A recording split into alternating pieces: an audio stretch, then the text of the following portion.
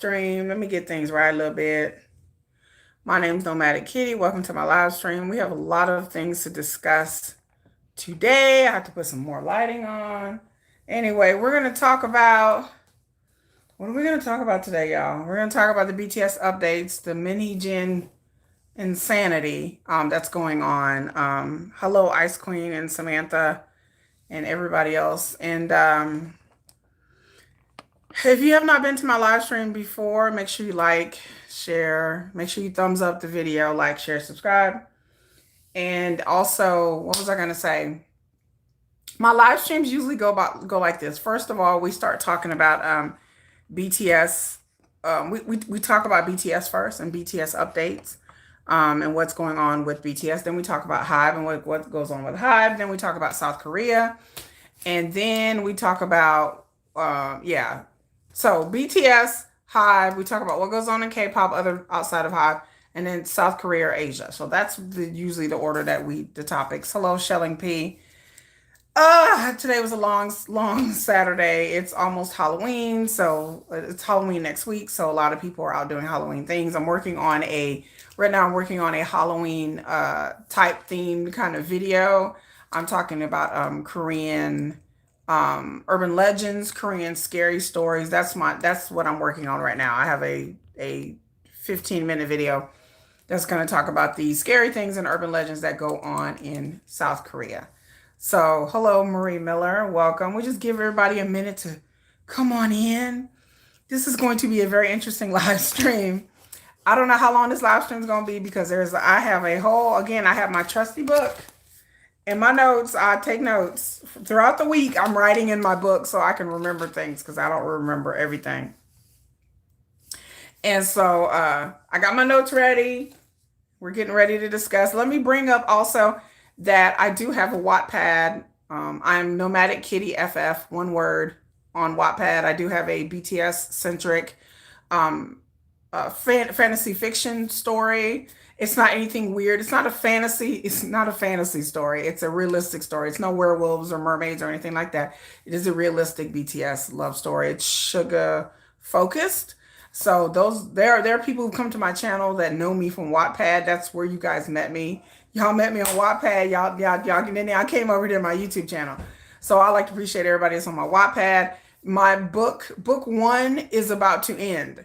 So I think there's probably 3 vignettes left, 3 stories left.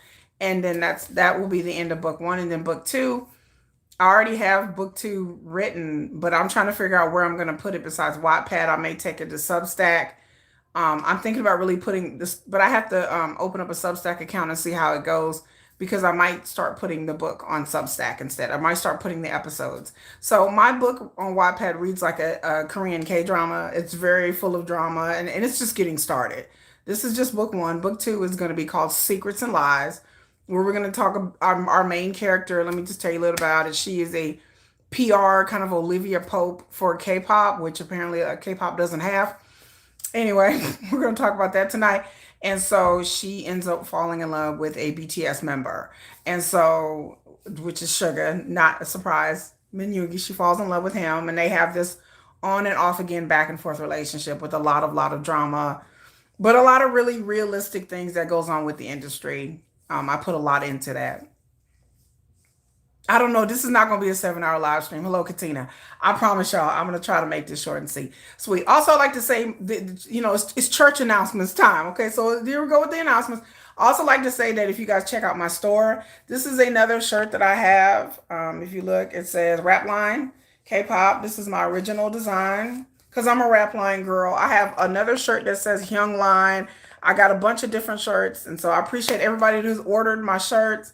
Sugar back and forth, baby. Yes, sugar back and forth. I appreciate everybody's order my merchandise. I got cups, I got hats, I got hoodies, shirts, whatever, and different designs. You can pretty much choose whatever design and choose whatever products for you. And right now, I think we have a 20% off there. So I just like to say I think that's the lead. And then I did a video recently. I usually release videos, like long form videos twice a week. And then we do a live stream every Saturday. So people who are new, come here every Saturday and we get on here and we discuss K-pop in a grown folks way. So, of course, without much ado, we're gonna talk about BTS updates. So what are the BTS members being done today? So we're gonna start. I got my checklist. Okay. So we're gonna start out with Jimin. I didn't see Jimin do much of anything this week. I'm gonna say it again, like I say every week. I do not follow BTS members on social media. I don't follow anybody on social media. If they do something on social media, I rely upon you find people to come and tell me, or people will post things on their YouTube channels. There's several content creators that will post things like videos or pictures of what they do on Instagram. So there's several channels I subscribe to that's how I keep track of what they're doing on IG or X. That's how I keep up with that. But Jimin, I haven't seen anything for Jimin. I didn't see he was doing anything. Hopefully, they're working on an album.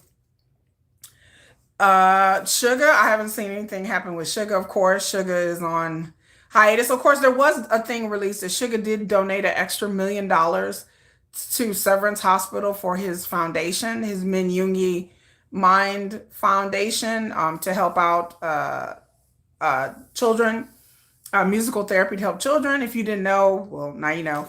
Sugar has a whole center and a whole research and a whole program. That's the words I'm trying to get. And so he did donate an extra $1 million. And with that extra $1 million donation, I believe I read that his name gets put on the wall as a list of like donors. Jimin was chill this week, other than the thing with his family being harassed by that woman online. Yeah, we're gonna talk about that. So yeah, we're gonna talk about I didn't hear let me so Sugar, that's the thing about Menu. Let me go back to Jimin for a second.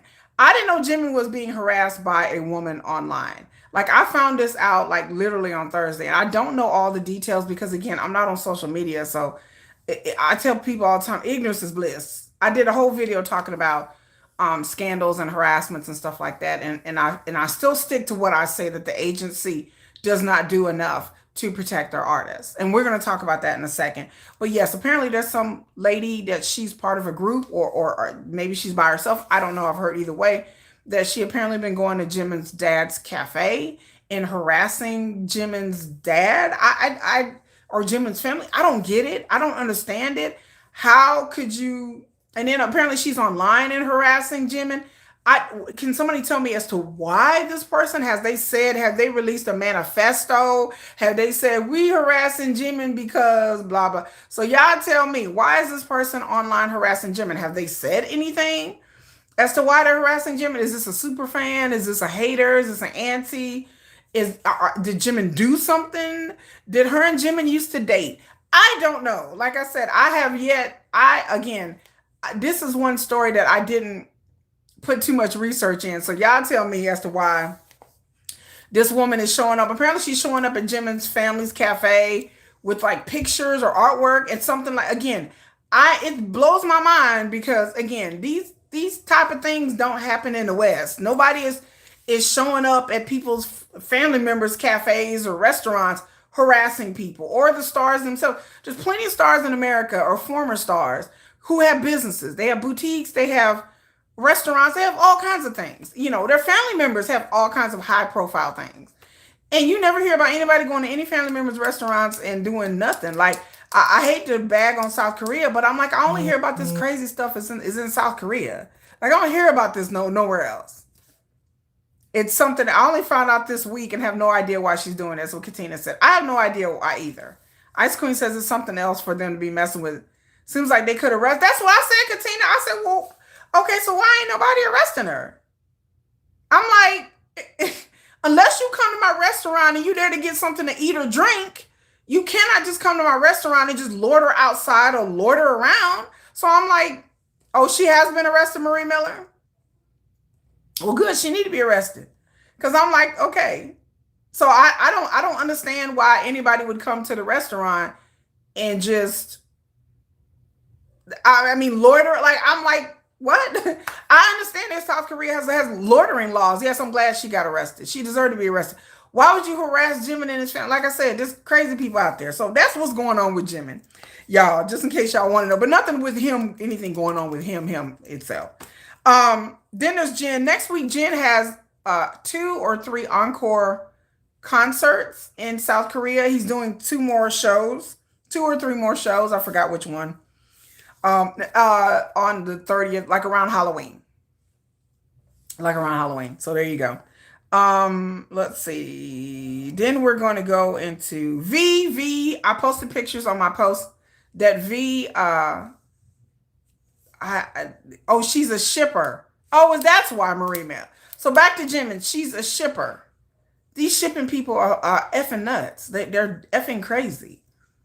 I knew it had something to do with the shipper. He posted a pic looking like a teenager. Who posted a pic looking like a teenager? V was by the Han River jogging, y'all. Let's go back to V. V was by the river, Han River, jogging with other members. There was two other members of different K-pop groups, and I posted a picture that he was out there jogging. He was wearing all pink. Oh, Jin looking like a teenager. Oh, yeah, Jin looking good.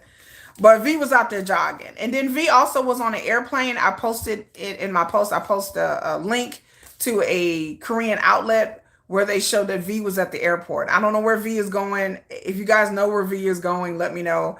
I have no idea. Again, I don't follow these people on social media, so I don't know where V was going. But he's going somewhere because they had him at the airport.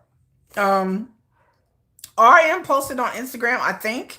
One of my subscribers who also has a YouTube channel, I think she's posted on that RM released some pictures. Nothing just casual stuff. I think that was Instagram this week. I think so. That's what happened to RM. The other thing I like to talk about RM, there is this story that spread like wildfire that we kind of talked about last week about hi Natalie about there's a story about RM's money being lost or being misappropriated. He had made a donation to a military foundation.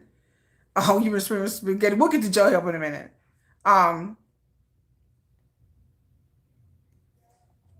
Okay, I'm gonna get to that. We're gonna get to JK in a minute, but RM posted the things on Instagram, I think, and then people talking about his money was missing, and I did a short saying no, it wasn't. Katina said someone called JK out and about on the streets and posted pics, all in black. Girl, the man doesn't own a blue shirt.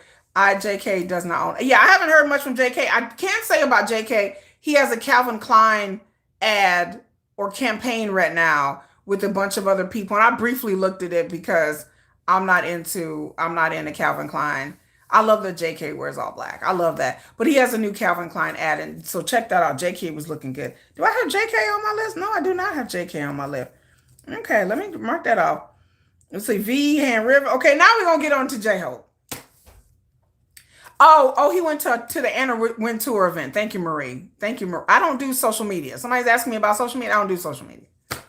I'm not on social media. I hate social media with a passion. I have a Blue Sky account, but it's just to advertise my channel. But other than that, I don't do social media. I have a Facebook account which is super secret, which is for my family and friends, not for. But other than that, I don't do Reddit. I don't do Instagram. I don't do X. I don't do none of that. Social media to me, I don't do TikTok. I use TikTok to create videos, and that's about it. To me, social media is pointless, especially when you're talking about K-pop. It's pointless, So it's pretty pointless. So we're talking about J-Hope. So J-Hope, there's a collaboration that he did with a girl group, Le Sserafim.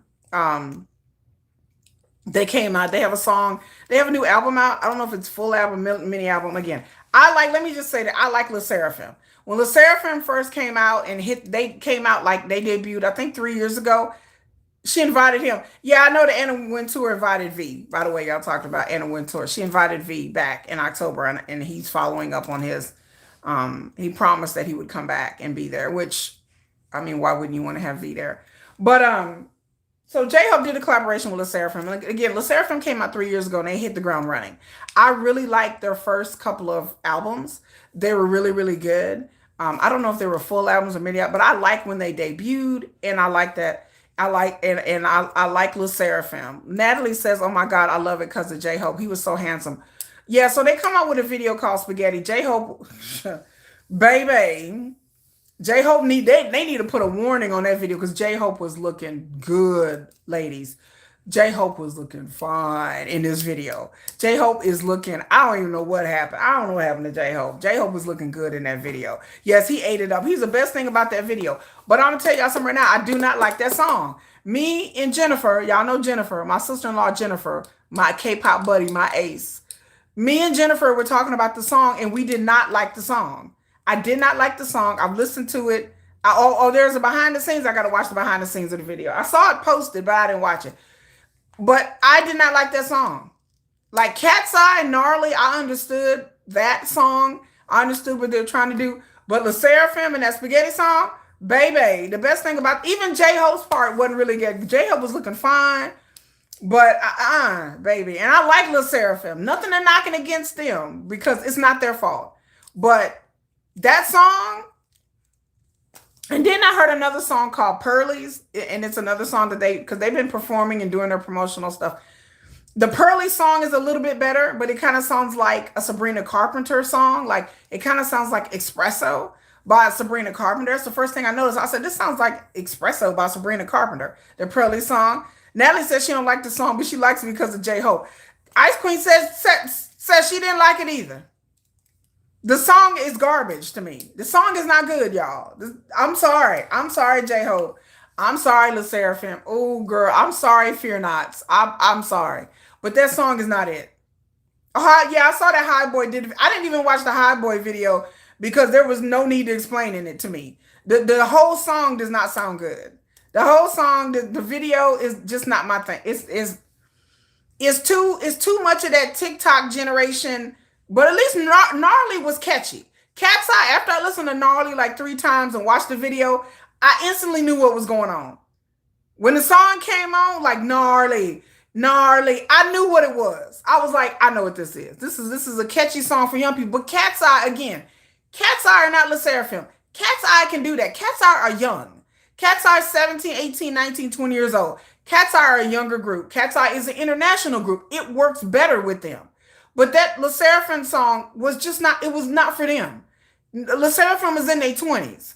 Like they've been out a while. They are older girls. This song, no, it did not, to me, it did not fit their aesthetic. It just didn't fit them. Like I could see a song like Spaghetti, like Kepler doing a song like that. Meow, like one of those kind of groups. But Le Seraphim, no. Le Seraphim was like, moo, baby, it's driving me crazy. Get like boom, boom, boom. Get like boom, boom, boom. Like what? I'm like, what happened?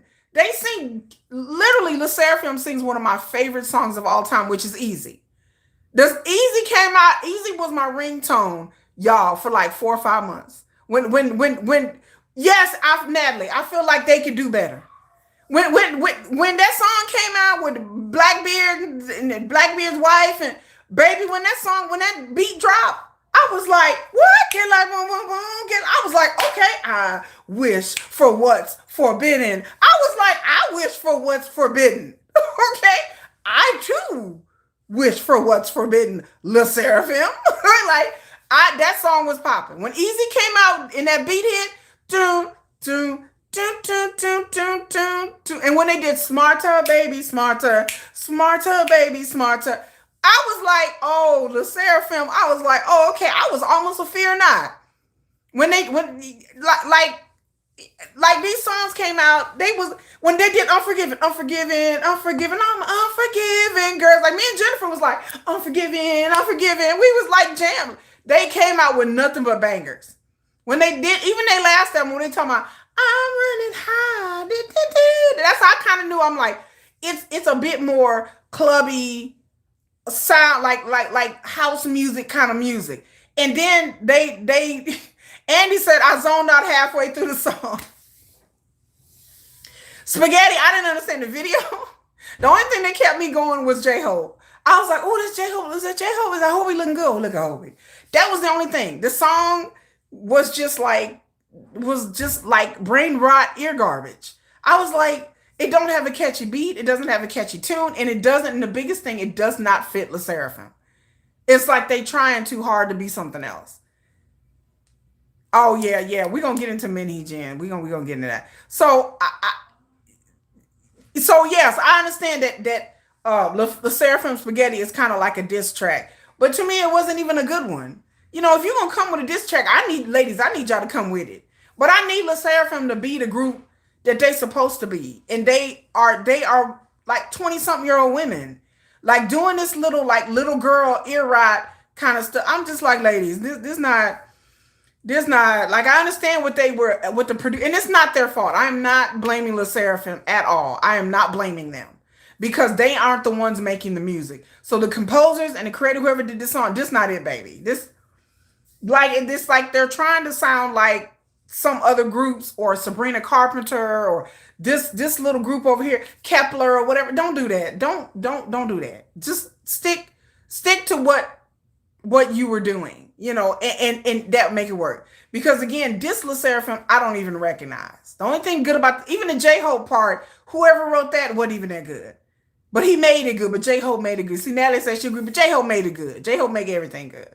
But I just like if I was J Hope and I would listen to this song, I would be like, yikes! Like, cause even the rap part didn't sound like J Hope style.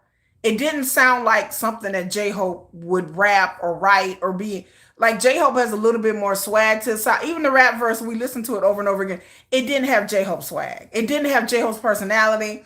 It didn't even have J Hope's kind of rap cadence because everybody has a lyrical style and a cadence. Like if you listen to it and just close your eyes and don't look at and don't look at J Hope. I know y'all want to look at J Hope, and I look.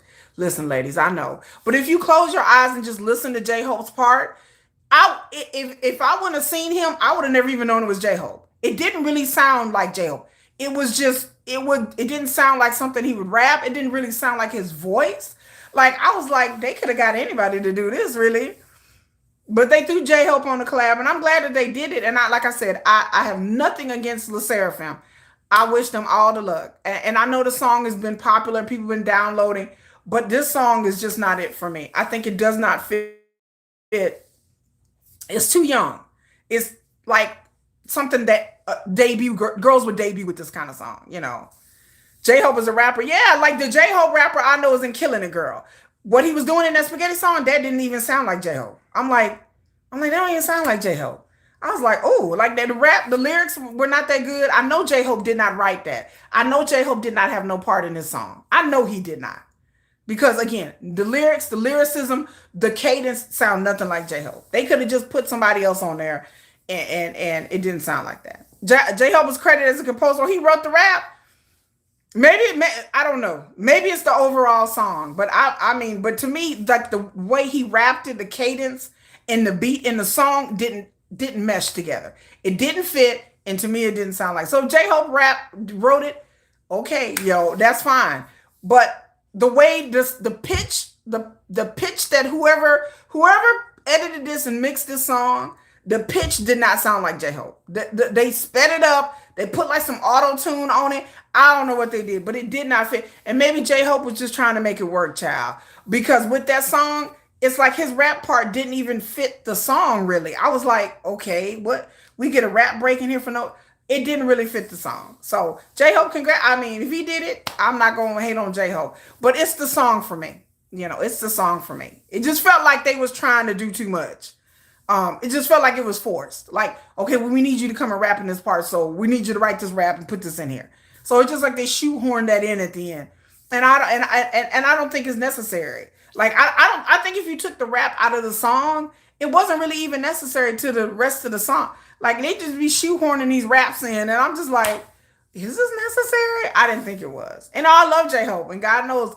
And like I said, he looked good, and J Hope is always professional. And so I appreciate him being a team player. Good job, Hobie. Oh, you felt bad for him, Natalie? I did too. Like I kind of like me and Jennifer were like, well, I was like, Hobie. I'm like, ooh boo. I was like, I did this is it. I wasn't feeling it. I was like, ooh, yikes. Like, yeah, I did feel bad because I felt like they shoehorned his part. They just stuck it in there. Like, okay, well, we need J-Hope on this. And I was curious to why they would want J-Hope on this particular song. I got to hear the rest of the album. So I'm just going to let y'all know that when they do come out with an album, and I watched some of their performances, and they did a good job performing. And so Le Seraphim have come a long way from their debut. Their debut, it was a little shaky. And everybody slammed them for the Coachella thing and all that. So they've really come a long way performing live, and they've really improved. So I can say that. So I'm not blaming them. I'm just blaming that Pearly song. If y'all heard that song, it sounds like a Sabrina Carpenter B-side. I was like, there's nothing particularly special about the song. And I'm like, this sounds like 5 or 6 other K-pop songs I've heard. So I don't know what they're doing. I don't know what this is like their experimentation period, but I understand that artists have to, they have different producers and they grow and change. But just I miss Le Seraphim from the beginning. I miss the spunky girls who was laying down some real tight house beats. Like that's what I meant. But J Hope outfit was amazing. Oh, he wanted to be on it because he felt bad for everything they've been through. Okay, well then good for J Hope. Thank you, J Hope. He looked really good. J-Hope looks stunning every time. Like J-Hope has grown on me so much in this past year. Like I really love his style, but I feel more endeared that J-Hope wanted to be on it to help them. Le Seraphim was done dirty. I've talked about this all the time that they've done dirty. And like I said, I wish them nothing but the best. And I'm glad that J-Hope wanted to support them. And much love to J-Hope for doing that because he didn't have to do it. I mean, but yeah, he did look good in that black leather girl. But yeah, that's all I have to say. And so with all the BTS members, I think that's all that happened this week, y'all. Like I talked about RM's money. And yeah. So yeah, I think that's all that happened with BTS this week. So hopefully we'll be able to see more. I don't think we're gonna see Sugar for no time soon. I know y'all hate when I come on here and say that, but I really don't think as time goes on, I really do not think that we're gonna see much more with Min Yoongi. Like I really don't, y'all. So I just, you know, I wonder if that's the why he looked tired when he did that Weverse in the car. Maybe Katina, he did look very, very fatigued. J-Hope, I don't know. He's looked fatigued a lot lately. And so I know he's been ripping and running and here and there and everything, but he's been looking kind of a little tired here and there.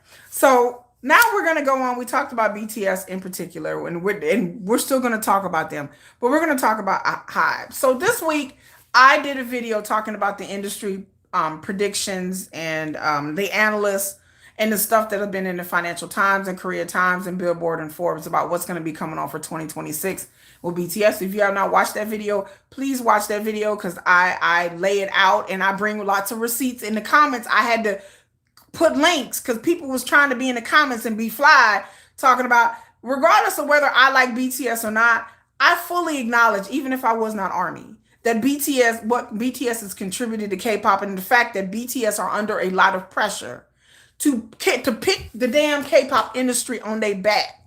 BTS is expect to come on K-pop industry, let's go, and carry them on their back to freedom. Because the K-pop industry, again, the stocks have sank in the K-pop industry. The stocks have not been good. There have been some highs and been some lows, but there's been a lot of lows, y'all.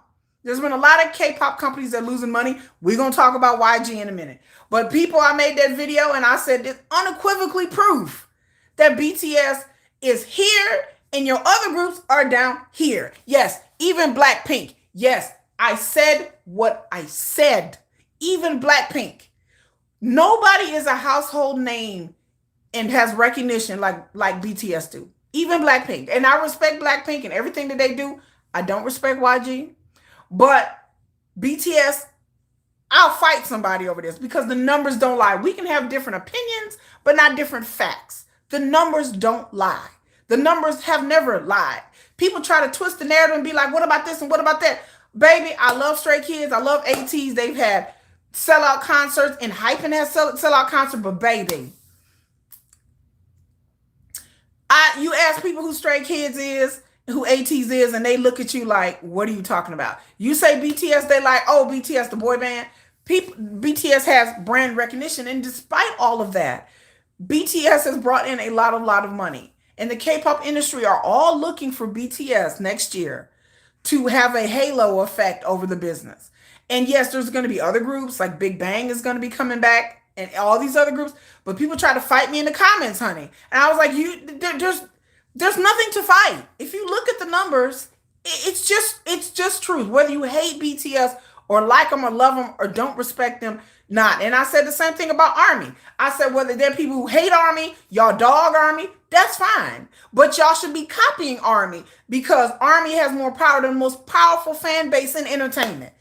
Hands down, even I knew that. Before I was ARMY, even I knew that. And so instead of hating it, y'all need to copy it. And I've told the haters, y'all need to copy what ARMY do. Instead of worried about what BTS is not doing and y'all getting salty, don't get salty. Y'all need to copy what ARMY does, you know. ATP 86 says, yeah, BTS dominates. Period.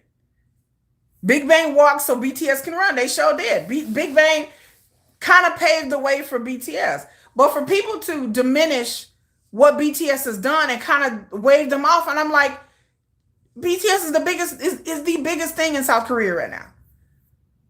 Biggest thing. And I respect Big Bang. I love Big Bang. Y'all know I love T.O.P. But I love G-Dragon and all of them. But BTS took the mantle of what other people laid down and they ran with it. And they came at the right place in the right time, no one can be BTS. Right. No one. They've been trying to recreate BTS ever since they went to the military, have they not? Every time there's a new boy group, it's like, oh, this is the next BTS. And then, womp, oh, this is the next BTS. Womp, oh, this is the female version of BTS. I'm like, womp. Like, they have all tried. BTS got lightning in the bottle. They debuted at the right time with social media. A lot of things came into place for BTS to be famous. Like, a lot of things hit all at once, that we live in a different age than it was in 2015, 2016. Things have just changed, like social media. Things have changed with the K-pop industry.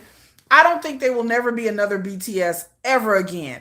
And I know people are sad for that. There will be successful K-pop groups, successful groups internationally. But the BTS household level, BTS are a mainstream kind of group that where K-pop has never, ever been that mainstream.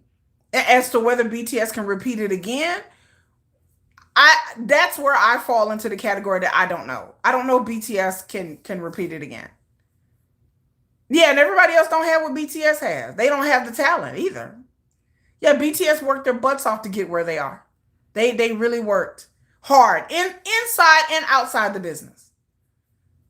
Cordis has the ability to run because of BTS. They do. I like Cordis. Cordis is my son's Cordis, my adopted children. Because they're the same. My son's 15. So I was like, Cordis is like my son's. I like, they're so cute. They're cute little Cordis. But again, I don't know. There are groups that again, TXT and Hype, Stray Kids, ATs. These groups have had successes. They have had successes internationally and also in South Korea. But they are still no BTS. None. I can go anywhere and go smooth like butter. And people be like, criminal undercover. Mm-hmm. I can send Dynamite. Light it up like Dynamite. People like, oh, I know that song. People don't even know K-pop. They like, oh, they don't even know who's singing. Oh, is that BTS? Yeah, that's BTS. I can sing If You Want It, You Can Hit Me, slow motion.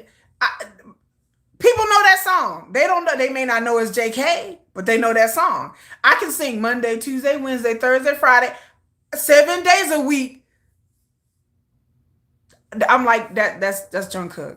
BTS. Really? Yeah. Oh my God, I didn't know that. They've heard the song. The song is in grocery stores. They've heard the song on TikTok. People do TikTok videos and challenges with BTS songs. 2 years ago, these songs were out there. Again, I could sing an AT song or a Stray Kids song, and like I said, and people would be like, I never heard that song before. What is that? But people recognize BTS songs. I can even do Boys With Love, and my daughter's friends know that song.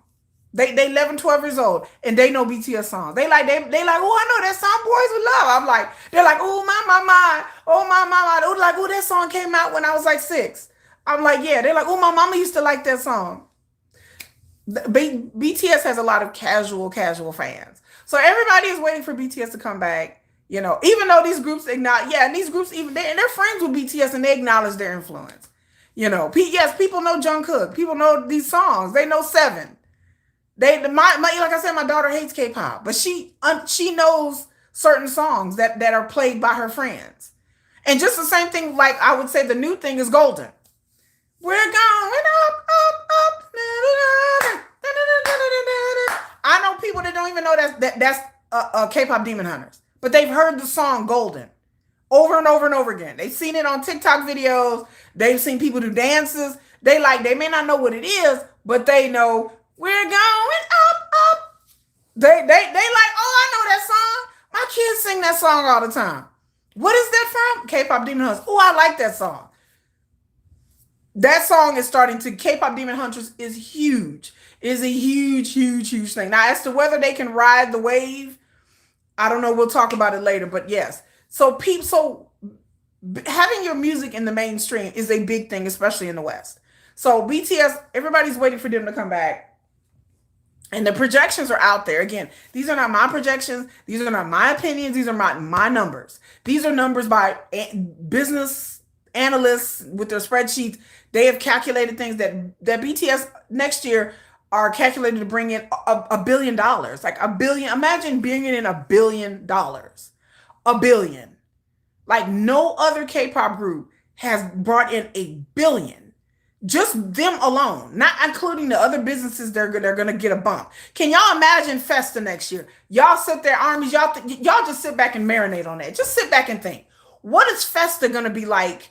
Oh, thank you, Lynn. I appreciate it, honey. It's a cute little pumpkin. Oh, it's a tomato on my head. Oh, look, that is too cute. I didn't know you could do that. So just imagine what Festa is going to be like next year. Just imagine what Festa, BTS Festa. Just imagine. These businesses are already planning for Festa next year. Next year will be the biggest Festa in history. It will be the biggest thing. These businesses are all planning for Festa next year. The hotels, the restaurants, the cafes, the shops, the mall. Next year Festa is going to be insane. I like that, Lynn. I had a little pumpkin on my head. That was too cute. That was too cute. So just imagine how it's going to be next year for Festa. I am trying to go to Festa next year. I want to be there because this is going to be BTS all together. And, like last year Festa was okay, but 2026 Festa is going to be insane. There's going to be so many tourists and so many people there. It's going to be insane. And all these companies are waiting for it. And everybody knows this in the business and outside of the business, that they're waiting for BTS to give the market a bump. The executives they know that a successful BTS tour and album, it rises the tides for everybody. It rises everything. What do you think of 17 Mingyu uproar because he took some alcohol from a fan in Austin, Texas? I didn't hear about that. I'm not a big fan of 17. There's too many of them. He took some alcohol from a fan. Well, what? Is it at a concert or is this like a gift? Did someone give him a gift at a concert? Was it on tour? I don't understand any scenario why anybody would be upset that a grown-ass man would take alcohol from a fan. Like, they should, look, if I was a K-pop idol, I mean, what was he supposed to do? Just be like, no, I'm not going to take...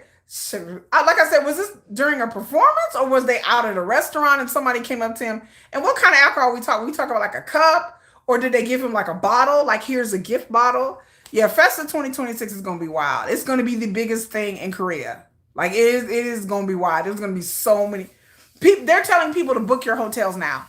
Like, I was online looking at the hotels and they were like, if you want to book it, they're like, book it now. Because they said by the time January comes, it might be too late.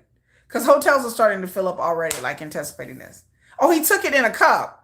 Oh, Shelly. Okay, so what's the problem? I'm confused. What was he supposed to do? Not take it? He's a great over 21, isn't he? From what I stand at the concert, a fan handed him a drink in a cup and he drank it. Wow, okay, so I'm confused. Oh, the alcohol was bought. So somebody bought a drink at the venue and they handed him a cup. Okay, so again, maybe I'm missing something.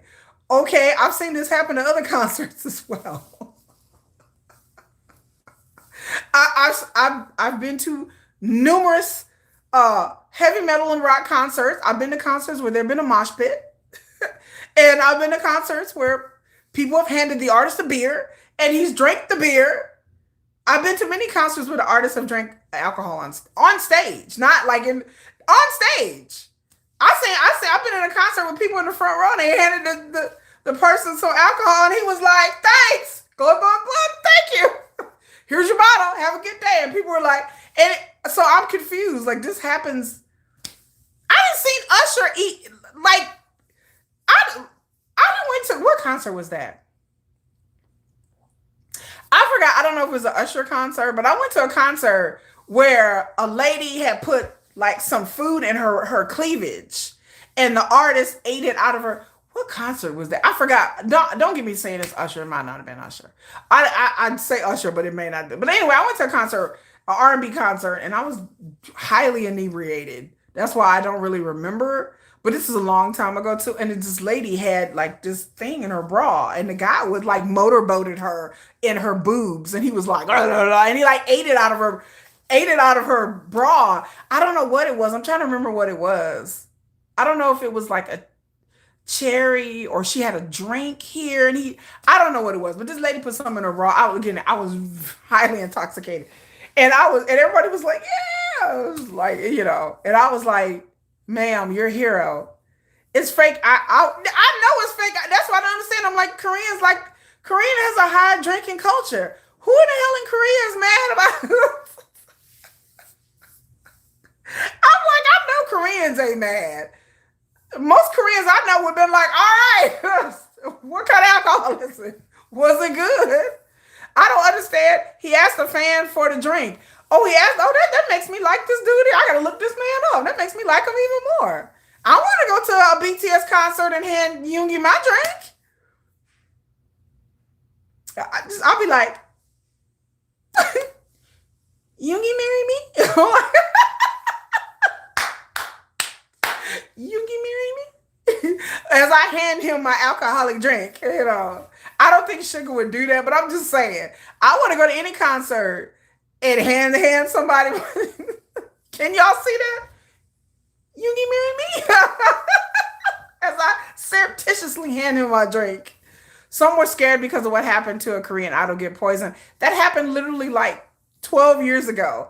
What that? Oh yeah, that was when somebody put something in orange juice and they drank. Child.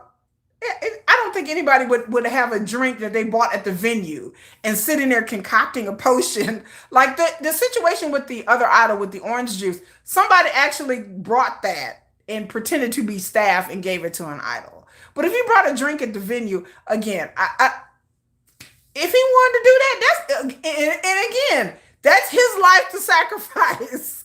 I wouldn't drink anything out of a fan's drink.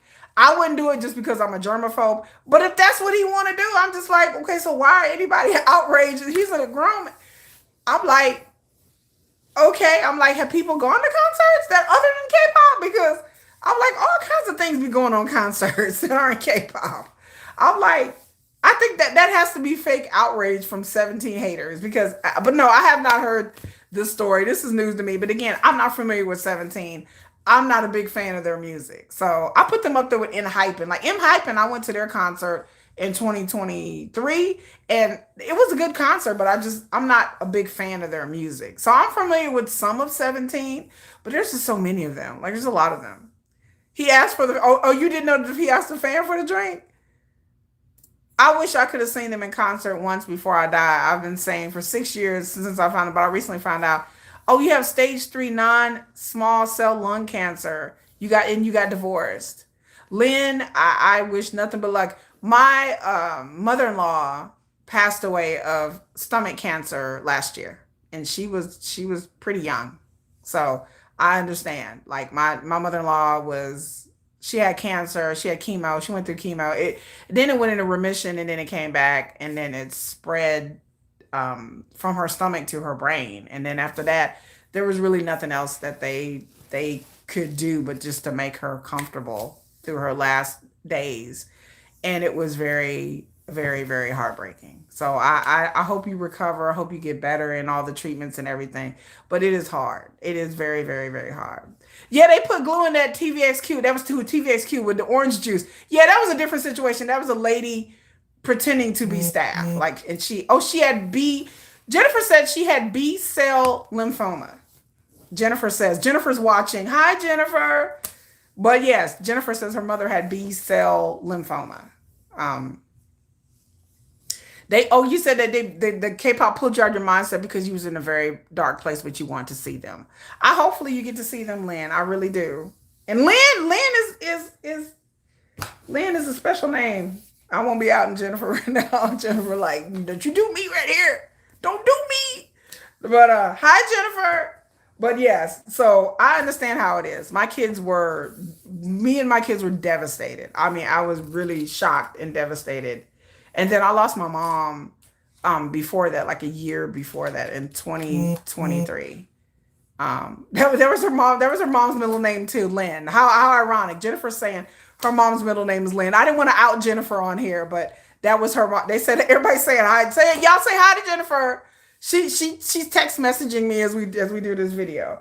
But what was I gonna say? I didn't hear about the 17 thing, but thank y'all for telling me. I'm gonna go look it up. So also I Jennifer says hi y'all. She says she's watching. She said hi y'all. I did a video this week talking about how Hybe and K-pop in general don't protect their artists. And I've said it before, and I'll say what I said with my entire whole chest, my whole chesticles, that the industry does not protect their artists. And I don't know how any K-pop fan can sit up here and defend these labels because there's no defense for these these fucking labels. Excuse my French. There's no defense. There is none. Not none. Again, back in the day, in the first and second generations, when K-pop was just Korea, Japan, and in Asia and China and stuff like that, you had less fans. You didn't have social media. You didn't have the things that you have now. So back in the first and second and third generations, K-pop fans had to do a lot of the heavy lifting. Thank you, Marie. Said it was a great video. I thought it really was a great video. It was sitting on my spirit. Like I just recorded it at night and I put it out there. But back in the day when K-pop fandoms were a lot smaller and concentrated, then you could do the things that you did with fans back then. A lot of the fans did a lot of the heavy lifting.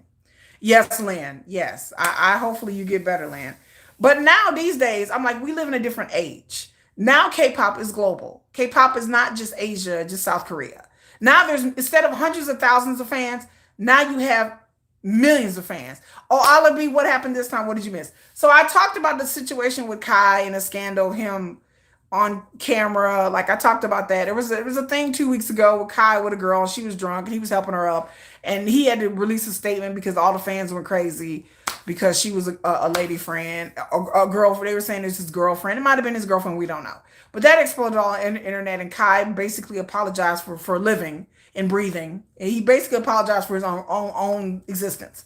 And so then there's the thing with Jimin. So we talking about earlier how Jimin is being harassed and she's gotten arrested. This lady's gotten arrested. She's been harassing Jimin's family.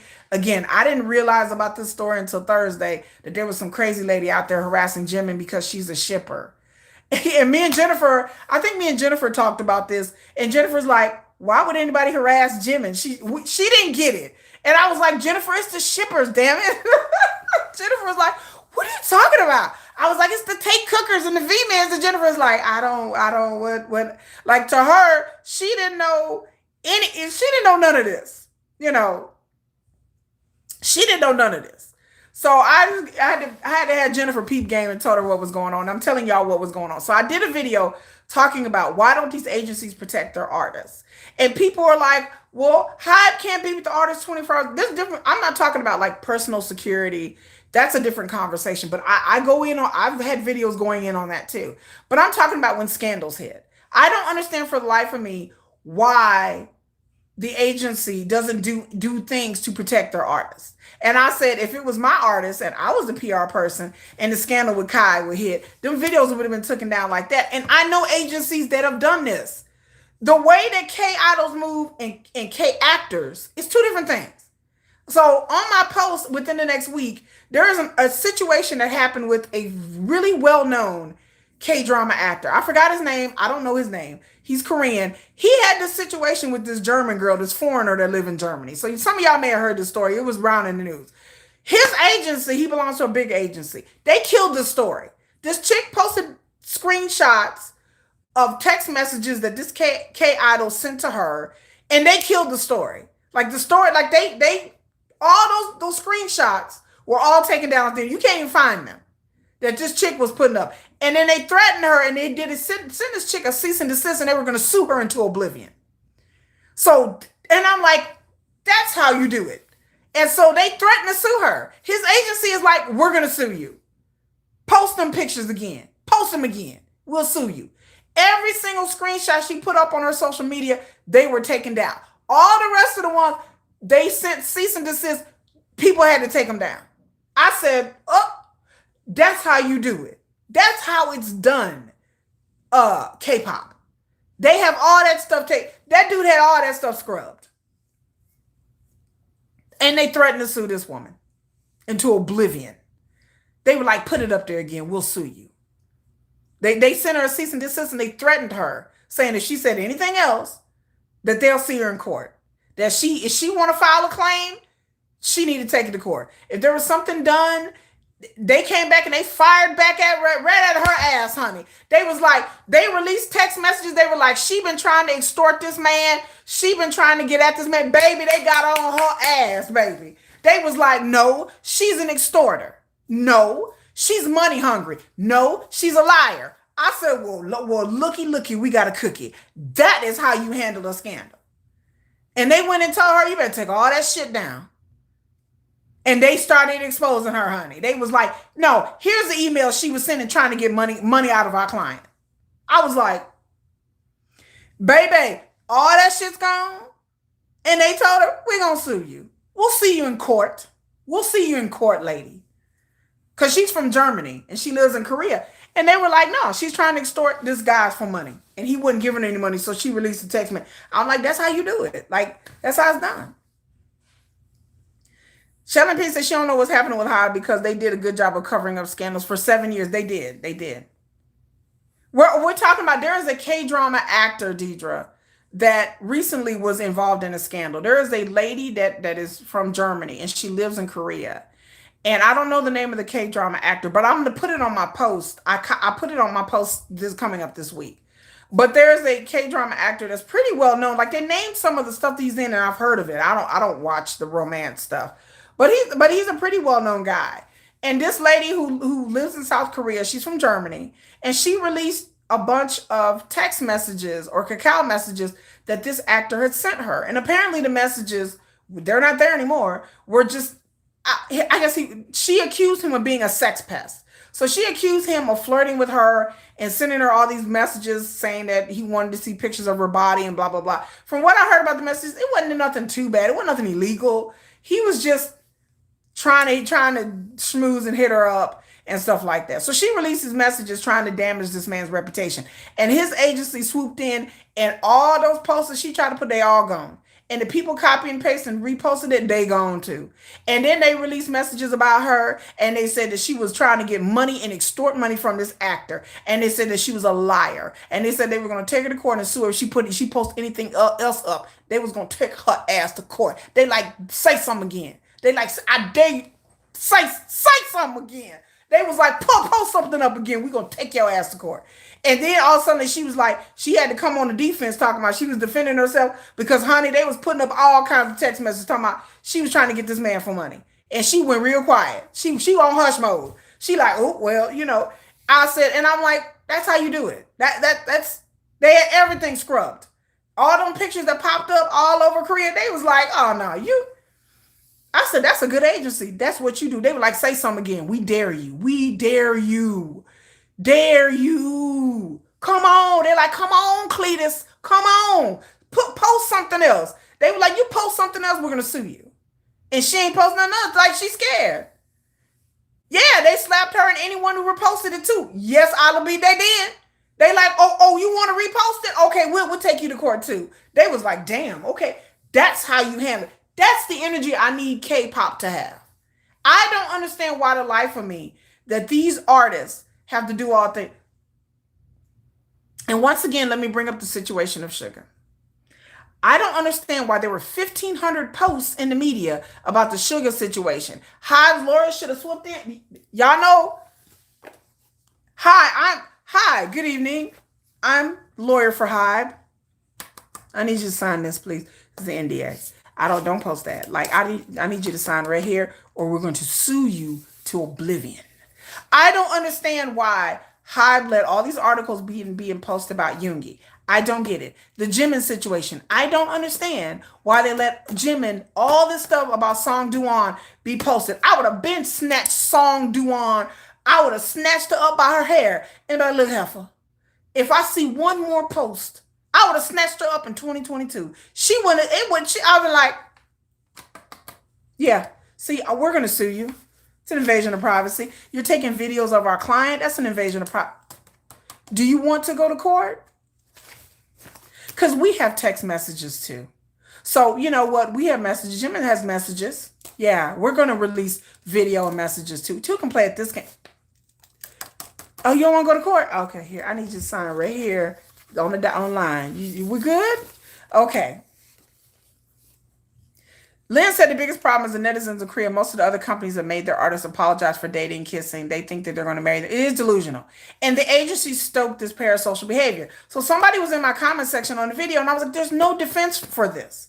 Now, if you're talking about personal security, that's another conversation that I've talked about too.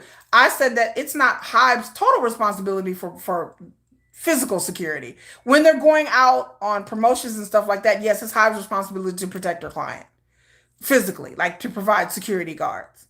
But when the artist is out doing personal things, it's up to the artist to protect themselves. You know, like the crazy lady from China that broke into JK's house. I said, well, why don't you ever hear about that happening in the West? Because in the West, they have security details. Y'all think Taylor Swift just walks out? Taylor Swift got security with her. Even she like, I'm going for a jog. They like, hold on. Let me put my shoes on, girl. Like, do you need security to come with you? No, yes. Like they have this on lockdown. The idea that K-pop fans are going around talking about, well, you know, people are adults and they should know better.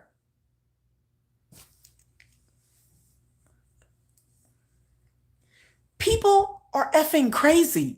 What the F are you talking about? Like I was in my comment section about to cuss somebody out, y'all, because I'm like, what the F are you talking about?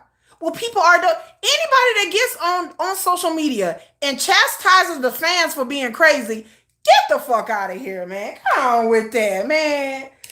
I am never going to chastise the fans for being crazy because the industry wants y'all to be crazy. They stoke these parasocial relationships. And then when things get too real, they're like, oh no, someone broke into JK's house. Well, no shit. Okay, well, I mean, if y'all want to keep up the crazy, I've said it before, you're going to get the crazy. If you keep stoking these relationships and feeding off of this, you're going to get the crazy. So yes, it is imperative that the agency understands that these artists, y'all are our, especially BTS, y'all are a cash cow. You're our $1 billion cash cow. Their protection should be on the top of the list of things that they need to do. Besides promotions and making money, the protection of their reputation, the protection of their lives, all of that should be on the top of the list for their artists. So yeah, people are like, well, Hive can't have security 24 hours a day. Michael Jackson did. Michael Jackson had a security detail. I'm like, what are y'all talking about? Again, we're not talking about some group from first or second generation. This is 2025. People be crazy. Social media has made people crazier. The idea that you expect fans to regulate themselves is crazy. And then on top of that, you're talking about the super fan. So what about the haters? I'll wait. So what about the people that hate BTS? What they're supposed to regulate themselves? Y'all do know people out there send K-idols death threats. So stalking isn't all about, oh my God, this person's obsessed with JK and they love them so much. Sometimes the stalkers are haters. So you're going to wait till somebody hurt one of the idols. Because again, not all stalkers are super fans. People just assume that the stalkers are just fans. No, some of the stalkers, I've been sending death threats. They hate these idols for whatever varied reason they add a little mind. So you expect that the idols are supposed to be like, what?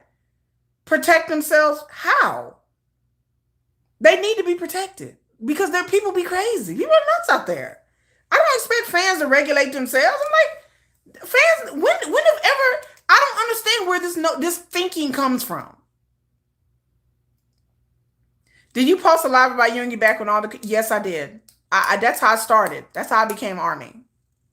Yeah, you can go back in my past live streams all the way back. You can see I did 3 or 4 live streams about Sugar where I went off, girl. And Deidre, look, I'd like to apologize ahead of time for you guys who are going to, I have a playlist of live streams. If you guys go back, I apologize ahead of time because in those live streams, I went off. because the sugar thing floored me. I had never been a part of K-pop. I was baby army. I was just getting into BTS when all the sugar stuff came down. And I was alarmed and outraged and confused. I didn't understand why this was such a big deal. I didn't know what was going on. And all I know is that the Yoongi had to go do a photo line, and I have lots of videos where the various live streams where I just was going off because I didn't understand what was happening. I didn't understand why people were making a big deal out of any of that. So I didn't get it. But yes, I didn't understand why people are expecting fans to regulate themselves when people are fucking crazy. People are nuts. I don't expect fans to do anything. I don't expect people to understand that it's not the fans. They're haters. They're people who genuinely want to hurt K-pop members for whatever reason, either because of jealousy or they're deranged or whatever it is. So it's not just the super fans, the ones who are just obsessed and want to go sleep in the same bed with JK. It's not the people that want to break into Sugar's house and cuddle up next to him at night and rub his feet. You know, that may be personal. Okay, that's hypothetical. I'm not saying there are people out there who really want to get in his bed and rub his feet. I'm just saying, I'm not saying it's me. I'm not saying it's me in particular. I'm just saying there may be people out there that would like to do that want to just, rub on other. I'm not saying it's me. Okay, remember, it's just not personal. I'm just saying hypothetical. Anyway, but the parasocial delulu thing it's very unhealthy, and it's wrong for the agencies to be stroking this thing. Yes, ST late. It is crazy. I did go off on my lives. Y'all leave me alone. Yes, it's all hypothetical. It's hypothetical. It's hypothetical. It's not. I'm not speaking to me personally. I'm not the one that want to break into Yoongi's house and give him a head massage for both heads. You didn't hear from me. Anyway, y'all. Anyway, so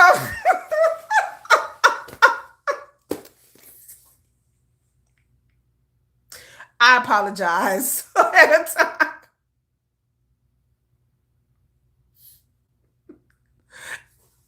I apologize, y'all.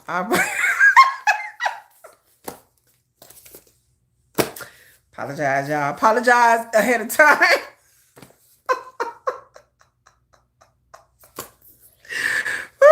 Apologize. Just apologize. Apologize. I'm sorry. I'm innocent. All hypothetical. But I'm just saying that there are people out there who are beyond fans that really have serious mental issues and hatred. Yeah. Marie Miller, no. I didn't say that, girl. You hear things.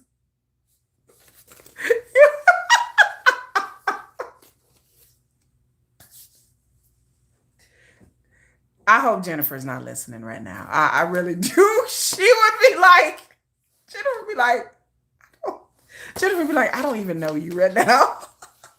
See, Ice Queen says she's not going to tell on me. Okay, good. My secret's safe with y'all. But I'm just saying there are people out there that are unself-regulated people, and you can't expect the fandom to regulate themselves. Putting the responsibility on the fans is crazy. And again, I just did a video about this the other day, talking about why doesn't HYBE protect their artists. And before I get off of this particular topic, Jennifer, she rolling her eyes, y'all. Jennifer, yes, she did hear that. She's like, Lord. Jennifer is disappointed in me right now, but that's okay, y'all. We're gonna reel her back. I always bring Jennifer back in. Like, she'd be like, girl, no. And then I'll be like, come on, girl. She'd be like, all right. But I would have to say, the last thing I'm gonna say about this situation, RM had a situation where supposedly his money was missing. Go to the corner, like John Cook says, the gym. I'll be in the corner. I'll be like, really get some going in the corner. You need a timeout. But RM supposedly, if you didn't know the story with RM money supposedly went missing or disappeared or whatever. Okay. So that was in the news. And then we have the W Korea thing, which I talked about last week. I didn't understand with the W Korea thing again. If I worked for HYBE and I was in PR and I was in the legal team and the W Korea thing hit, again, I talked about it last week. Everybody was talking about it last week. If I was the head of the PR, I'd be like, okay, we're getting slammed because of this, and there's backlash. There was a big backlash, right? What I would have done, I would have released a statement. If I was Big Hit or Hop, I would have released a statement. Our statement would have went like this. I would say, J Hope, RM, and V were honored to be invited to the W Korea Breast Cancer Awareness event. This is, we have a really close relationship with W Korea, and we value our partnership.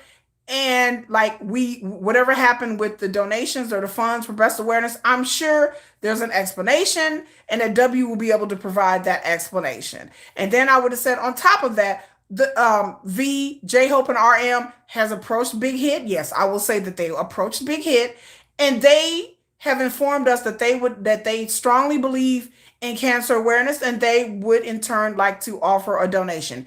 Each of them are going to donate however much money. Each of them are going to donate, pick a number. And they are going to give this money directly to breast awareness cancer in South Korea. And we appreciate all the fans donating, and have a good day. That is how my statement would have went.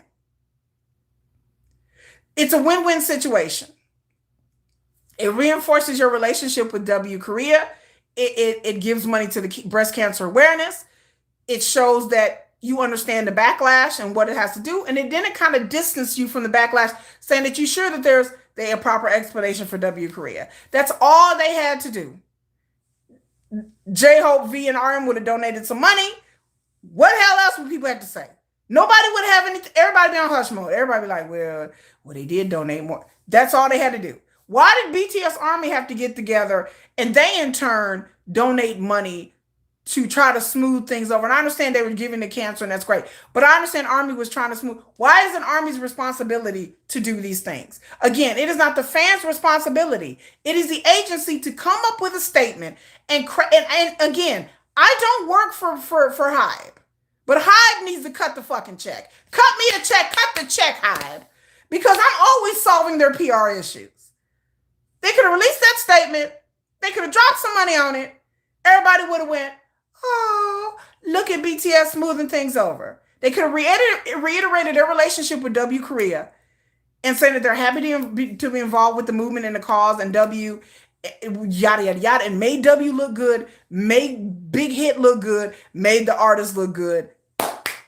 Cut the check. Why? Where's my check? That's all they had to say. It was a win-win for everybody. That's all they had to say. You mean to tell me these people in PR, they sat around and was like, we're just not going to say anything. So you're going to let your artists be dragged on the internet. You're going to have a backlash. I'll be like, nah, my artists, y'all not finna sit up here and drag my clients. Drop some money, everybody would have shut the hell up. Yeah, oh yeah, we're not letting you. He ain't going nowhere. He ain't getting kicked out of BTS. They tried. Yeah, crickets from Hybe. Crickets, Marie, crickets. I'm like, what are you doing? Y'all couldn't have came up. I came up with that in just the other day. I'm sitting around eating my beans, watching Netflix, and I'm like, I know how to solve this. And I thought about it. And I said, that's all they had to do. What would people say? People would be like, oh my God, V, RM, and J-Hope, they're so generous. Oppa. Like, fans would have fell in love. People would have been, what would the media gonna say about that? And then craft it to where J-Hope, V, and RM came to you. Emphasize that. They came to Big Hit and asked us to make a supplementary donation to Breast Cancer Society or Breast Cancer Awareness or whatever foundation they would pick. Spin it like that. Your artist came to the company and said, we need to do more. Who gonna get mad at that? Who gonna be like, BTS? Everybody would have been like, oh, okay, well, they did do something good. And all the rest of them people and they agencies can do whatever the hell they wanted to do. But I'm not letting my artists get a backlash because of that. That was unnecessary. No, we're not going to say anything. Nope. You're going to have them go on the internet when people are dragging them on the internet. And I'm like, none of this is necessary. What the hell kind of PR people do you have at these agencies? What the hell? Why do you let your artists just deal with shit? No wonder these artists be all in taking antidepressants, and no wonder these artists be drinking and doing all kinds of stuff and be holed up in their homes for days and weeks at a time. No wonder these artists go through all these mental health issues, because y'all, the agencies, are not trying to do nothing to help their artists. And I don't care what the fans say. There's no way that Army should have been donated unless they really wanted to. But I understand the Army was trying to do damage control. Bless them. Bless Army trying to do damage control. And I understand Army was trying to help. Army's always trying to help. But I'm like, that is not, again, I said it in my video, I'm not signed up to become a foot soldier for HYBE and BTS and be free PR for them. Again, first, second generation, that's how it was. It shouldn't be like that anymore. These companies are making multi-million dollars worth of money. Multi-million dollars worth of money. Like multi-million dollars worth of money. So why?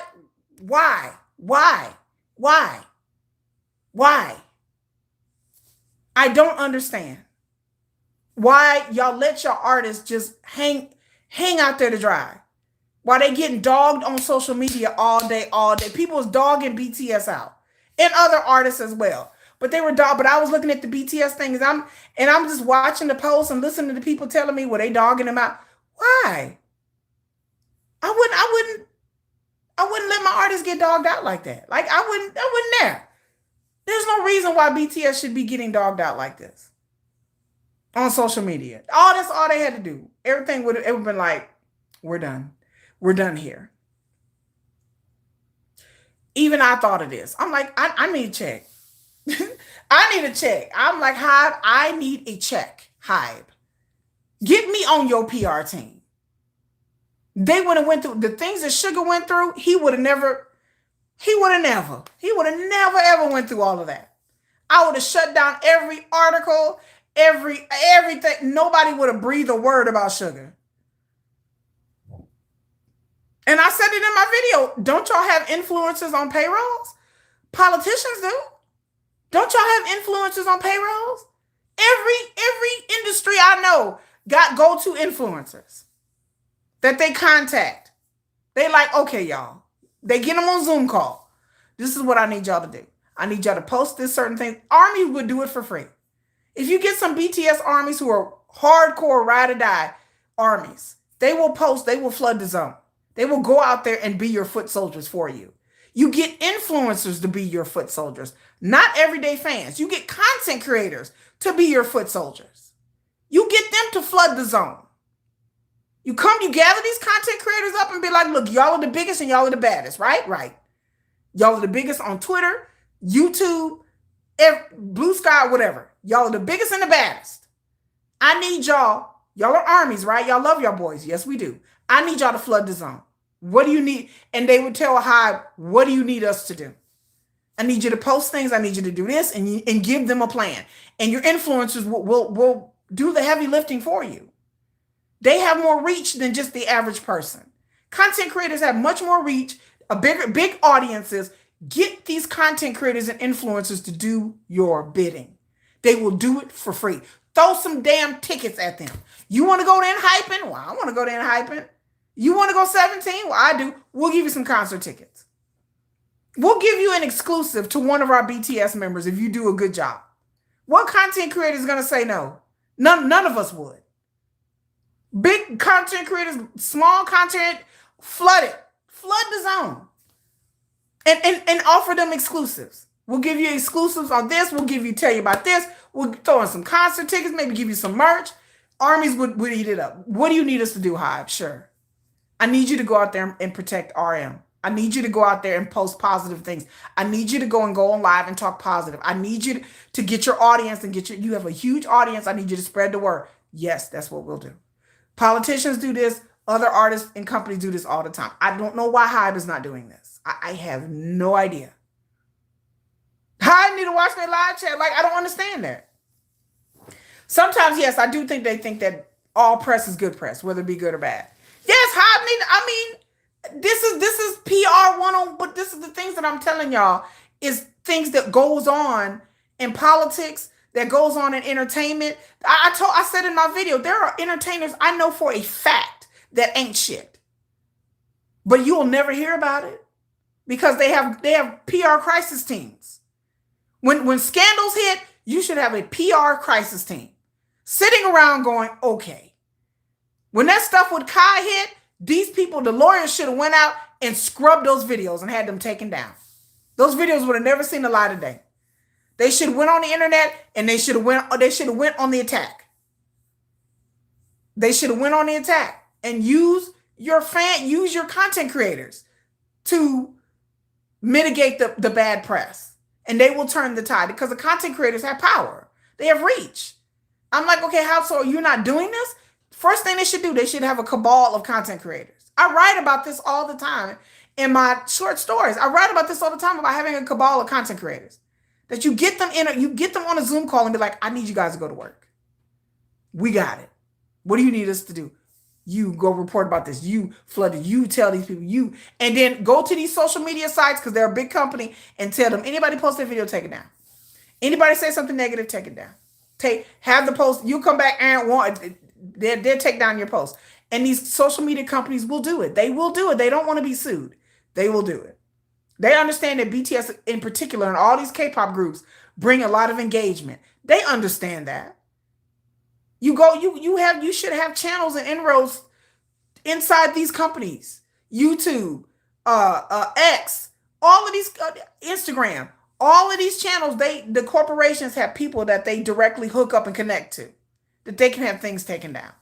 It happens it happens more than y'all realize. But for some reason, I don't understand why this is done in K-pop. And like I said, Hybe, call me. I'm ready to work for you. Because again, the things that I'm like, I'm just dumbfounded. I'm like, okay, so we're not going to, for a whole business based on reputation, you would think that this would be top priority. Your whole career lives and dies by scandals, not scandals, reputation, whatever it is. You would think that that would be the priority of the agency. Well, if this scandal comes, this is going to ruin their career, and then we're going to get less money because they're not going to be able to do the same thing with Yoongi. The same thing with Yoongi. It should have been like, he's a high-profile member of BTS. He's a founding member of BTS. He brings in a lot of money. We have brand deals, endorsement deals. No. You're not finna mess up the bag. They should have said, no. We're not messing up the bag with this one. We're not. We're gonna go to the police department. We're gonna sit down with our lawyers and we're gonna pay this fine. And y'all gonna investigate. And y'all do whatever y'all gotta do. And y'all, whatever, like I said, whatever SM Entertainment is doing or what deal that they've struck, I need K-pop to do that. Because SM Entertainment, you don't hear nothing about nothing.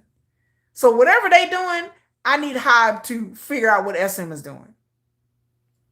Hello, Kim. Hello, Chantel. So there you go. I just, the hat that I'm wearing, I don't know. I bought it on Amazon. I bought a pack of 3 on Amazon. That's it. I just like it because it has a little knot in front, but I don't know. That's it. It's not a hat. It's just like a thing. You can buy them on Amazon. But I don't know why the agency doesn't do that. And I don't understand why these things are not thought of. I have to say that. And like I said what I said in my video, and then people are coming to the comments trying to defend the fact that Hybe doesn't do anything. And what do you expect Hybe to do? Damn it, I expect Hybe to do their job. As any agency, as any entertainment agency or PR team would do. I still can't believe Marie Merrill don't go there. I cannot believe they had him go up there and do a photo line. But the media threatened Yoongi, y'all. If y'all don't know, the media threatened Yoongi. They threatened him. They told him if he didn't get up there and do a newspaper reporter wrote in an article, an editorial, saying if he didn't get up there and do the photo line, they kind of a veiled threat saying that the media was just going to keep being more relentless, in other words. And I'm paraphrasing. But they put it in a way that if Sugar didn't go up there and do that photo line, that the media was not going to leave him alone. You know, so it was ridiculous. It was a threat. And I remember that. I remember when that article came out and they were like, well, he really should, he owes it to the public. And if he doesn't go up there on the photo line, then we're really going to think something is guilty. And we're really going to continue. Okay, so this is what y'all are doing. Yeah, they did. They did ambush, but he had to go up there. He didn't have no choice to go up there because they weren't going to leave him alone until they got their photo op and their videos and their pictures. And then once Yoongi did get up there on the photo line that I went off in my video, we were talking about right now Hive in the industry not protecting their artists. And when he did get up there and do the photo line, because of course the photographers want their clicks and their views and all of that. When he did get up there and do that, people still dragged him afterwards. They still dragged Yoongi. They still dragged Yoongi. And I did a live stream and I went off. And I said, even after him doing all that, they still dragged him. People were still dragging him. Those funeral wreaths, NCT fans. NCT fans, because they would come on my live stream and talk shit. NCT fans bought those funeral wreaths, y'all. If y'all didn't know, it was the person who set up the funeral wreaths was an NCT fan. And right around the same time that the Yoongi stuff happened, the Moon Tae-il stuff happened. Right around the same time. Sugar happened August 6th. Moon Tae-il happened around the 12th or the 13th. Those funeral wreaths was because of the NCT fans were online and they spent like $10,000 on funeral wreaths, y'all. It came out later on. It was on NCT, and they would come on my live stream, the NCT fans, and say all kinds of horrible things, and I had to keep blocking them. Yes, these fake people claim that they were fans. These people were not fans. Yeah, that is crazy. Yes, it was NCT fans. That whole Moon Tae-il thing came out. And with that Moon Tae-il thing, again, I did a video and went off about that too. Because Moon Tae-il is a whole convicted SA rapist. And once he got kicked out of NCT 127, nobody heard. I didn't see his ass do a photo line. He went to the police station, gave his statement several times. Did y'all hear anything about that? No. The NCT thing disappeared out of the media real quick. Within 2-3 weeks, everybody was over. By the time October came, people was over it. He went to court. He had a trial. He was found guilty. All that. Y'all barely hear nothing about that NCT, the Moon Tae-il thing. It was Yoongi, as if this man hurt somebody or killed somebody. So there you go. There you go. Yeah. That's all they was talking about. So I know that the Korean media ain't ish. Jennifer's telling me she wants to hear about the Min Hee-jin. So let's go on to the Min Hee-jin thing. So Min Hee-jin got fined. I think last week we talked about she got fined because there's a case with the former employee that was suing for sexual harassment and stuff like that. And so they came back and said that she was liable, whatever, she got fined.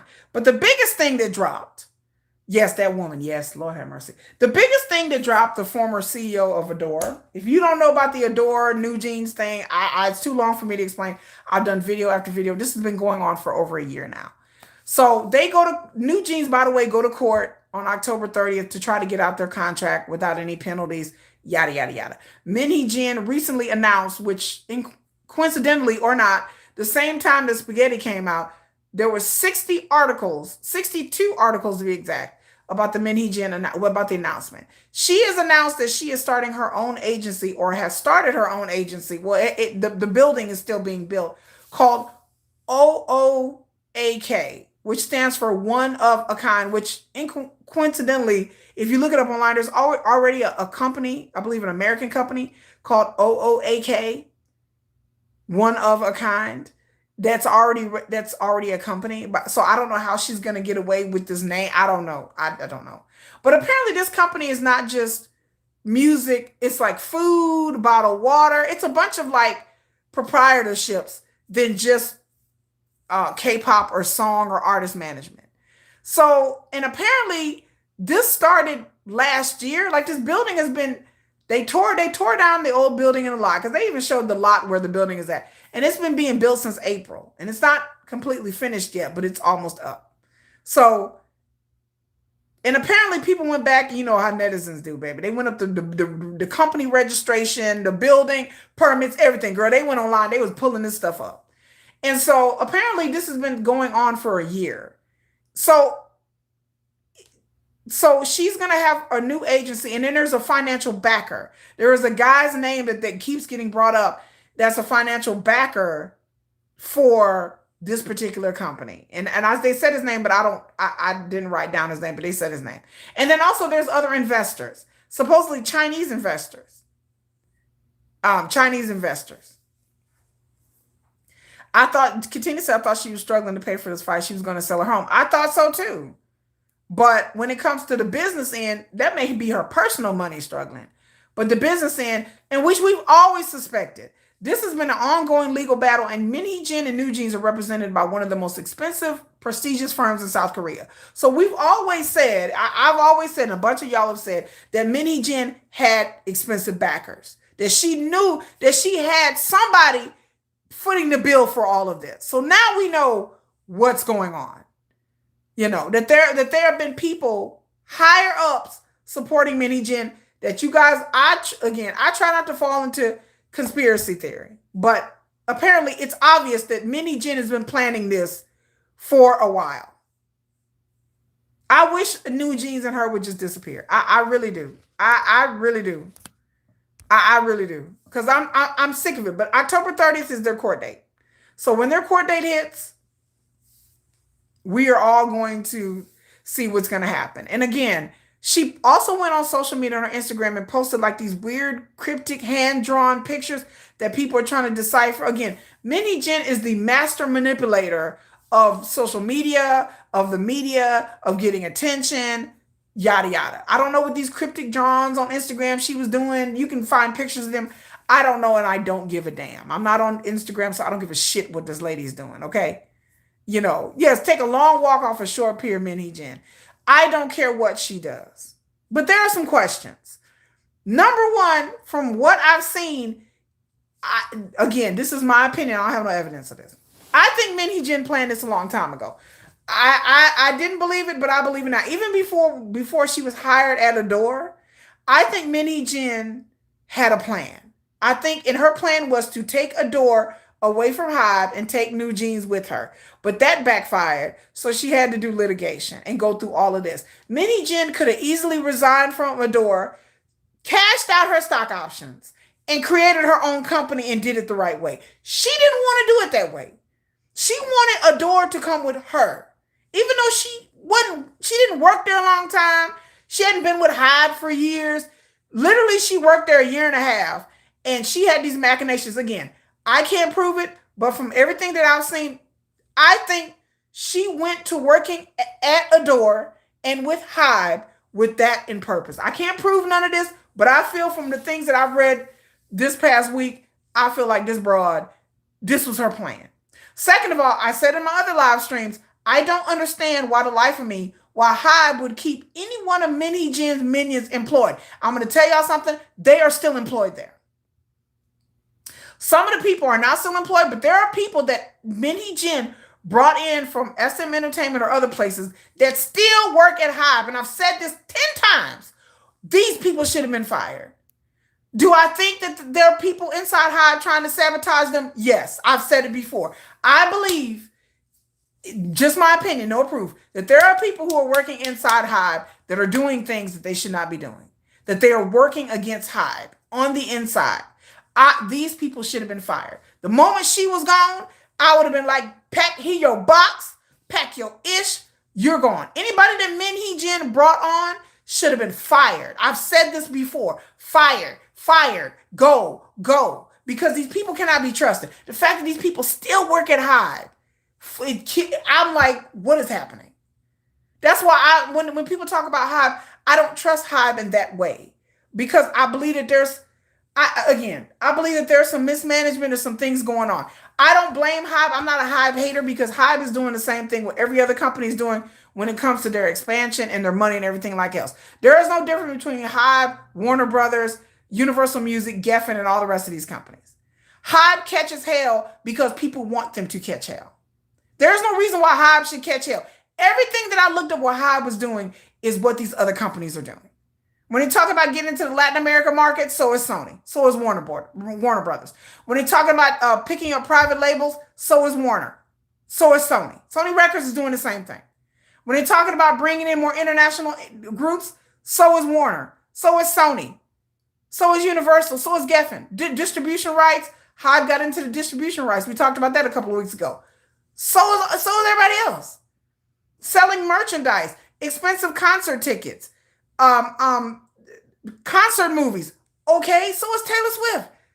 I can't get mad at Hybe for doing anything that every other Western company started and peep game on and been doing. Hybe is doing the same thing that the West is doing. They want to be as big as Geffen and Sony and all these other companies. And they have a right to do that. But I think that the way the internal machinations of Hybe is on defense and not offense. When Minnie Jin was throwing out all this stuff, Hybe was taking body blows. I kept telling y'all Hybe was taking blows. And I'm like, what are y'all doing? Like y'all need to go on y'all need to go on the attack. They didn't beat Min Hee-jin at her own game. I'm like, what are y'all doing? Take it to the press and beat this broad at her own game, and they have not done it. They issue these statements and then we'll see it in court. I don't agree with that. I don't agree to strategy. Whoever advised the Hybe executive, we're just going to sit back and we're not going to say anything and we're just going to we're just going to let it play out in court. F that. Damn that. I would have drugged that chick for filth. I would have had everybody in the media dragging her. I would have pulled out SM employees she used to work with. Everybody would have been on the internet talking shit about Min Hee-jin. I would have pulled out everybody she didn't pissed off, and Min Hee-jin has pissed off people in SM Entertainment. I told y'all this before. I said when she worked for SM, people did not like her. If Hybe would have got a hold of these people would have been like, oh, I work with Min Hee-jin and I don't like her. They didn't. They just didn't. Why? If I worked for PR, we would have took it to her on the cool. They would have never known. I would have went around to her. I would have asked some questions. So, Min Hee-jin, tell us what do you know about this woman? And people would have talked. And then I would have quietly leaked this stuff to social media and to the press. I would have leaked all her business to the press. If I was working on PR for Hybe, Min Hee-jin would have been crying in a fucking corner. She would have been sobbing. I would have put all her business out there. I don't give a damn. I would have been like, here's her mama. Her mama ain't shit either. Here's her daddy. Her daddy ain't nothing either. He's a drunk. Everything about this woman would have been out of an idiot. I would have leaked it quietly to where it couldn't come back to my company. I would have drugged this woman for everything. You want to play this game? We can play this game too. Every press release, I would have flooded the internet. Baby, she would have been like, this woman would have not known what to hit her ass. I would have took it to her. Hybe did not do that. They let Min Hee-jin craft the narrative. And they let her get on the internet with these PR firms that she had. And these bunnies, these New Jeans fans, that's a setup. And they get on any chance, anytime to drag Hybe as much as they want to. And it is leaked on to BTS. And I think BTS have experienced some collateral damage because of this. That's my opinion. I can't prove it, that's my opinion. And I think this is by design. I think Min Hee-jin has been planning this for over 2 years. I think she's been planning to try to get in with some company when she left SM and try to stronghold her way into the business. My question is, who is going to work with her? I can't see anybody wanting to work with this woman. Yeah, she would. I would have. Yeah, they would have dropped, baby. They would have. It's South Korea. They would have dropped the dime on Min Hee-jin like that. They was ready to drop the dime. I heard allegedly there were people ready that were expecting Hybe to come and talk to them about this woman, and it never happened. That Hybe never reached out to them.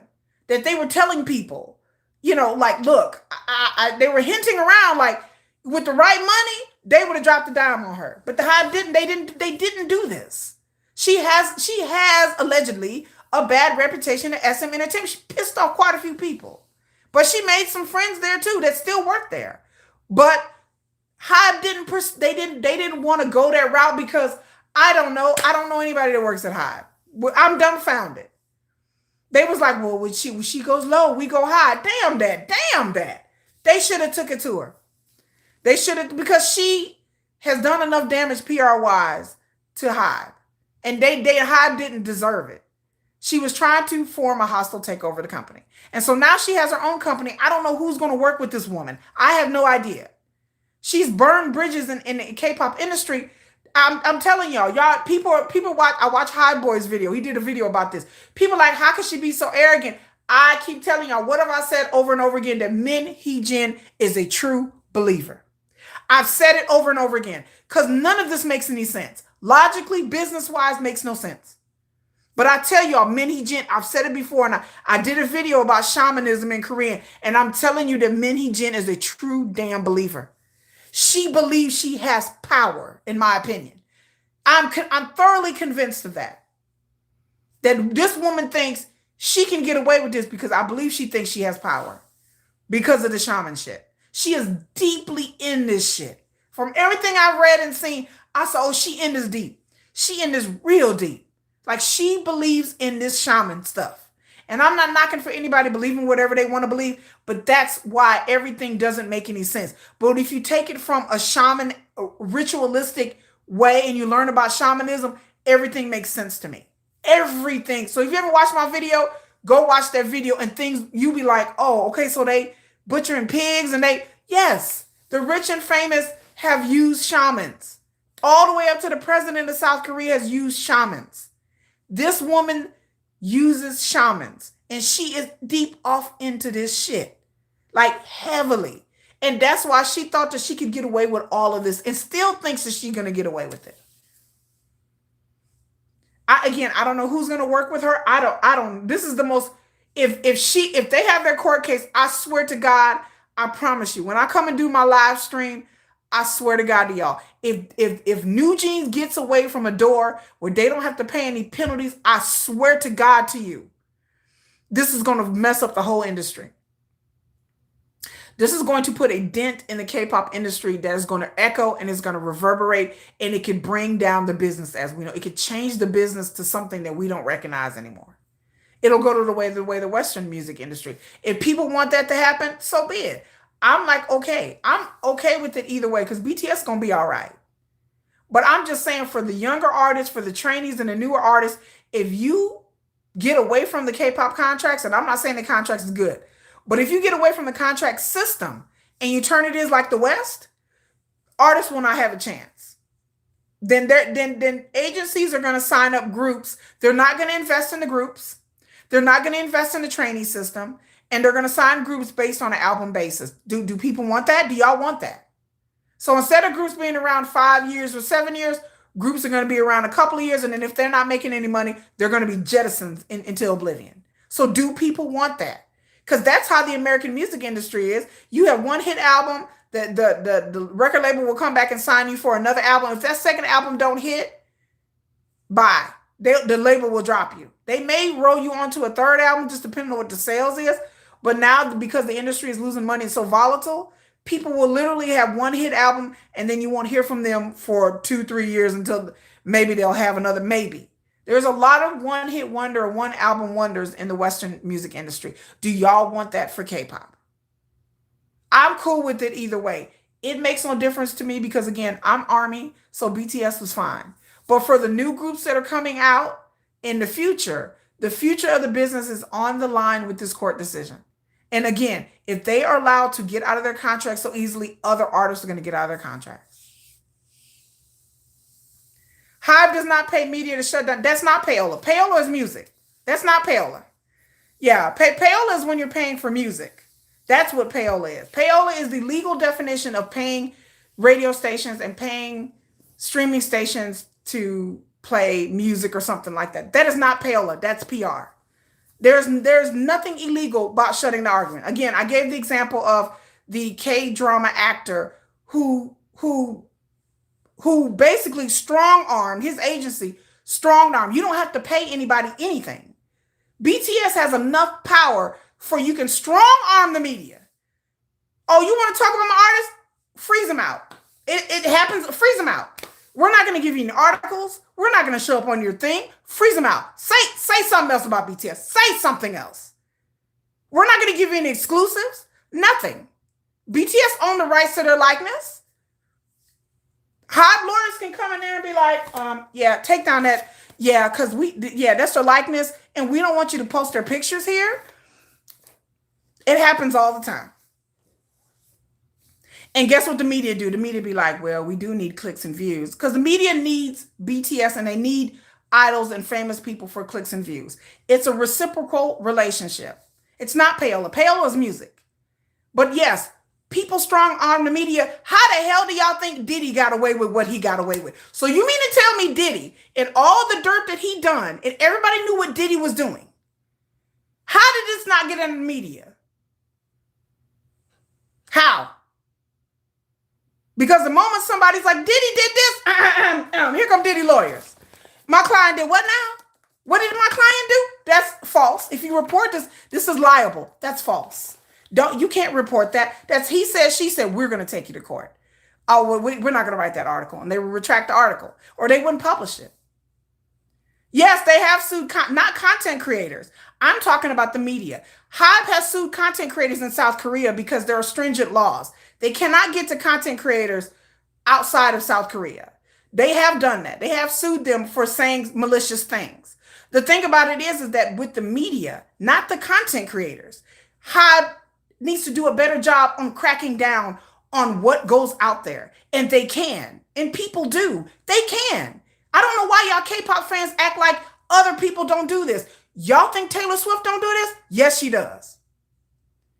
They do this all the time. Stars in the West do this all the time.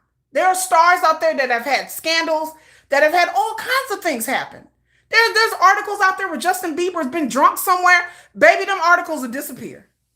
Why? Because they have lawyers who are like, I'm going to need you to sign this NDA. Like, no, we're going to take that down.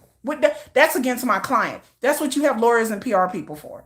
So when scandals hit, you don't leave your artists just to be like I said with RM, with the situation with W Korea, Big Hit could have released a statement and donated money, and that would have shut everybody up. They don't do these things.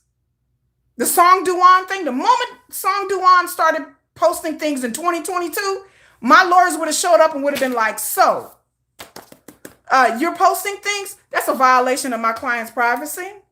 We're going to sue you into oblivion if you don't take this shit down. She would have been like, oh, but they just let it go. They're like, well, we just let it go and let it blow. That is the attitude of the K-pop industry.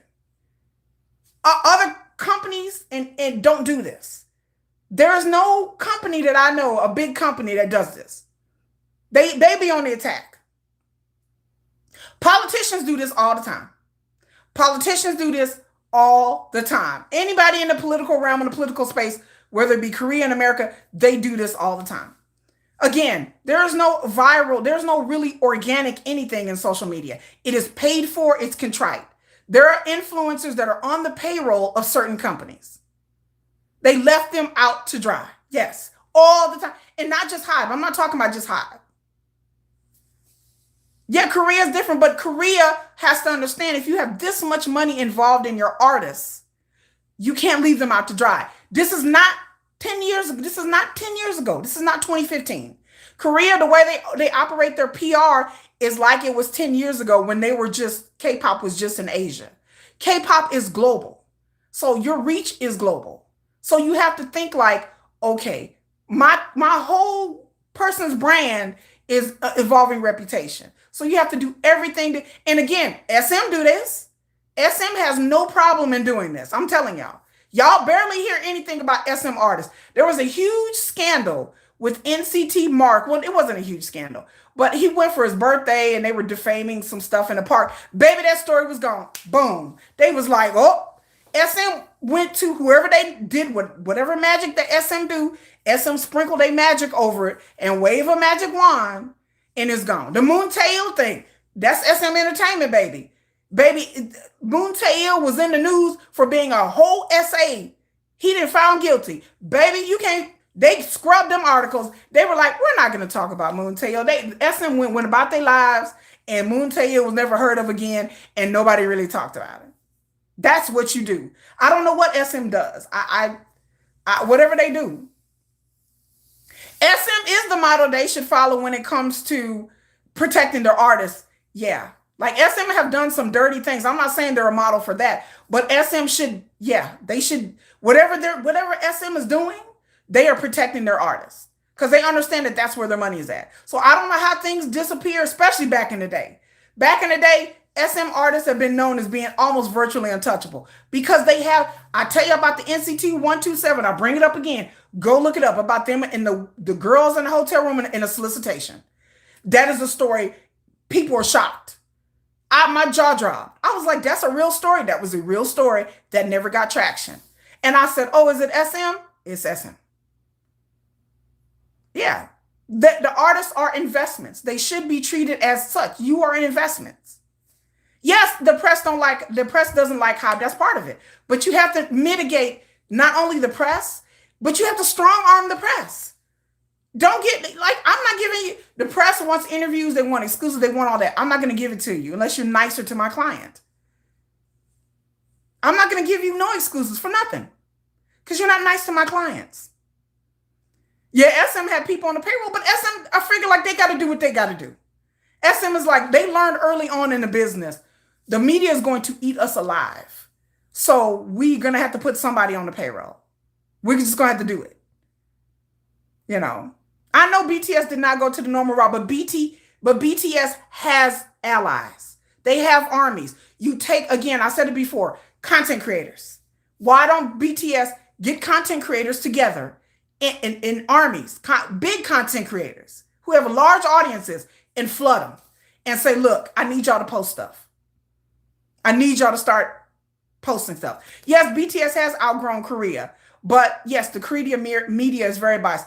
But again, in the Korean media, I'm talking about social media as well. It's an all or nothing, be nothing front.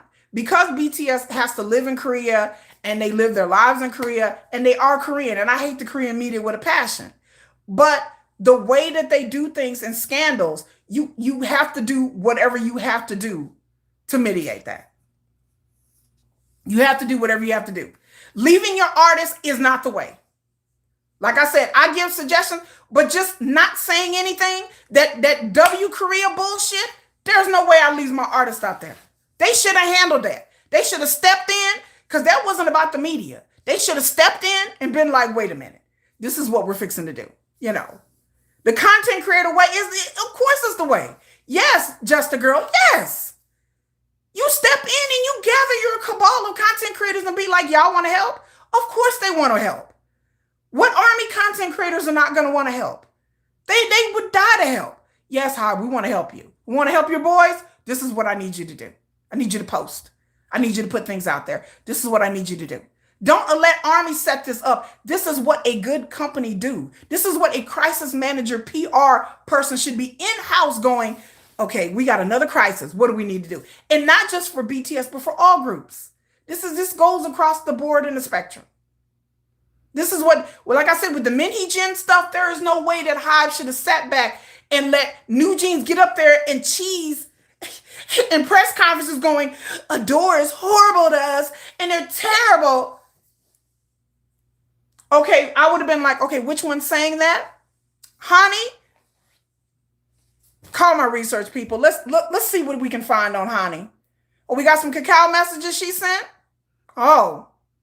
Those might those might leak. Let's see what we got. Which one? Danielle? Who's saying that? Danielle? What we got on Danielle? Does anybody go research Danielle? I need to know everything about this girl.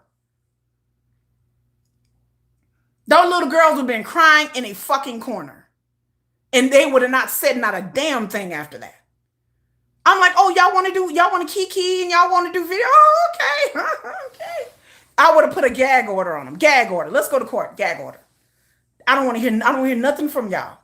I'm shutting off your social media. I don't hear nothing from y'all. I would dig up every dirt about your parents, about your dog, about your cat. And what we're going to do, we're going to start slowly releasing things. They'll get the hint real quick. Well, I was in school with Danielle and she was bullying me. Oh, really? Let's float that out there. Because it was good enough for the goose, it's good enough for the gander. What Hee-jin and what they've done, they put stuff out there to the media about Adore and about Illit and about, why would y'all let them go in on Illit and Le Sserafim like that? Why would y'all let them do this to these groups? I'd be like, oh, you want to play that game? Okay. Ooh, let's go. Let's see which one of y'all, because Hive has more money than them. They have more resources than New Jeans and Hee-jin did.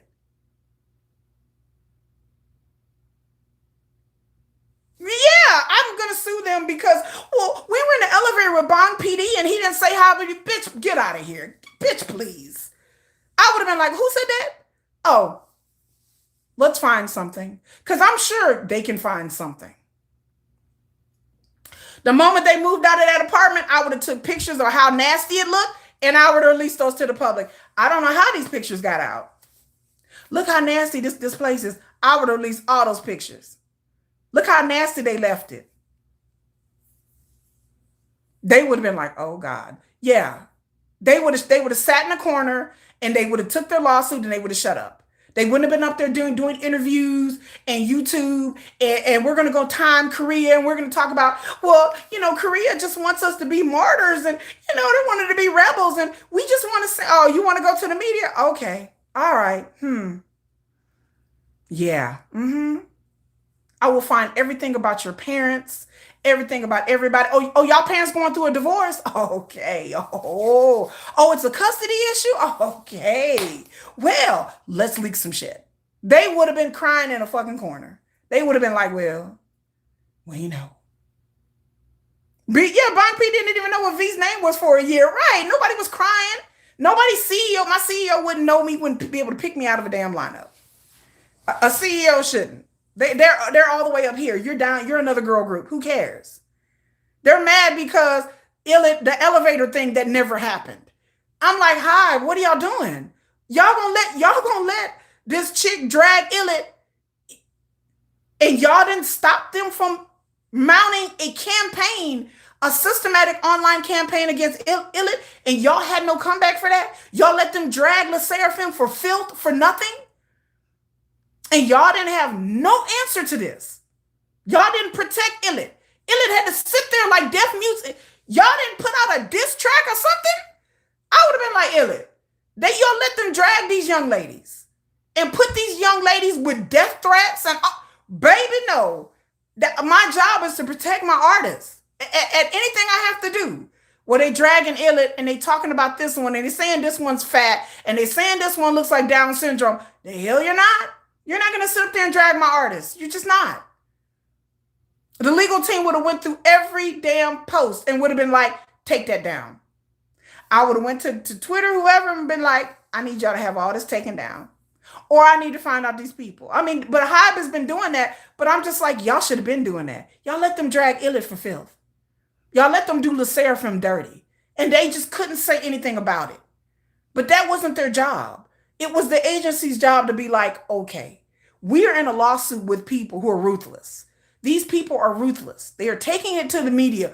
We need to mount an offense, not just a defense.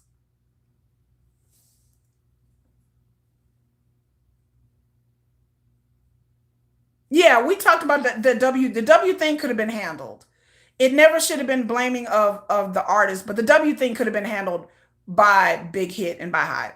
I suggested it before. They could have released a statement and they could have did a donation and everything would have been smoothed out. But they didn't do that. They just let their artists out there. They let Illit literally get these little girls, these little Illit girls who had nothing to do with anything, who the video showed that they weren't even guilty of nothing. All of that elevator stuff and the bowing stuff was literally just made up.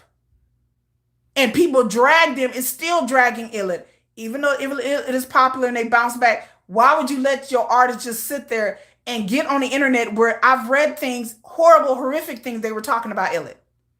Horrible things. And I'm like, so y'all ain't got y'all influencers handling? What? Y'all ain't got nobody talking about men Hee-jin? They didn't have one hit piece, one article on New Jeans. Not fucking one. Not one. That's how I was like, Lord have mercy. Y'all don't have nothing on New Jeans? To the public, you said we want to work with New Jeans and we like them. We want them to come back. But then behind closed doors, you're like, okay, what we got? We're going to leak it to the public. We're going to breadcrumb it to the public. We're going to ruin their reputation like they're ruining ours. Or we're going to get them. Because that's what they did to Hybe. That's what they did to Bong PD. They did everything to try to ruin their reputation. So I just didn't understand why they let Min Hee-jin mount a PR campaign a black propaganda against them. I'm like, Hybe, I need y'all to get in the game. I need y'all to stop being like, well, we just gonna not say anything. I disagreed with that strategy. That was a poor excuse for a strategy. Yes, because many Jen said that LE SSERAFIM got preferential treatment and that they debuted before LE SSERAFIM debuted before New Jeans because High or Big Hit or Source Music made that decision. She dragged the creative director saying that these people copied her and everything. Like, remember when all that she was saying, and then it turned out Many Jen just stole the idea from a group in Mexico and other people. They just let Hee-jin go on and on and on and drag the creative director, and the creative director suing. Drag the music, saying the music, but like, you just let this woman just go on and on and on and on and on. And drag your artists and drag your creative director and drag these other people.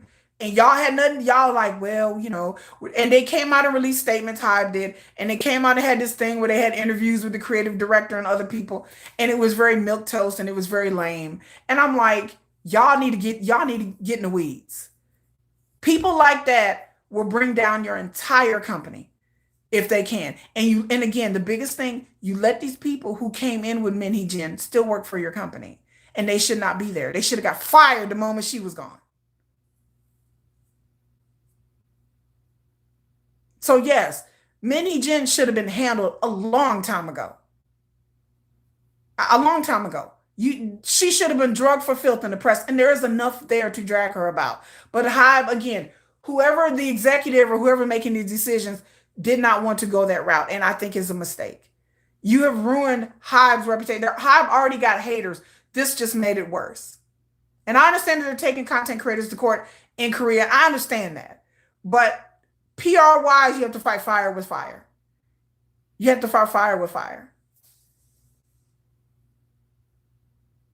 Yeah, so Hee-jin got a new company, OOAK, which again, that's already copyrighted by another company. And she's starting another company. And apparently this has been a plan of hers, in my opinion, for years.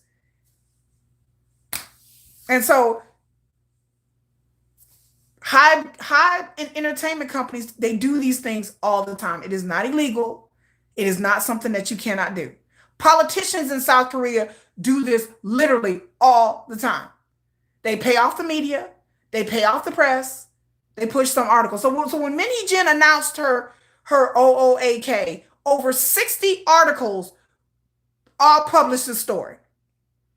So this wasn't like an organic thing. This was literally, I'm telling you, she hired a PR firm, or she got her PR people to give these press releases to all these media and news outlets. And so when LE SSERAFIM released their spaghetti song, the Korean media was flooded with this story about OOAK, about her starting a new media group or whatever. This is not organic. This is not by coincidence. She flooded the zone.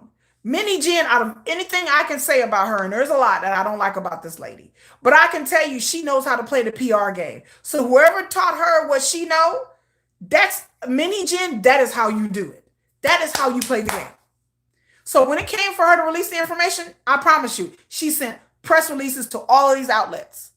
Because nobody was even thinking about Hee-jin. People was over this New Jeans stuff, and it flooded the zone. She sent press releases out to everybody, and all of these news outlets, 60 of them, boom, boom, boom, boom, boom, reported this. She knows how to play the game. If she know how to play the game, Hybe, with infinite amount of resources and millions, multi-millions of dollars, they don't know how to play the game? Man, miss me with that. Miss me with that. Like, if she don't know how to play the media game, then if Hybe don't know how to play the game, then they need to stay out of the entertainment business, because they need to find somebody who does. I was shocked when we found out a couple of weeks ago that Hybe just hired a PR corporate person. That's how I know Hybe is not doing anything. So all of the corporate stuff they're going through with their IPO on the IPO level, they do have PR people for the artists and artist management. But they finally hired a corporate PR person just a couple of weeks ago. Again, I literally gagged on a live stream. Like, I had a heart attack. I was clutching the pearls. I was like, y'all just hired a PR person a couple of weeks? A corporate PR? Y'all ain't been had a corporate PR strategist? What? How do you be a I can't even fathom a company being as big as Hive and you didn't have a corporate PR strategist person. Huh? How do you have Hive America, Hive Latin America, and you don't have a team of PR people for your corporate level? Yes, yes, yes, just a girl. Yes. They just hired one like 3 weeks ago. I'm like, huh? That's how I know Hive ain't ready. That's how I know they're not ready. They're not ready to be with the big boys. They're not ready for that. Warner Brothers, Sony, Geffen, all of these companies have PR teams for their corporation and for their artists. All of these companies had PR people to stoke the popularity of their artists and to mitigate any kind of issues. They have scrubbers. They have people literally looking at social media posts. Anytime the artists go out there drunk and get in trouble, I promise you, their things have been snuffed out very early, very quickly, because they know how to play the game. They understand that, like, I don't know. I don't know what I don't know if it's denial or being naive. I don't know what it is, Tammy. I'm mystified by this. Again, this is not first and second generation. That worked a long time ago. Having your fans do the heavy lifting for you, that's what they used to do back in the day. But I'm like, this is a new day. We have social media that with algorithms that are out there doing their algorithm thing, pumping out negativity. So you have to counteract that. And you have to have a professional crew of people out here zeroing in on the media and focusing on the media and beating all of this stuff back. And it's always a constant fight or a constant battle, especially in K-pop, more than it is even here in the West. But in the West, yes, they have crisis management teams for every entertainment business, corporate business, and everything. Every corporate has a PR team or media team. And again, I don't know what they're doing. I don't know what it's just like, well, we're just not. It's an old school way of thinking that should have been dead when they realized that BTS got to be globally popular. Once BTS, they got so big and so popular, then they have to be like, okay, people are going to come out the woodwork, so we need to like start doing things. You know, they do have PR people, but their PR strategy, Marie, is like, we're not going to say anything. That's their PR strategy for their artists. Let their artists issue the Kai thing. Let their artists issue an apology. Let their artists twist out here in the wind, and we're just gonna make. Hopefully, it'll blow over. That is the strategy of every K-pop company, except for SM. SM is the only one that's like, oh no, we don't know who we gotta pay off. Get the editor on the phone. SM is like, I don't give a damn who we got to pay off. SM is like, mm-mm. Yeah, they hired a crisis PR person, yes, a couple of months ago. I'm just like, so y'all, how y'all not have a crisis PR person? There's, I'm just like, what? Like, that should have been one of the, once they got to be bigger than Big Hit, once they started buying up all these companies, that should have been one of the first things they should have acquired was a crisis PR man team, a team of people. Once they started to be Hive and they started to do multi artists, that they should have one. They should have a crisis PR team at a corporate level and at an artist level. You know, maybe so, Tammy. Yes, maybe they're. Tammy says maybe they're not. We not like Western culture to their own detriment. In Western culture, you can get away with a lot more. You can get an artist can get away with being drunk somewhere, high somewhere. They can date. There's a lot more that Western artists can do where you don't need a serious crisis management unless something really, really big. The way it is in Korea, where their reputations are on the line, that should be their number one concern. Ice Cream says, Ice Queen, not ice cream. That is the way. That is the way they go. Apology for whatever situation is, and they apologize for some disappointment that they may have caused. Right, right. That's what they always say. I apologize for worrying and disappointing the fans. I apologize. It's the same apology over and over and over again. When I'm like, you know, And I tell people that the K-pop industry is not going to change unless the agencies want it to change. If the agencies, I firmly believe in my heart of hearts, if the agency wants the K-pop industry to change, they will. They will make the change. It may not be easy, but it can change. The things can change. The things with the quote unquote scandals that happen, K-pop, K-pop agencies have a hand in making these things bigger than what it was. If the K-pop agencies would just release statements and be like, yeah, we understand the artist apologize and stop having the artist apologize and the agency just issue apology, the fans will understand real quick what's going on. And then when they hop up on Weverse with their group or individual and people start going through the comments, they need to have monitors in those Weverse comments, start kicking people out.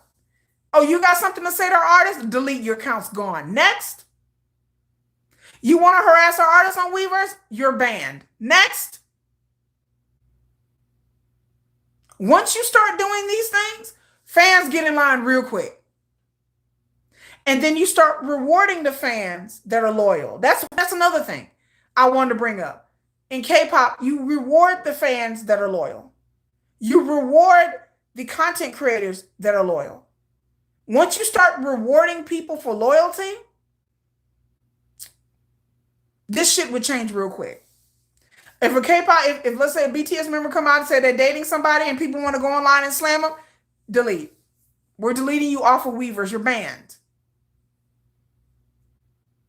Fans would fall in line. Well, you better not say anything about Artem's relationship. They're going to ban you. It's their Weverse. They can do whatever they want to do. They can ban people. They can delete comments. They can ban people. You're in terms violation ban. Don't get on Weverse again. You can come and reapply in 3 months. So in other words, get a dose of act right and you will let you back on this platform. Have a good day. You got something to say about Artem's relationship? Okay. Banned. Bye. Once you start strong arming fans like this and take the power away from the fans, and then the fans that are supportive, you may get a DM from RM on Weverse. You be on there enough times and you're saying enough positive things, and you're also a content creator, you're saying positive things, you may get a something in your Weverse DM saying, congratulations, we're going to offer you a voucher for a free gift. Oh my God, what did I do? You know what? You dear Army, dear fellow Army, you have been spreading positivity about our group, and we admire your positive impact on the K-pop fandom. Here's a free gift. And then the moment that happens, the moment a content creator get a free gift, what are they going to do? They're going to come on YouTube or whatever they're going to do, and they're going to spread.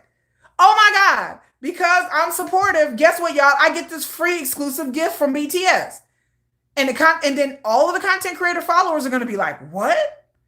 You got a free gift? Yeah. Like I post a bunch of positive things about BTS and I'm always on Weverse and they sent me a free gift. Oh my God, really? Guess what everybody else going to do? Oh my God, RM, we love your girlfriend. They love RM girlfriend like that. They love her. They be all, girl, we love you, girl.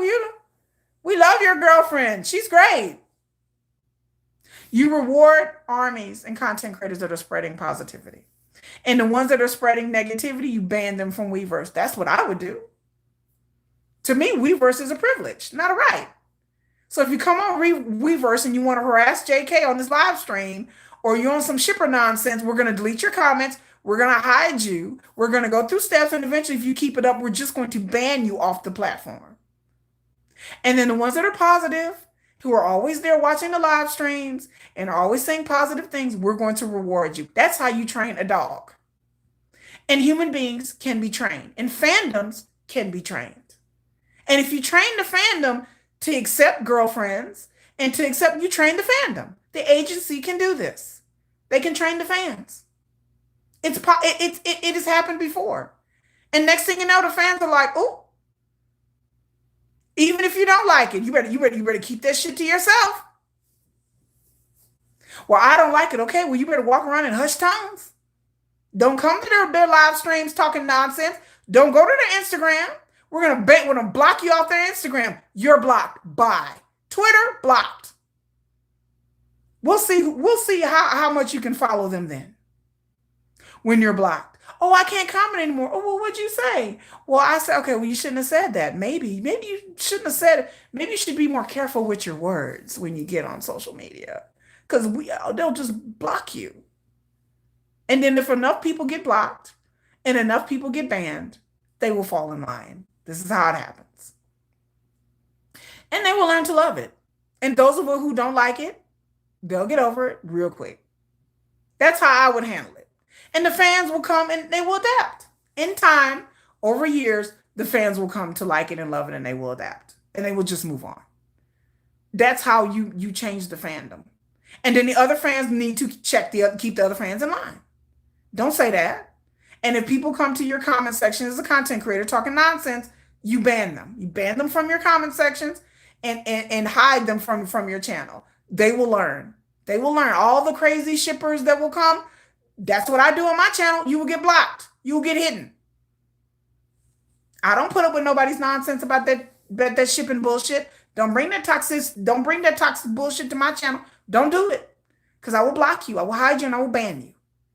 It's just that simple. Fans will learn. And they will learn. They will learn to either keep their comment to themselves, or they will get over it. I promise you, they'll get over it real quick. If you take the power away from the fandom, they will get over that shit real quick. And if you have something to say about somebody, they just be like Yu and just want to do live streams. And now what? Y'all got something to say? Oh, they just want to do live streams and put out a statement. Due to the negativity that such and such has received, they have decided to suspend their Weverse activities. And then all the fans are going to look at the people who've been negative and been like, see what you did? Look, you done ruined it for everybody else. Trust me, peer pressure is an MFer. Fan pressure is an MFer. If you make it known that the fans are being obtuse and ignorant and toxic, and that's why you're not going to do Weverse, that's why you're not going to do these things anymore, the fans will learn and they will bend. And they will bend. They will bend. There will be enough peer pressure, enough content creators that they'd be like, Lord have mercy. Did you see the statement at High Release? JK says he's not doing any more streams because people don't support his relationship. I need y'all to support his relationship. Y'all done run JK. Do you know how angry people would be? Especially the international fans. They would turn on the Korean fans just like that. Who said that? And us international fans, we have power. We have more power than they do. And content creators will be angry. Well, how dare they run JK off of Weverse? That's awful. That's horrible. Well, everybody just needs to shut up with all that. That's how it's done. And the fans will fall in line. And JK can date and sue whoever the hell he wants to. And the moment somebody got something to say about it, the other fans are like, shut up, you're ruining it. Don't run JK off again. We're not going to talk about his relationship. It is his private life. You keep talking about it, he's not going to come back on Weverse. Because does anybody want to see JK not to be on Weverse singing and being happy? Nobody wants to see that. I want to see JK up there cooking and singing. Yeah, keep it up. We'll just take him off of Weverse. The fans will bend. They will bend. And they will keep the other ones in line. Yeah, offer concert tickets and reward content creators and fans that are positive.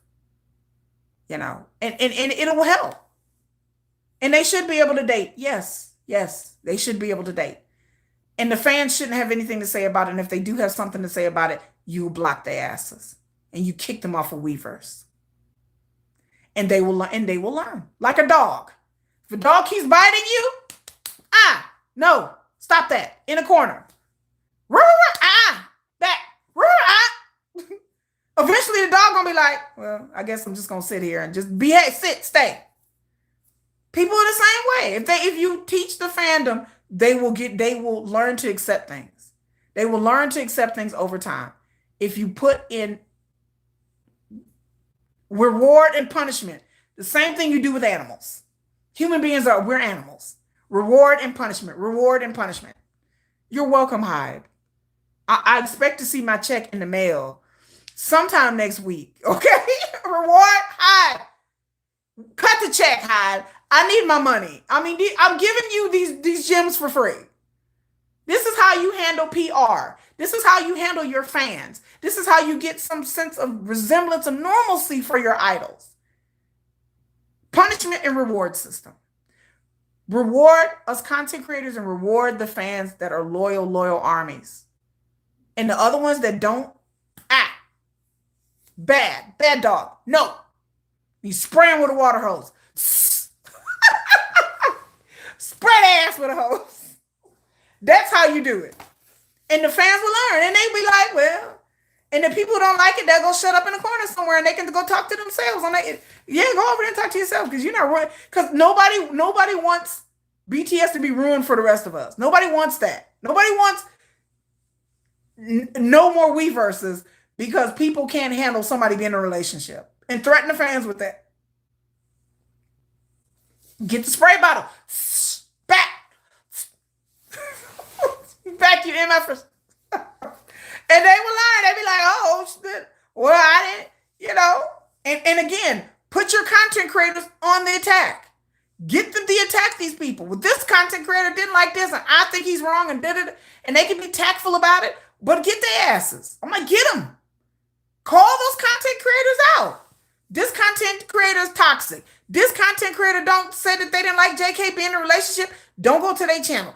I disagree. And put your influencers on the attack against other content creators if you have to. Do what you got to do. Like, okay, we got this. We're gonna send them on the attack. And be tactful and peaceable. Like, y'all don't think High Boy deserves to be rewarded? I feel High Boy deserves to be rewarded. He's a good content creator. He's a shareholder. He puts out good information. I think High Boy should be rewarded. So again, I feel like BTS and Hybe should push certain content creators. Oh, you like it? Yeah, like your song Fandom of Army. Yes. It's direct, straight to the point. Yeah. I think if you have High Boy deserves to be rewarded and he deserves to have more following and a bigger platform. If Hybe would get behind certain content creators and push the ones that are putting out good content and spotlight, maybe have a monthly or a quarterly thing where they spotlight certain content creators. I mean, come on, Hybe. Come on now, Hybe. Use the power of Army to push the narrative that you want. There are wonderful content creators out here doing great work. And again, in politics, they do this. They do this all the time. You have politicians that go to podcasts and content creators and they give exclusive interviews. They give shout outs. They get on their Twitter or whatever, X, and be like, oh, I saw on such and such's podcast, or I heard, or I saw on such and such's YouTube channel. Instantly, that channel gets a boost.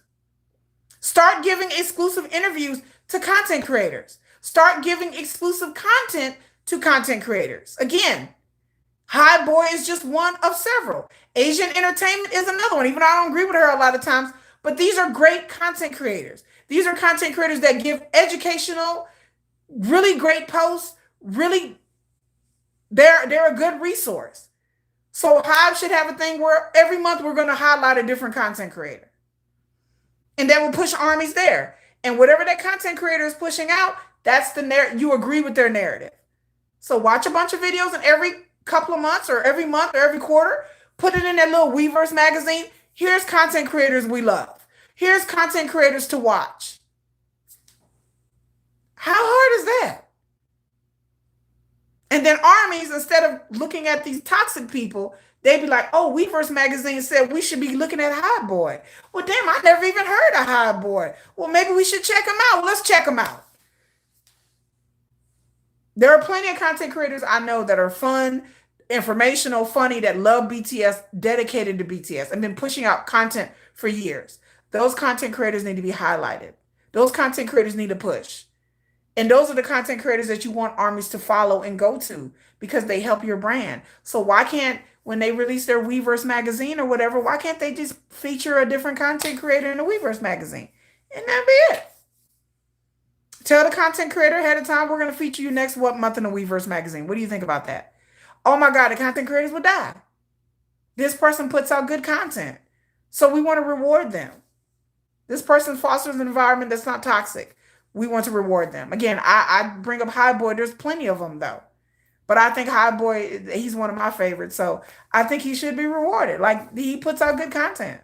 He needs a bigger audience. We need armies to go there and blow up his channel. So Hive should be invested not only just in the media in Korea, like the traditional media, but then also the soft media, the podcasters, the content creators, the YouTube channels, the Reddit people. Those people should be pushed out there too if they are helping BTS with their branding. BTS would not be where they're at if it wasn't for international armies putting them on social media. They wouldn't be nowhere. And to me, Hive has not rewarded these content creators. They have not rewarded that I know of these people with exclusivity. They have not rewarded these people enough. These are the bread and butter. These are the reason why BTS is impactful and popular that they are the first armies. They're the first line in defense of army because they have huge platforms and they're speaking to an audience and they can change the scope of everything. Reward these content creators for doing good and for helping people and for helping armies and giving them good information instead of pushing out toxic nonsense. That's what I think. You're welcome, Hive. Where's my check? Oh, Hive to give me my check. But yes, that would happen with Min Hee-jin and why I think that like has all to do with the PR train and how Min Hee-jin is pretty much taking it to Adore and Hive over and over and over again. And I'm like, girl, I just can't do it. So anyway, we're going to talk about the next thing I want to talk about is YG. Okay.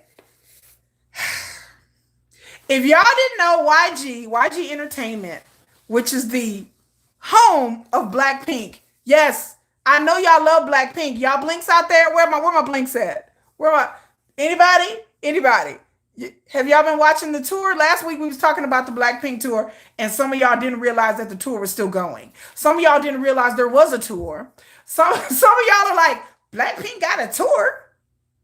Some of y'all was confused. Some of y'all are like, I thought the tour ended 3 months ago. I'm like, it started. The tour is on until January, by the way, and it's still going. So some of y'all are real confused. Some of y'all are like, they still on the tour? Some of y'all have heard a lot of negative things about the tour. And so, okay. But Blackpink announced a comeback. I heard allegedly that they're out there recording and filming a music video in between their tour dates. So some of y'all didn't even know they came out with a song called Jump. Some of y'all watched the video and y'all came back and said it was awful. So Jennifer be dragging Blackpink for filth. I'm just gonna be honest with you. Jennifer be dragging Blackpink like she be dragging them like they're a dead body. Like she be dragging them, they just be dragging. They just the arm be up and Jennifer just be dragging them along.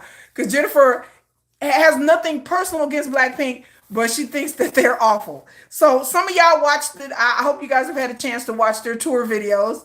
I posted a tour video on my post. I posted a link to a tour video. There's tour videos all over YouTube you can watch for free. And so just in case you get a little curious about what's going on at Blackpink tour that's gotten a lot of heat, you can see what's going on. And I really don't have much to say. I've talked about this tour and the lack of energy. So Blackpink has announced that they do have a comeback album that I thought an album was supposed to come out in November, and now we don't know when the album is coming out. Well, the moment YG announced this comeback, YG stock tanked. I talked about last week. I said YG stock was low, and then it just dropped. It like had a free fall. It was like, ah. So normally when a company announces the comeback of a major group or any kind of group, the stock will go up. No, YG announced Blackpink coming back. And the stock said, in a free fall. So YG has lost money by announcing. Now, I can't speculate why their stock went in a free fall. Because I would think with them announcing Blackpink that everybody would be excited and the stock prices would go up. So there's theories behind this. I went online and looked and I was like, why? And people think that people don't have a lot of faith in the Blackpink brand. I've heard that's one thing. I've heard that people have looked at how the tour has done, and apparently the tour has not done, let's just say, like everybody thought it was going to do. So that's what I heard. And then analysts are saying that the reaction to Blackpink's song Jump wasn't as expected, that YG had placed the song a lot higher, and the expectations have been a lot higher. So Just a Girl said Blackpink is horrible.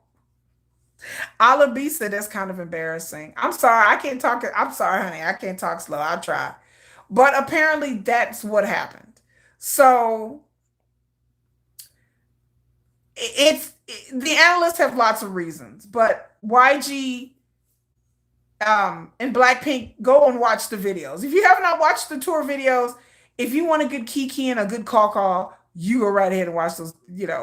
People know the girls want out Marie Miller. Yes. I think people understand in the industry and behind the scenes that Blackpink is not down for this tour. Also, Lisa of Blackpink signed a deal with Warner Music Touring, which I found it very curious, the timing.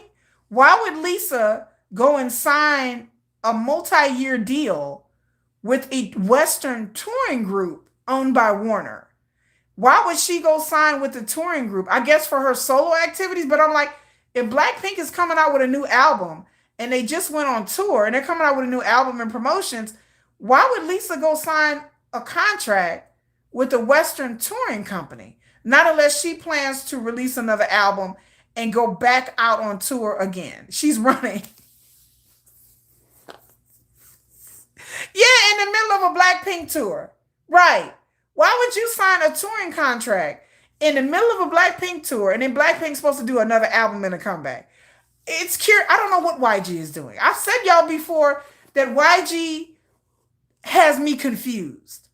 I don't know any group that goes on tour, that while they're on tour, they release a new song. Then there was rumors going on that said that they were going to release a mini album, and that never happened. Those rumors mysteriously disappeared in the ether. So I heard that they were going to release a mini album. That never happened. They released one song in a music video. And then now, since the tour is ending, you're going to come out with the album after a tour? Like, usually you come out with the album before you go on tour because that help promotes the album. So YG, I don't understand what YG is doing. I've given up on trying to understand what YG is doing because they are all over the place. Yeah, Lisa's smart. I don't know how much contract. I don't know how Blackpink signed a contract. What? They re-signed their contract 3 years ago. I don't know how long their contract is. I don't know what's the terms and conditions. But yes, Blackpink is done. Blackpink is so done.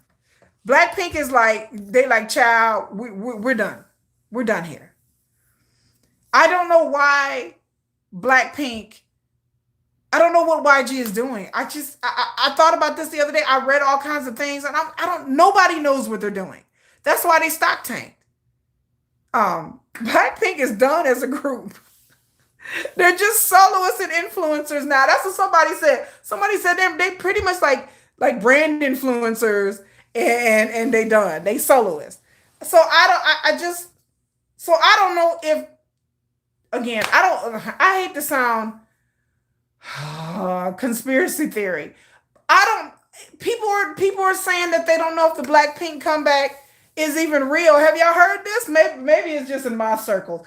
But they've been whispering out in these Korean streets that people don't even believe the Blackpink comeback is real. Like, that's what's being said right now in the industry. For people outside of YG. They were saying that they think YG announced this because they thought their stock was going to go up because they were losing money. Again, this is my opinions. Don't y'all get mad at me. Allegedly.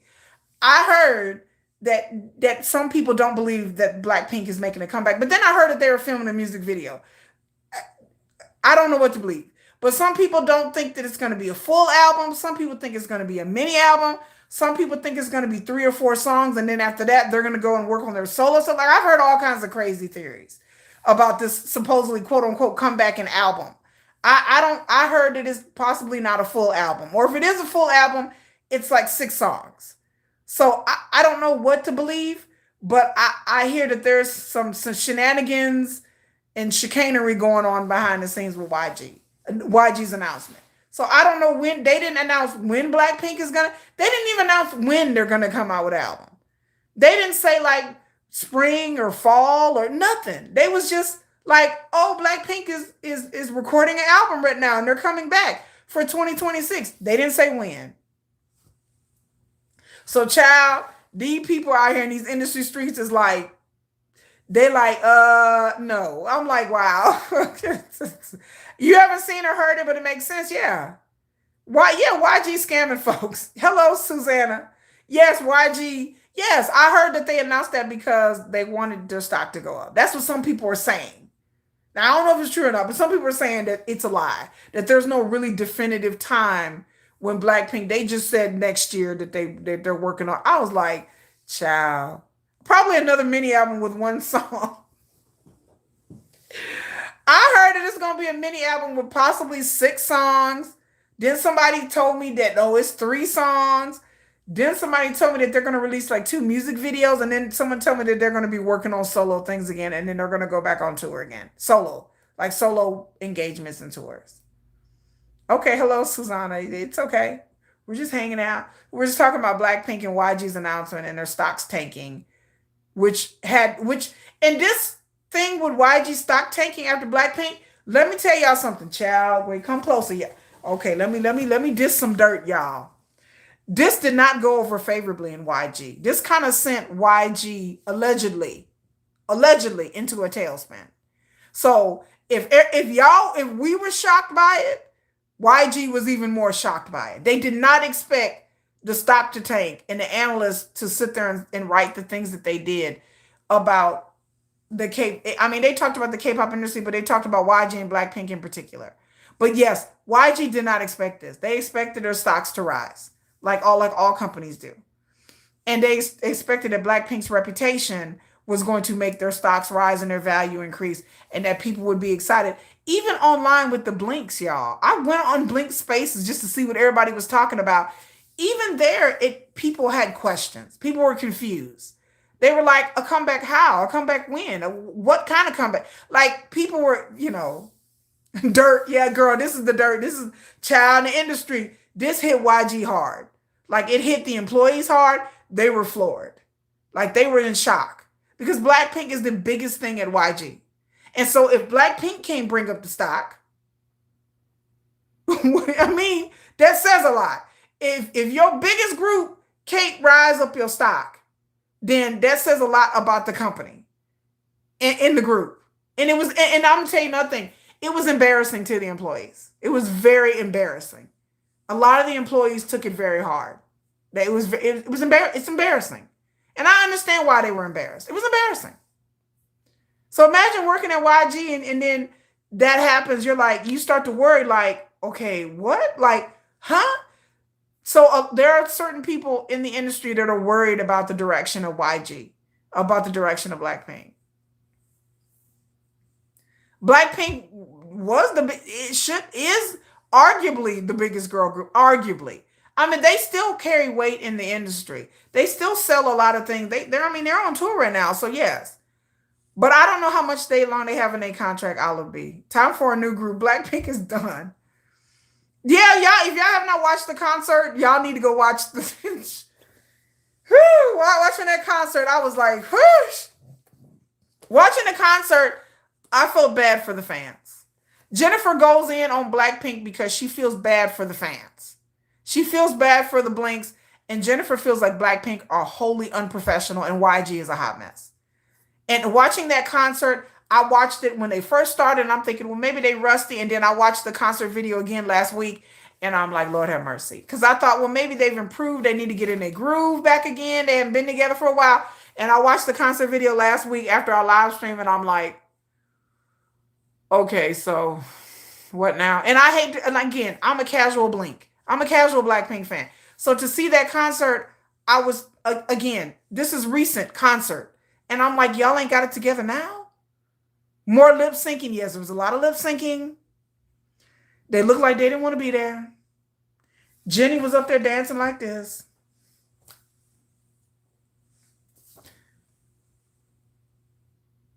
I was like, girl, if you don't get off that stage, I'm like, Jenny Kim, if you don't, sometimes Jenny be up there on the stage. Sometimes she want to watch the concert. She like, I'm like, maybe you need to have a seat, Jenny. Like, maybe you want a chair. You want to watch what's going on with girl. Jenny was up there. She was watching. She like, Yeah, how you like that? Oh, I like this song. Oh, I like this one. Girl, ain't you in the group? Jenny, what you doing? Like, she over there like, how you like that? Da, da, da. You don't like this song. Look at you, look at you. This is my jam. Girl, you in the group, girl. What you, ain't you supposed to be dancing? She over there enjoying the concert. She over there like she on stage like, oh yeah. I'm like, hello? Yeah, she was literally watching the concert on stage. I'm like, girl, what? I'm like, girl, what you doing? I was like, I'm done. I'm done. I was like, girl, what you doing? Like you supposed to be dancing, girl, and I'm watching the concert. Like, oh, this is my jam. I didn't understand it. So Blackpink, all I can say is good luck. That's all I can say. I don't have nothing else to say because what's been said, people have made videos all over YouTube about this. Even Blinks will try to defend her and defend Blackpink. It's indefensible at this point. You cannot defend this. There's nothing to defend. And I said it before and I'll say it again. If BTS got up there and did stuff like this, would BTS not be dragged for filth? Y'all know they would. If JK got up there and was like, they was up there singing dope, and he was like, jump, jump, jump. And he was standing there like, yeah, I like this part. Yup. Wait, did you? I swear to God, we will never hear the end of it. If BTS got up on stage and was that unprofessional and got up there on stage and half-assed it, armies would never hear the end of it. BTS would be dragged from Korea to Canada to America to India. Nobody would hear the end of it. The internet would crash. Yes, Jenny has been doing it for years now. I saw that last Blackpink tour that came to Dallas, and I had a coworker go there, and she spent like $1,000 per ticket and was very disappointed that the concert was not good. Yes, Army would never hear the end of it. If BTS would ever get on stage and act, if any one of these groups, if Stray Kids, if ATs, if any one of these male groups would get on stage and half-ass it, no, they would not hear the end of it. It would be over. It would be like, or it's a wrap. If any one of these groups got on stage and acted like that, it would be indefensible. I wouldn't defend it either. If it was BTS, there was no way I would get up there and defend BTS for getting on stage talking about, they talking about not today. Not today. Put your hands up. Even if Sugar was up there talking about put your hands up. Not today. You know. Man. If they did on and they wasn't doing this. If they was up there just, you know, like, yeah, we good. Like, we would never hear the end of it. Yes, $1,000 USD. My coworker spent $1,000 to go to a Blackpink tour, their last tour, and she was very upset. She was almost in tears because she had spent $1,000 to go to this concert with her friend, and it was not a good experience. Can you see? Can you see BTS talking about? Yes, $1,000 is house money. That's rent house money. BTS talking about. Sugar be like, girl, they be like, look at them. Look at them not dancing. Look at them. And like I said, one concert, you may not be feeling good. One tour, a couple of tour dates, I get it. But this is the whole concert. But I gave them the benefit of the doubt in the beginning because I thought maybe they just were rusty and they needed time to start performing it. But now, months, like 3-4 months later, y'all still on stage, like, and then they do the new song Jump, and they're like, jump. Dun, dun, dun, dun, dun, dun, dun. I was like, I looked like I was watching me and my friends jump around on the stage in our pajamas.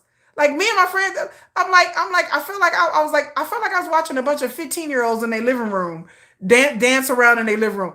And like I said, I'm not trying to talk bad about Blackpink, but that's what I feel like. The concert is giving very 13, 14-year-old girl at a pajama party vibe. Like, that's the vibe I get. That's the best way I can describe a Blackpink concert.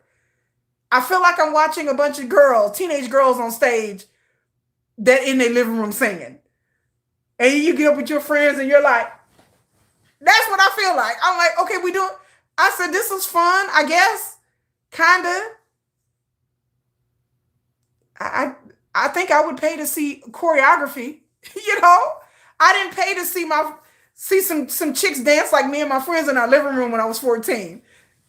Yeah, girl, this my jam. Oh yeah, girl. Like that's what I felt like I was watching. I was like, what are they doing? Are they just on stage waving their arms around? I'm like, oh, they look like one of them inflatable things. Like them inflatable things they put at car dealerships and the arms are like this. That's what they was dancing like. They was like jump. Da, da, da, da. I was like, what? Ooh, I, I didn't understand what was going on. So I was confused what was going on with Blackpink. And like I said, I'm not trying to dog them, but it's obvious that they don't want to be there. You know, it's obviously that they want to do other things. And so I'm like, you can't even imagine watching that. Olive B, you just have to go on YouTube and look at it. And you be like, what are they doing? Like Jenny don't care, girl. Jenny been over. I think Jenny been over for the last concert. People like, oh, it's her back, it's her knee. Y'all stop. Y'all stop. Oh, it's her back, it's her knee. Okay. Okay. Now look. Now y'all stop. I've heard so many excuses right now. It's her back, it's her knee, she's on her period, her foot hurt, her shoe came undone, she tired, she has social anxiety. Like I've heard all the excuses the last tour, and I've heard all the excuses this one. Oh, if she can't go on tour, then she never really should have re-signed up her contract, and she should never agreed to go on tour. She should have never signed up. If she physically is unable to do it, then she should come out with a statement and said, I am physically unable to do this. You get your chair out, you sit your ass on stage, and you just you sit in a chair and you do this. You just wave your hands in the air and or release a statement saying I'm physically unwell and I'm ill.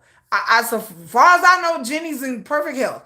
I saw her do her performances for her solo stuff, and she's fine. But when she get up there singing that Blackpink stuff, Jenny like, what time? What? I'm tired. Like we done. Oh well, we not done. We still on stage. Okay, girl. Like she just look like she over. When she do her solo stuff, she's much more engaged. But when she do that Blackpink songs, she just like, hey, motherfuckers here. She is over it. I was like, girl, you need to quit. You know, just quit she can't quit because she in a contract. But I'm like, why would she sign a contract? Yeah, they just seemed very unprepared. It seemed like they hadn't rehearsed. It was all over the place. It was just it's sad it's sad as an artist when you get on stage and you're a K-pop group and the backup dancers outshine you. You never want your backup dancers to outshine you.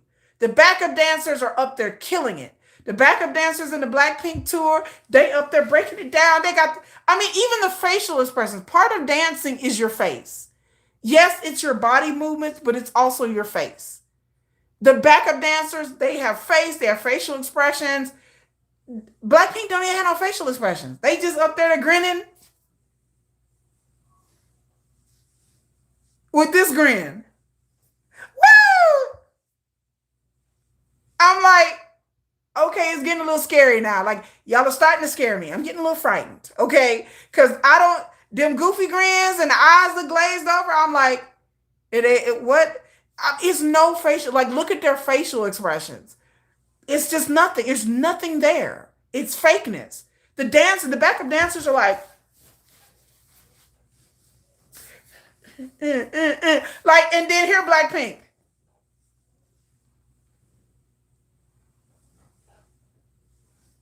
I'm like, is they even blinking? Like, what? I mean, is they even blinking? Is they okay? Is they okay? Like, I mean, the backup dancers, yes, are outperforming them. They look bored. They look fake, like fake smiles. Yes, they look like Barbies up there talking about, woo, yeah. I'm just like, oh, okay. It's a little creepy. So YG, I don't know what they're gonna do with it, but I'm interested to see what's gonna happen. I am so curious to see what's gonna happen next year for this Blackpink situation. because I feel like something is going to happen. I feel like something is going to pop off with the Blackpink situation that we might not expect. I don't know. Also, YG 21, one of my favorite second generation groups. They had a comeback tour. 21 did.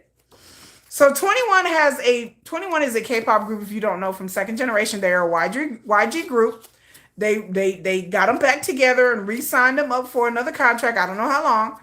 Well, a member of 21 is a member called Park Bom. Park Bom is I don't know what to say. She has had a history of allegedly mental health issues, possibly substance abuse issues. She announced on her Instagram in front of all her fans that she was suing YG and the head of YG. And I like to call him Daddy YG. So she's suing Daddy YG and YG for $4.5 quadrillion. No, that's not a typo. No, I didn't misspeak. She said $4.5 quadrillion. Now, I don't know how much a quadrillion is, but she says that they owe her money. They owe her royalties. They mistreated her in some way. I don't know. YG instantly shot back and said that Park Bom has ceased all activities with the group and with YG, and that she cannot be controlled. And they shot back saying that they do not owe her money. And they also shot back and said people have gotten online and they've looked and there's no paperwork, there's no lawyer, there's nothing filed. There's no paperwork filed saying that she's suing. So I don't know, maybe she hasn't filed the paperwork yet. I don't know. Okay. But she got on her live stream and held up some paperwork talking about she was going to sue them, and she held up some kind of paper that we don't know what it was. So apparently YG may or may not be sued for $4.5 quadrillion. I don't know. Child, Ala B said, like Jennifer did, that the reason why Park Bom went crazy is because of YG. Now, if y'all don't know the story of 21, it is a very sad, heartbreaking story, and it goes into the story of Blackpink. If y'all didn't know, Blackpink replaced 21. Daddy YG, 21 was one of the groups that kind of paved the way for K-pop in the West. They had a really big song that was popular in the West that I heard this song before, even before I knew what K-pop was. It's $700 billion in American dollars. Okay, well, you know what?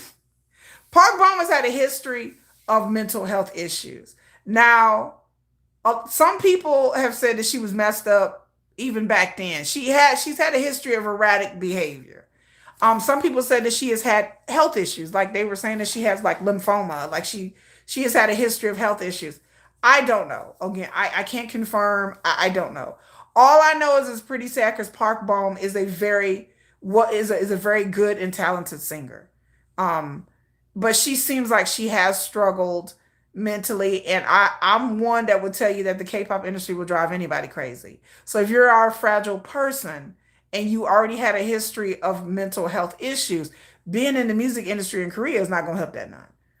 Park Bom has had a lot of work done, she's unrecognizable. She uses a lot of filters, so it's kind of hard to see what she really looks like. Like, it's the story of 21, if you do not know, is some ish. It's a very interesting story. Daddy YG used to call them ugly. He said they were talented, but they were ugly. And so he wanted a prettier version of 21. And that's pretty much what people have said is Blackpink.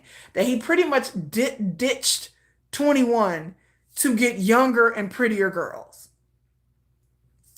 Also, I heard that 21 did not find out that their contract wasn't renewed. They found out on the news like everybody else. That he didn't even have the decency enough to tell them that their contract had ended.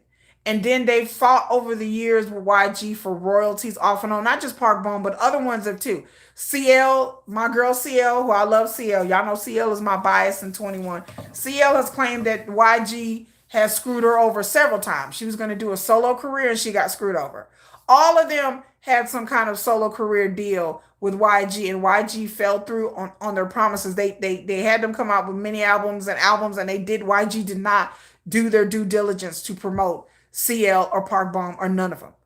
And so they have had their falling outs with YGs for years and didn't do anything with the company until a couple of years ago when YG came to them and wanted them to regroup and form. And so they would go on a tour and they would make some money. And they only went on a tour in like Asia, South Korea, and Asia.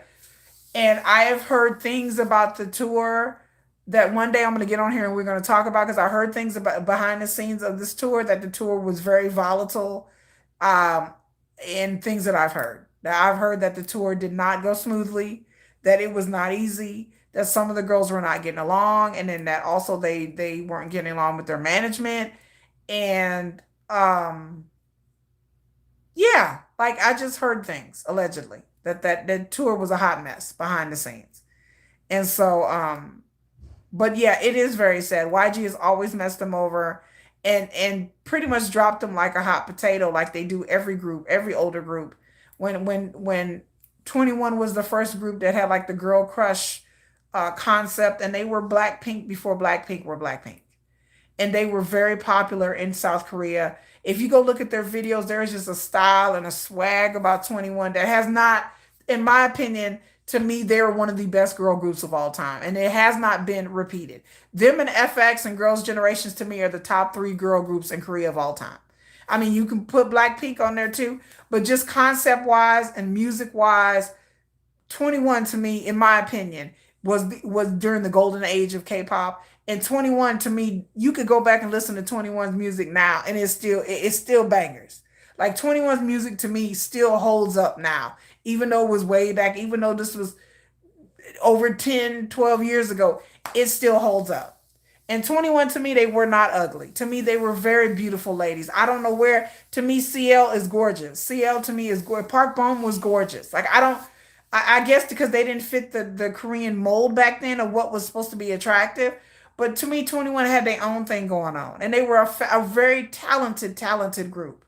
And so for me to learn what happened behind the scenes, I watched several documentaries. It was kind of like jarring and heartbreaking that I didn't know that all that had happened to them, how badly they were mistreated. And there's a lot of older folks who like good music. It's not just teenagers. Yeah, I like this. I always say the second generation, third generation is the golden days of that's when K-pop had variety. That's when K-pop was innovative. And what Big Bang and 21 were doing back then, YG dominated back then. First, second, and third generation, YG dominated. Like they dominated. And they've been trying, and Blackpink came and they tried to get back on it, but they still have not had the foothold they had back in the industry back in the day. So YG had a good run, but they've just done things with their promotion and mismanagement that I totally disagree with. All the hiatuses that Blackpink had, and their lack of albums, and their like this scarcity PR model, the scarcity thing that YG has, I don't agree with it. I don't like what they've done with Baby Monster. And by the way, YG has another four-member girl group that had all the blinks mad because apparently YG was like, oh, it's just coincidence. We're starting a new group with four girls. And people think that this new group is going to replace Blackpink because Blackpink are like in their late 20s now. So they feel like every 10, 12 years, YG discards the girl group and just go out and get four more girls to replace them. I do not like what they've done with Baby Monster. I do not like it. I do not like All Day Project because I know that's on the Black label, but they under YG, to hell with them too. I do not like what the direction that YG has gone in the past years. I just don't agree. I don't think it's wise what they're doing, and that's a reason why they're losing money because they have mismanaged their groups. Baby Monster then went a 360, 180, 360, 180. They started out as one thing, then something else, then something else. Now they come out with a new song that's yet something else. Baby Monster then came out with all kinds of comebacks, and it just seems like they just keep changing their style and their concept and their music. Like their last video I saw that came out 2 weeks ago, the song it sounded like something from a Blackpink B-side in 2016. Me and Jennifer was listening to it. If you go and listen to the new Baby Monster song, go listen to it. It sounds like a B-side from something from 2017. It doesn't sound modern. Like I'm like this, just like Jump from Blackpink did not sound like a modern song. It sounded like something from 8, 9, 10 years ago. Groups are still with YG. Meow, M, EOVV is a song, and they found some success in Korea. Meow. Like I said, they have Baby Monster, Meow, Blackpink, um, 21. They did, and I forgot what. There's a male group that they have too that hasn't, but they plan to do another girl group. So there you go. But you didn't know anything about 21. Yeah, look them up. 21 was the beast. They were like the female version of Big Bang back in the day. Got seven is still, yes, they still bring them out. But yeah, YG is in trouble. So hopefully, I mean, I don't, like I said, I don't have anything personally against YG. Yeah, Meow was with YG. Yeah, yeah, and Meow have had, they're new and they've had success. The black label is underneath YG. It's like Hyde and Big Hit and Please. They have things underneath their YG. But that Baby Monster song that just came out, y'all go listen to it. You would be like, this sounds like something that should have came out 10 years ago. Like, they songs just sound old. It's not keeping up, with the times, really. It sounds like old. And the stuff that they talking about, Baby Monster in the song talking about, I'm killer, killer girl. Little girl, what? Little girl, what? I'm killer, killer. What? Why would you write lyrics like this for a 19-year-old Korean girl? I'm killer, killer. And then the music video is just a ripoff of an 80s bouncy video, kind of like they're like in a bar fight or a fight club, and I'm just like, Baby Monster. They did the song Hot Sauce, which was like a ripoff of the 1990s. It's what Teddy is writing. I guess, girl, I'm killer killer in the club, girl. Little girl, what? Like, oh my God. I'm like, come on now. It probably was. That Baby Monster song sounds like a Blackpink C side, not a B side, a C side from 2018. Like, it sounds like some throwaway song they dug up out the vault and they was like, okay, we'll put that one out. Because that Baby Monster song is awful. It's awful. Like, I mean, Jennifer couldn't even get through the whole music video. She was like, this is terrible.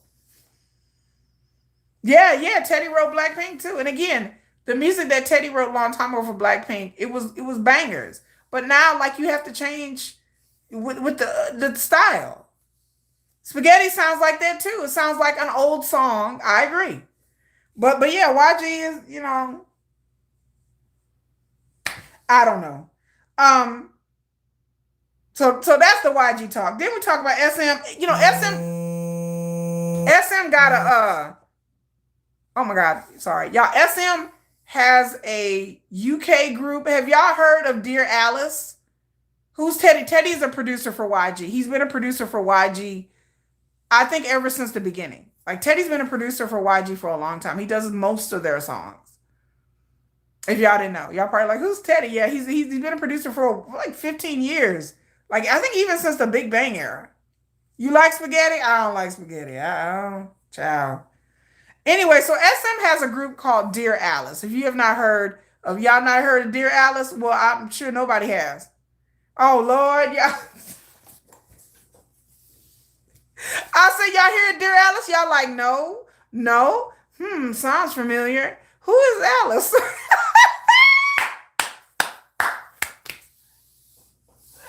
I'm so done with y'all. Anyway, Dear Alice is a UK boy band, if y'all did not know. And I used to follow them on Weverse, but they barely do enough on Weverse. It is another group where SM has mangled and mismanaged. Okay, SM and YG are the king and the queen of messing up group debuts. YG can't debut their group good, and neither can SM. So SM debuted this group almost a year ago. They have basically virtually done nothing with them. They are on YouTube. They are on Weverse, believe it or not. And again, I followed them since day one, since they came out with a song called Ariana, and they came out with 2 or 3 songs since then, maybe 2 other songs since then. And SM, they were in a survival show. So SM executives and a UK producers, there was a survival group in UK and survival like K-pop, and they were trying to find the next like One Direction. I guess they're trying to be like another. They debuted a year ago. I even did a video about them on my channel, by the way, when they first came out, because I thought they had promise. SM, who supposedly, I guess, manages their career, they have bungled this group. They have pretty much done not much of anything. They've come out with some songs and they were very, very, very hit or miss. And they have not done anything on the charts. And a lot of y'all apparently have never heard of them. But yes, Dear Alice is the name of the group. Katina said the upside, Hobie has a new pic of him looking like he's ready to come for you. Girl, I need to look at that picture, Lord. Hobie trying to give me the thirst trap. You trying to trip me up, Hobie. I'm loyal. I'm faithful. I'm a Yoongi faithful. Even though I'm a rap line girl, but still I'm Yoongi faithful. Yes, SM is once again mismanaging. The thing about it is with SM, from what I've heard, SM don't put a lot of money into their artists. So you could tell with Dear Alice that SM has not put a lot of money into this endeavor. So apparently they're supposed to go on tour. Let me get my notes in the UK. So apparently they're going on some kind of mini tour or something in the UK. So if you guys have heard Dear Alice, please check them out. They have come out, I think, with 2 music videos, and their songs are not bad. It's just the way that they've been marketed or promoted. And they've performed in Korea, like on Mnet and stuff like that.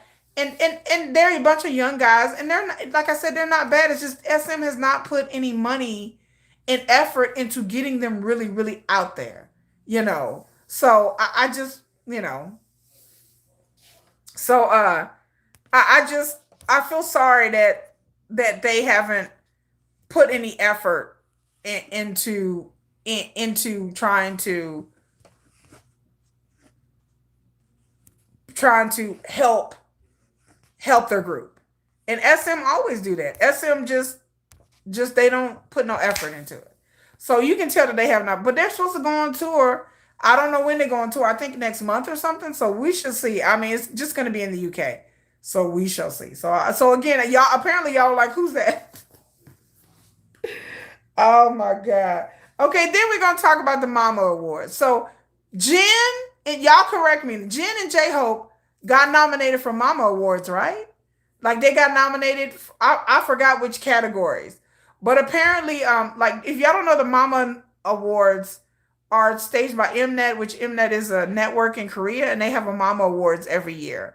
And so you people online have to vote, um, and they have to vote, and so they're nominated. Like Jin and J-Hope apparently are nominated, and RM. I think RM too. I think RM. I think y'all correct me, because I again I'm not into the awards stuff like y'all are, where you have to vote and all that and everything. I've never been into that. Like I've watched the Mnets for the past 2 years, and I watch other like American award shows, but I haven't get into. But make sure y'all vote, because voting is open, and I think that the mamas are like in December. I think I'm not quite sure, but I feel like these awards, especially the ones where you got to vote, I feel like they're baited anyway. I feel like it's a setup.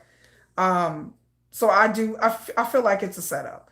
Let's see what else. And then also I want to talk about like award shows in general. I feel like, okay, it's been announced also around in K-pop industry that Spotify has changed their rules again. So Spotify has updated their rules, and Billboard is updated. So Billboard has updated their rules about the charts, because Billboard said they got tired of seeing the same songs on the charts for months and months and months, sometimes years at a time. So they have changed. So Billboard has changed the rules for their Billboard charts in order, allegedly, in order to give different artists chance on the charts, because they get so as there's articles written about this, you can look at the articles, and so there you go. So you can look at the articles online, and so they changed the rule, and Spotify has changed their rules too. And so I don't, like I said, Spotify is doing a lot of things that I find that are interesting, like with promotions. Like they set up their own, like they quietly set up their own like promotional training website. They set up this thing where they're teaching artists, giving artists resources. Like you pay a fee, I think, per month, and then they give you like access to promoting your album, whether it be through social media, through independent means. And they have like kind of like this artist promotion class. Not, I wouldn't say the class, but it's artist promotion program. And so they are getting money for this. Like, so it's real skivvy. It sounds like payola to me. Like, I'm just gonna be honest with y'all. I don't know how Spotify and these streaming companies get away with what they do. How they have like these lists, and then you can pay to get on these Spotify recommendation lists. Like, artists do this all the time, and it's not considered payola. Okay, right, whatever. Again, I don't know how Spotify can, and these music companies, different music companies done as well, how they set up their own promotion programs for new artists. And I'm like, okay, so you mean to tell me that if you sign up for the promotions program for Spotify, that they're not going to push your album? So how does that work? Oh no, it's totally separate. I'm like, okay, you mean to tell me it's totally separate? So you coincidentally, if you pay for this promotion program per month, and they have tiers, different tiers will give you more promotional materials, and they give you all these tools and stuff. So you mean to tell me if you paying for the top tier level, that somehow your songs just accidentally get pushed to the front of the algorithm? It's just coincidence? Then you showing that the promotion program works. Like, this just sounds like payola. This sounds like if you pay us, you're paying us to advertise. That's what it sounds like. Yes, yes, in a way for bots to be utilized. Yes. These stats, these stats, I just feel like this is a setup. I feel like Spotify is changing the rules. Then Billboard is changing how they do the charts now, where they have like a point system, how long they've been on the charts. And in Korea, the Korea charts kind of have something like that. Is the witch acting? The witch is always acting up again. Hee-jin, she just started her own company, honey. So yes, your songs get pushed and are placed more in playlists. Yes. So how is that not payola? That's payola. Like, I'm like, so how is this not pay to play? But it's not. It's legal. It's legal. It's not. And Spotify is making a lot of money. Then, like I said, Billboard has changed the rules. And I told y'all before, and I warned y'all.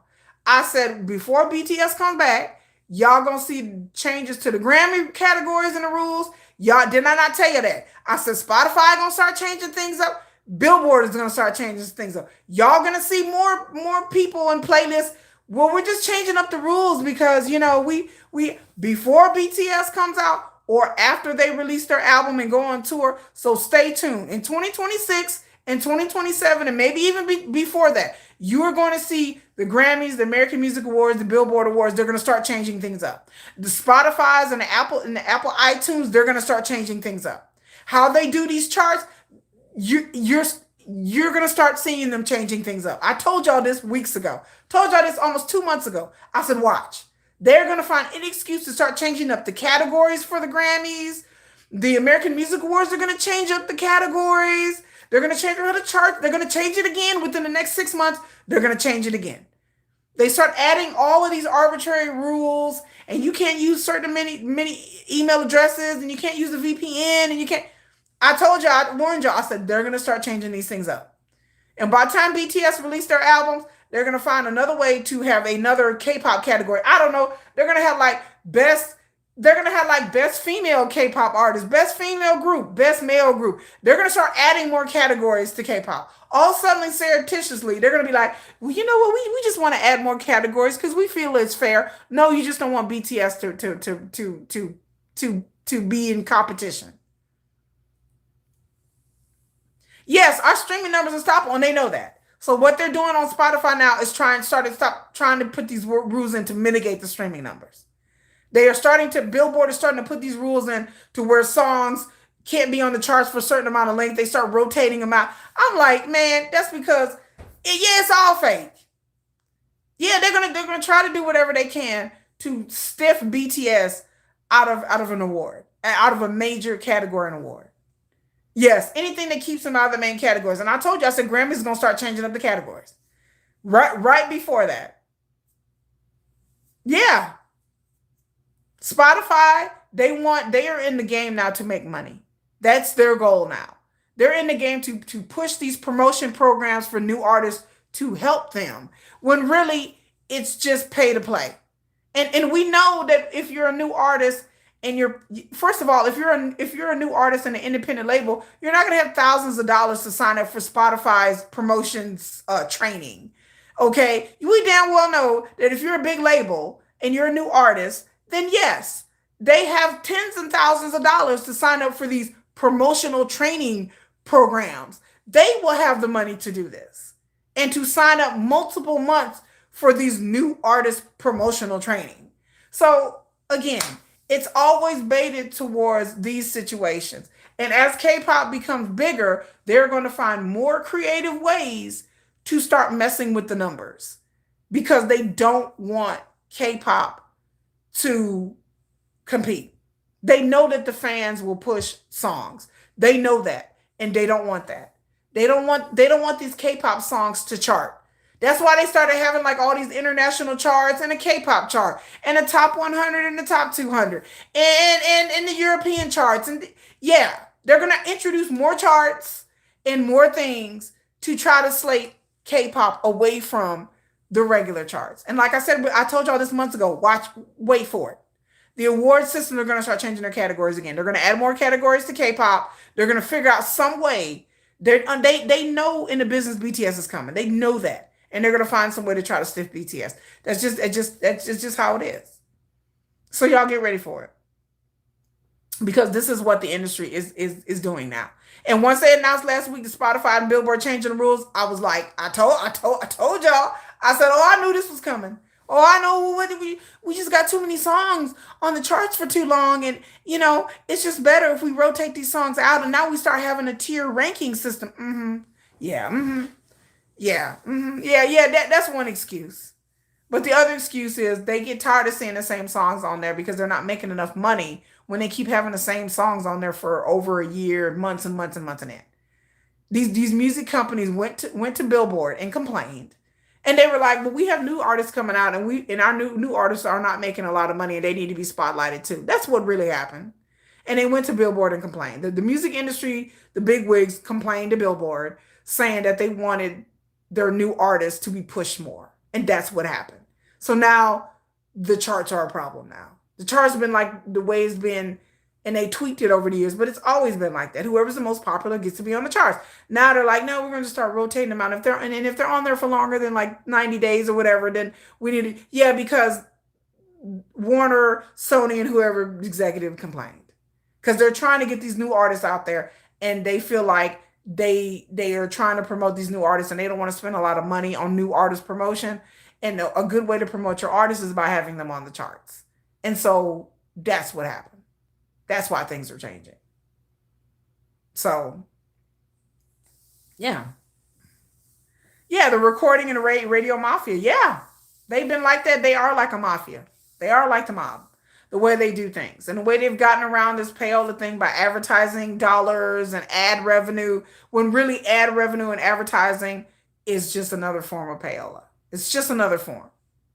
Yeah, we'll advertise our company or this artist and this artist on your radio station or whatever. Yeah, the more ad revenue you pay to advertise your company or artist or whatever, then the more chance that you're just coincidentally, their artists are now played on the radio a lot more. It's the same thing. They're doing the same thing with marketing and promotions that they've always done in American music, which is pay to play. The more money you spent on ads, the more that you will have access to radio people and charts and stuff like that. So it's the same thing. And so it's just crazy but that's what's going on in the video. And also I'd like to say one last thing about Hee-jin that I forgot. The court case is October 30th with New Jeans. I'm telling y'all, I am very very, very nervous, y'all. I feel very nervous. I feel like, I don't know I was really comfortable that New Jeans were going to get fined and they were going to tell them that they have to pay to get out of their contract. But the things that I've been reading lately, I am not very confident. I'm just gonna tell you I'm not. And I'm nervous. Like I wasn't nervous before. I was like, you know what? Adore got this, Hyde got this. Man, ain't no way they're gonna get out of their contract. And I still kind of feel that way, but I don't know now.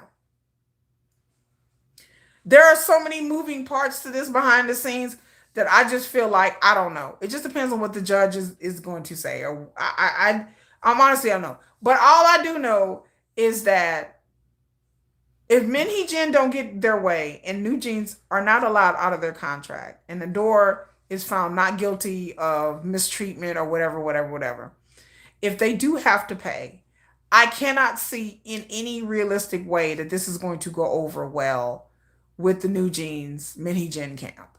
So I'm telling people, like I said 6 months ago, y'all better get ready. I'm like, y'all better get ready because apparently she has hired, allegedly, in my opinion, some real heavy hitters in the media and PR firms and black propaganda and a lot of things that have been announced throughout the past year that this is I've been following this and this has been going on is I used to think it was coincidence, but now I don't think it's coincidence. And so I don't know, y'all get ready because with BTS coming out with a new album, a new tour, if this lady, if New Jeans are not free, like I said, anything is possible. I told y'all 6, 7 months ago. I said, get ready. I said, y'all may hear things about BTS that y'all have never heard before. Y'all may hear scandals may come up that y'all like, whether they be little ones or big ones.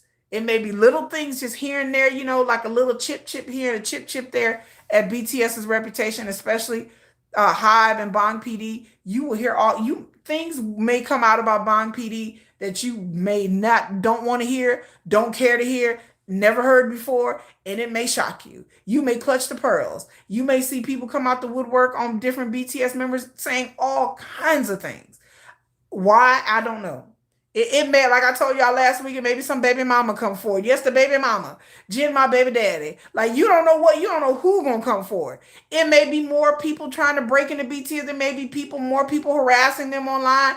It may just be stupid stuff like that. It may be like somebody may come out and be like, J-Hope said something to me that was, you know, sexual and something that was bad. Or J-Hope was mean to me. Maybe it's something simple. They was rude. I met J-Hope. I'm just using J-Hope as an example. I met whatever BTS member and they were rude to me. Or they went to an after party and, you know, J-Hope grabbed my booty. You know, it may be something like that. Like it may be something, just something that we never really expected. Like things may come out. They may throw everything at Hybe and BTS artists. It may be things coming out by other artists, not in BTS. Now, you know, I was there and, you know, J-Hope grabbed my butt cheek, you know, and I just be like, girl, first of all, if I was at a party and I bumped into a BTS member and I felt a hand on my booty, I'd be like, oh, I'm going to turn around and I'm going to look and I'm going to turn around and be a BTS member and I'm going to look forward and I'm just going to raise my shirt up, be like, you need to get in there a little bit more. Like, what? Like I'm not gonna tell anybody. I'll be like,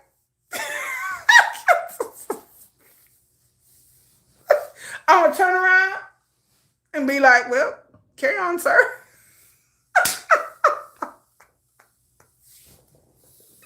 I'm not gonna say nothing. I'll be like, well, you know, that's what you feel like you want to do today, sir. But I'm telling you, I joke. But I'm just saying that if this court case does not go, I just keep it real. Y'all know I keep it real. I'll be like, oh, sorry, excuse me. Oh, it's my bad. No, it's, you know, I know I want to jump into. I will have no issues. I ain't telling nobody. I will not get offended. I just be like, well, you know. So somebody went on her page and said BTS doesn't donate a lot of money. Who said that BTS don't donate a lot of money? Is that what the Jimin harasser person said? Is that we talking about Katina? Ice Queen said, I ain't seen nothing. I ain't seen nothing. I ain't feel nothing. I ain't know nothing. Like, y'all ain't gonna have me snitching out here. I'm just not gonna snitch. There's a reason for me to be snitching. But I'm just saying that if this court case does not go the way that Team Min Hee Jin wants it to go, then I just see that like it's going that we've experienced the calm before the storm, kind of. I feel like they're going to crank up things to make, and the things that they're accusing or might come out may not even be true. Like it may just be rumors, it may just be alleged things, it may just be unfounded criticisms. It could be anything. But I told Army 6 months ago, get ready for it, because I have a feeling that they gonna come out with all stops. They just gonna be like, okay, what person can we accuse of something that will make the loudest stink and make Hive live miserable? Because I think Hee-jin, if she doesn't get her way, she's going to do everything to try to make Hive and Adore miserable. Like miserable. Like try to ruin their reputation, everything. Try to bring down their market, their market shares, everything. I think she's going to try to do everything, throw everything at the wall and see what sticks. If she doesn't get their way. So I would say you want me to move out the way. Hey, Um, oh, you talking about the fan? Yes, I saw the fan who went to Hobie's concert in LA and he hugged her. And then, yeah, I saw the picture of YouTube. Like somebody made a YouTube short about it. I did see that. Saying that BTS didn't donate. Why would somebody come out and say that BTS don't donate when BTS have donated a lot? Can y'all explain? What was she saying? I don't understand that. BTS has donated more than K idols donate money, Yeah, the agency won't have any leverage. It will destroy the K-pop industry. It will literally have people getting out of their contracts. Like it'll open the floodgates. She's talking about, why would she start a smear campaign against BTS just because she believes it'll ruin Hive? But why would you want to ruin Hive? I'm confused. Why would you want to ruin Hive? BTS owns stock in Hive. Like BTS, that is their company. She tried to say, she tried to say fans donated more. I'm confused. Okay. First of all, when we talk about donations, again, I get tired of the double standard for South Korea. I know other stars, other K idols have donated money. G-Dragon has donated money and other BLACKPINK have too. But again, if you compare what, like let's say BLACKPINK, again, I'm not trying to pick on them, y'all. What BLACKPINK individually and collectively have donated compared to BTS, BTS have donated a lot of money. So I don't understand. The facts don't back that up. If you look money for money, like you can get on, like this is an easy find. If you get online and see, like for the year, like for the past 2 years, because I went and looked this up, because I was looking just to see how much RM has donated and people have donated. If you go back like 5 years, let's say you go back 5 years, or even not even that, go back 3-4 years, and you see how you can go online and it'll give you lists pretty much of everybody that, like the major K-pop idols that have donated and the groups that have donated. It's an easy find. It's not hidden knowledge. You can see how much BTS have donated. And then you can see how the individual members of BTS have donated, all of their charities and everything they've donated since they've debuted. You can go all the way back that far. Or you can do it in the past year or the past couple of years. So I'm not understanding this. This is not a fact-based logical argument this person's online is giving, because it is an easy find. You can see how much money BTS has donated compared to other groups and other artists in Korea. And again, to me, BTS shouldn't donate anything. They can donate here and there if they want to. But in my mind, Stars in America donate. What does Taylor Swift donated money to? I'll wait. And I'm not trying to drag Taylor. I like her. I'm not a fan of her music. Same thing about Beyonce. Like, again, I want to know what Stars in America have donated money or where they've donated it to. I would have to start there. Because again, I don't have a double standard for Western artists that I have for Korean artists. I don't have a double standard. Whatever Western artists do, then Korean artists, they deserve the same luxury. Western artists, typically, they donate maybe once a year, maybe to certain causes that they're affiliated with, but they don't just out here donating money. And then on top of that, again, if you want to talk about donation, if it was up to me, you talk about me, if I was BTS, I would donate when the fuck I felt like it. I don't have no problem with artists not donating money. That's up to them whether they want to donate it or not.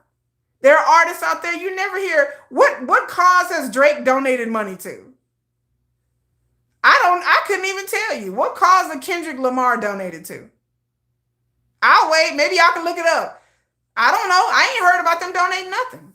I mean, they may have donated stuff anonymously. They could. They may have donated stuff like once a year or give to like some, organization passing out turkeys or Thanksgiving during the holiday. I haven't heard a lot of Western artists give a lot of donations. Talking about armies, if Army want to donate, that's on them. Army doesn't have to donate. They shouldn't. I'm against it. If I want to donate to a cause, I'm going to donate to a cause. But I'm not doing it just because BTS does it. It's because I believe in that cause and I want to donate my time and energy.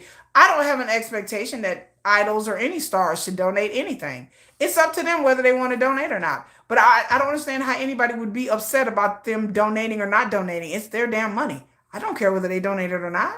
I'm going to need some of these billionaires out there to fucking donate. All these Chabos, I need Samsung, I need the LG man, and I need these other companies to be donating out of their personal private fortunes and not corporate donations. I need them to be donating out of their own damn money. That's what I need everybody else to do. Because if I expect BTS, then I'm like LG, Lot World guy, Lot World Opa.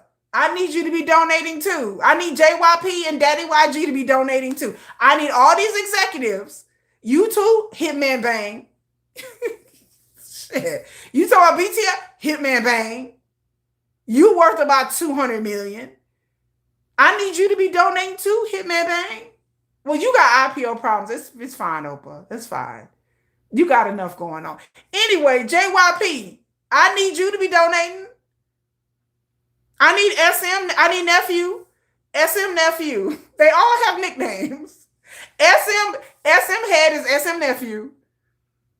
The head of YG is Daddy YG. JYP is Oprah. Oprah JYP. I need him to be donating. And Hitman Bang is just Hitman Bang. But I need him to be donating as well. I need all these Western artists to be donating their time and their money as well. So again, BTS has donated enough for me. Sugar giving multi-millions of dollars to Severance Hospital was enough for me. Anybody talking about BTS, I'm like, who the hell is donating $5-6 million to and creating their own hospital foundation? Dave Matthews Band does a lot of their yearly concert proceeds. Yes, they do. I have heard that, Tammy. I love the Dave Matthews Band. I love him, by the way. He's a real cool guy. I know somebody used to work with him, like as a roadie that went on tour with them a long time ago. But yes, there are artists out there who donate, but for the most part, I'm talking about super duper.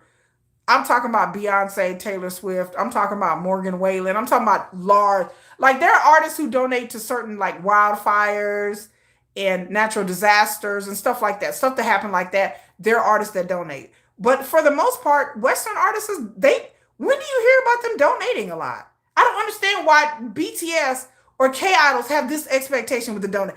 I don't get that. If I was BTS, I just donate when I feel like it. I tell you hoes, you ain't getting nothing. I don't have that expectation for BTS. And again, the numbers are online. Like there's a disingenuous, this person online, she need her ass whooped because that's an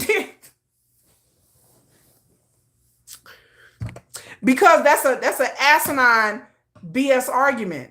Because the numbers, you can easily pull those up online. I pulled them. What she do? She did her ass whoop. Child, don't. This is why I don't get on social media. Because I'm like, the proof is in the numbers. People can say whatever they want to say. I'm a numbers, facts person. I have my own opinions about certain things, but facts are facts. It's public knowledge. You can easily look up, because I can do it right now. You can easily go and Google and see how much every member of BTS have donated. It's easy to look it up. And then you can compare it to BLACKPINK or NHYPEN or TXT or Big Bang. And you can just go down the list and compare. Contrast. It's an easy thing. It's not a mystery. Like, well, I think they donated. These are numbers. These are not these are not something you have to guess about. These are numbers. You can figure out how much they've collectively and individually have donated. And to me, on top of that, BTS ain't got to donate shit. Why?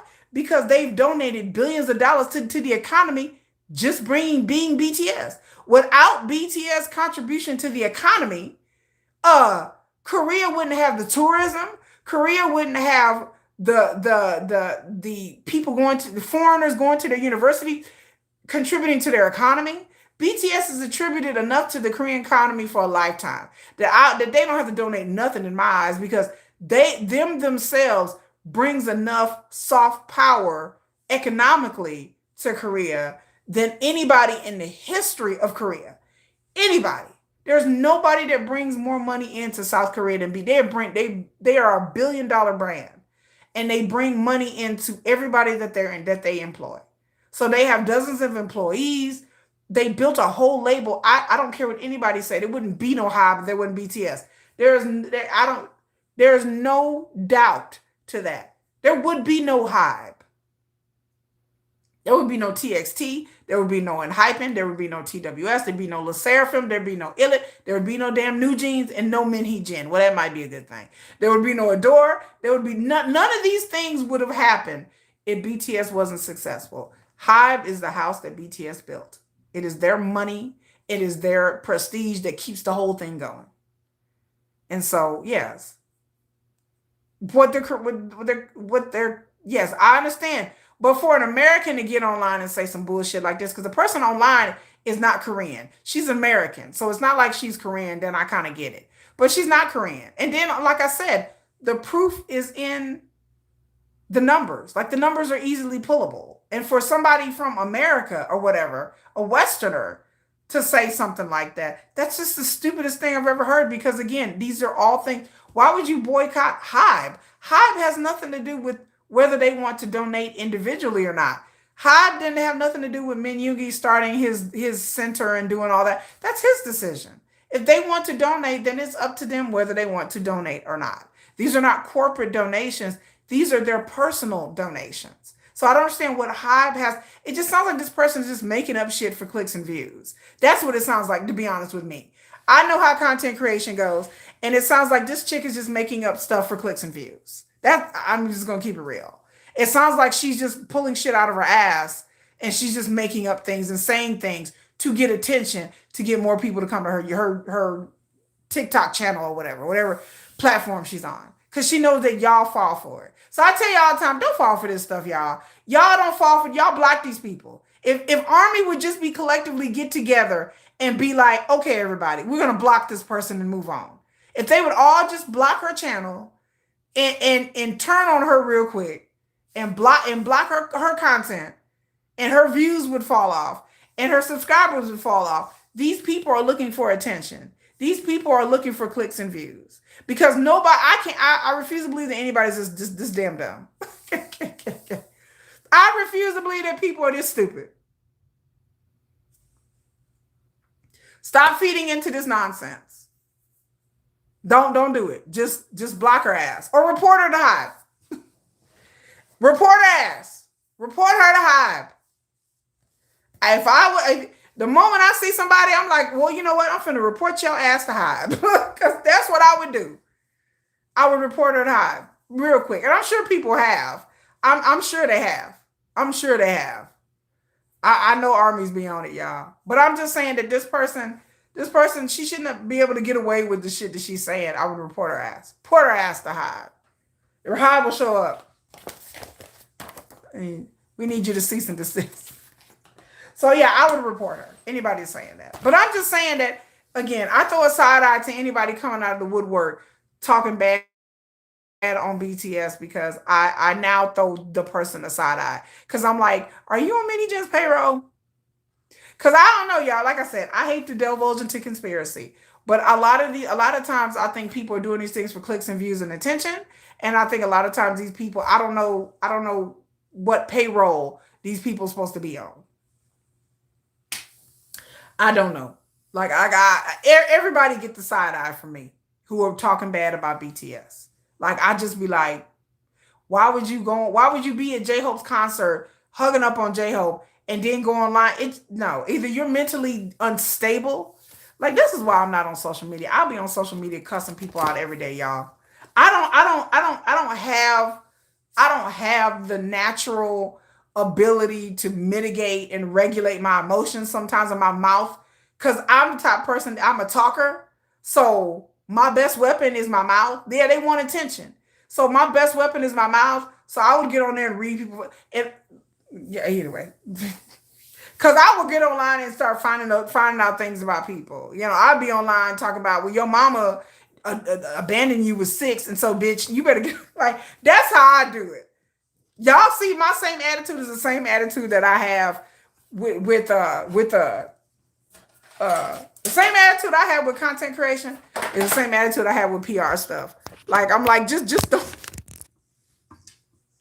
because I be trying to find out who you are. I just be like, okay, I'm like, who is this again? I be trying to find out who people are. Like I be trying to rat people out, y'all. I'm petty. I'm a petty army. I'm a petty army with a bad streak. I'm not like some of these armies who are like, it's okay. Nah, I'll be like, child. That's why I'm not on social media, because I'll be cussing people out every day. I literally be on there reading people for filth every day. So that's why I don't do it. So I would say these people are just trying to get attention. So that's my around the world in K-pop in the industry. And then I have to bring up South Korea. So if you guys have not heard, the biggest story in South Korea right now is the Cambodian arrests. So if you have not heard, you guys heard about the Cambodian arrest. South Korea, they've arrested a bunch of people from South Korea. They've arrested a bunch of Cambodians who live in South Korea. This is a big, huge story that's been going on. You have a trucker mouth, child, Kim. High five, Kim. Me and you both. Yeah, when they go low, I'll go lower. I'm not a peaceable person. And especially when I'm in a bad mood and I really want to cuss you out. I really want to read you for filth or find out dirt about you. I'll just start digging and try to be like, oh, okay. Like I'll just try to dig. So again, I can't believe anybody would be on the internet talking reckless about BTS, because people will dox you. People will dox the hell out of you. And so I'm surprised ain't nobody sorry. My thing popped up. I'm surprised they haven't doxed the hell out of her yet, because that's what armies usually do. Armies usually good about that. They'll find stuff out about people and they dig and they'll find you and they'll dox your ass. But anyway, so the biggest story is about the Cambodian story. So if you guys have not heard about the Cambodian story, it is one of the biggest like criminal stories I've heard out of South Korea. So I've been saying for months now, people have been on my live stream, that you ever heard of Kim? Oh my God. In South Korea right now, the economy is bad. I've been talking about this over and over again for months. I post things on my posts and on my YouTube channel, letting you guys know that the Korean economy is bad. It's down bad. So it is harder for young people and older people too to find jobs. The Korean economy is it's stagnant. It's not dropped, but it's stagnant. So there's not a lot of jobs being made. And so and then a lot of times with the people coming out. So in Korea, older people are staying in their jobs longer and they're not retiring. Because a lot of times you would have people retire out of position and younger people will come in, and that's how it kind of go. Now, older people are staying in their jobs longer because inflation is so high and the price of everything is going up, and people are having to stay longer and work longer in their career. Yes, it's stagnant. The economy is not growing. So the new president is starting to do things starting next year, like even this year too, to try to increase and grow the economy. Again, this is the new president who came up with this entertainment committee headed by JYP, and why they're trying to mess with K-pop and trying to put these rules and take away their tax breaks and stuff like that. So they're using entertainment and then they're going to entertainment as a way to boost the economy. That's one way. And then they're going to use AI and innovation to boost their economy. So they're trying to start like this kind of this Silicon Valley in Seoul. So they're trying to bring all these technology students. They're offering them incentives and free visas to come to South Korea to study. And because South Korea is trying to have like their own like AI tech industry, trying to get it built up here, because that brings more money to the country. Because again, Korea needs jobs. There's too many people and not enough jobs. So because a lot of college students are desperate to work during the summer, and people are just desperate to find work, period, people go a lot to these online. They have like online job boards They don't really have that in America, but they have, like, we do have online job boards here. What am I talking about? Yes, here we have like Indeed and stuff like that. So they have in Korea, they have online job boards like Indeed and stuff like that. Was another one, Zip Recruiter. Yeah, make sure y'all hit the like button if you have not. Please make sure you hit the like button and subscribe, please. But so in Korea, thank you, girl dad, cooking up deliciousness. Well, I like to cook up deliciousness. But so they have like these Zip Recruiters, Indeed, and stuff like that in Korea. So these young people get on and they're looking for jobs. They're looking for like customer service jobs, IT jobs. Yes, they will be taking money from K-pop artists with these new laws. Yes, I feel like yes. I've talked about it in previous live streams about these new laws that are going to reform, quote unquote, reform the all of entertainment, not just the idol industry, but movies, TV, beauty. Beauty is really exploding. The beauty industry, tourism, all of it. Entertainment and tourism. They're trying to bring more people to come visit, more people to go get work done in South Korea. They have like tourism whole things for beauty to get work done in South Korea. They have packages you can go and stay in a nice hotel while you go get your face done, whatever. But yeah, they're trying to increase more of this because they're trying to bring more outside money. So on these job boards, Koreans are desperate. So on some of these job boards, they say, come, we have an opportunity for you working customer service, right? You can make $10,000 a month. $10,000 a month, that's even a lot of money here.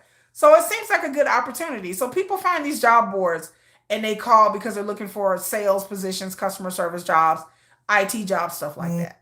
And so that's one way. Another way is that sometimes people have people that they go to school with, and they may tell somebody in their class, or the person may overhear, hey, I'm looking for a job. And the person may be like, oh my God, I heard of a job opening up. And they're like, oh my God, what? Well, there's this customer service position, IT position, marketing position, whatever it is, that's opening up.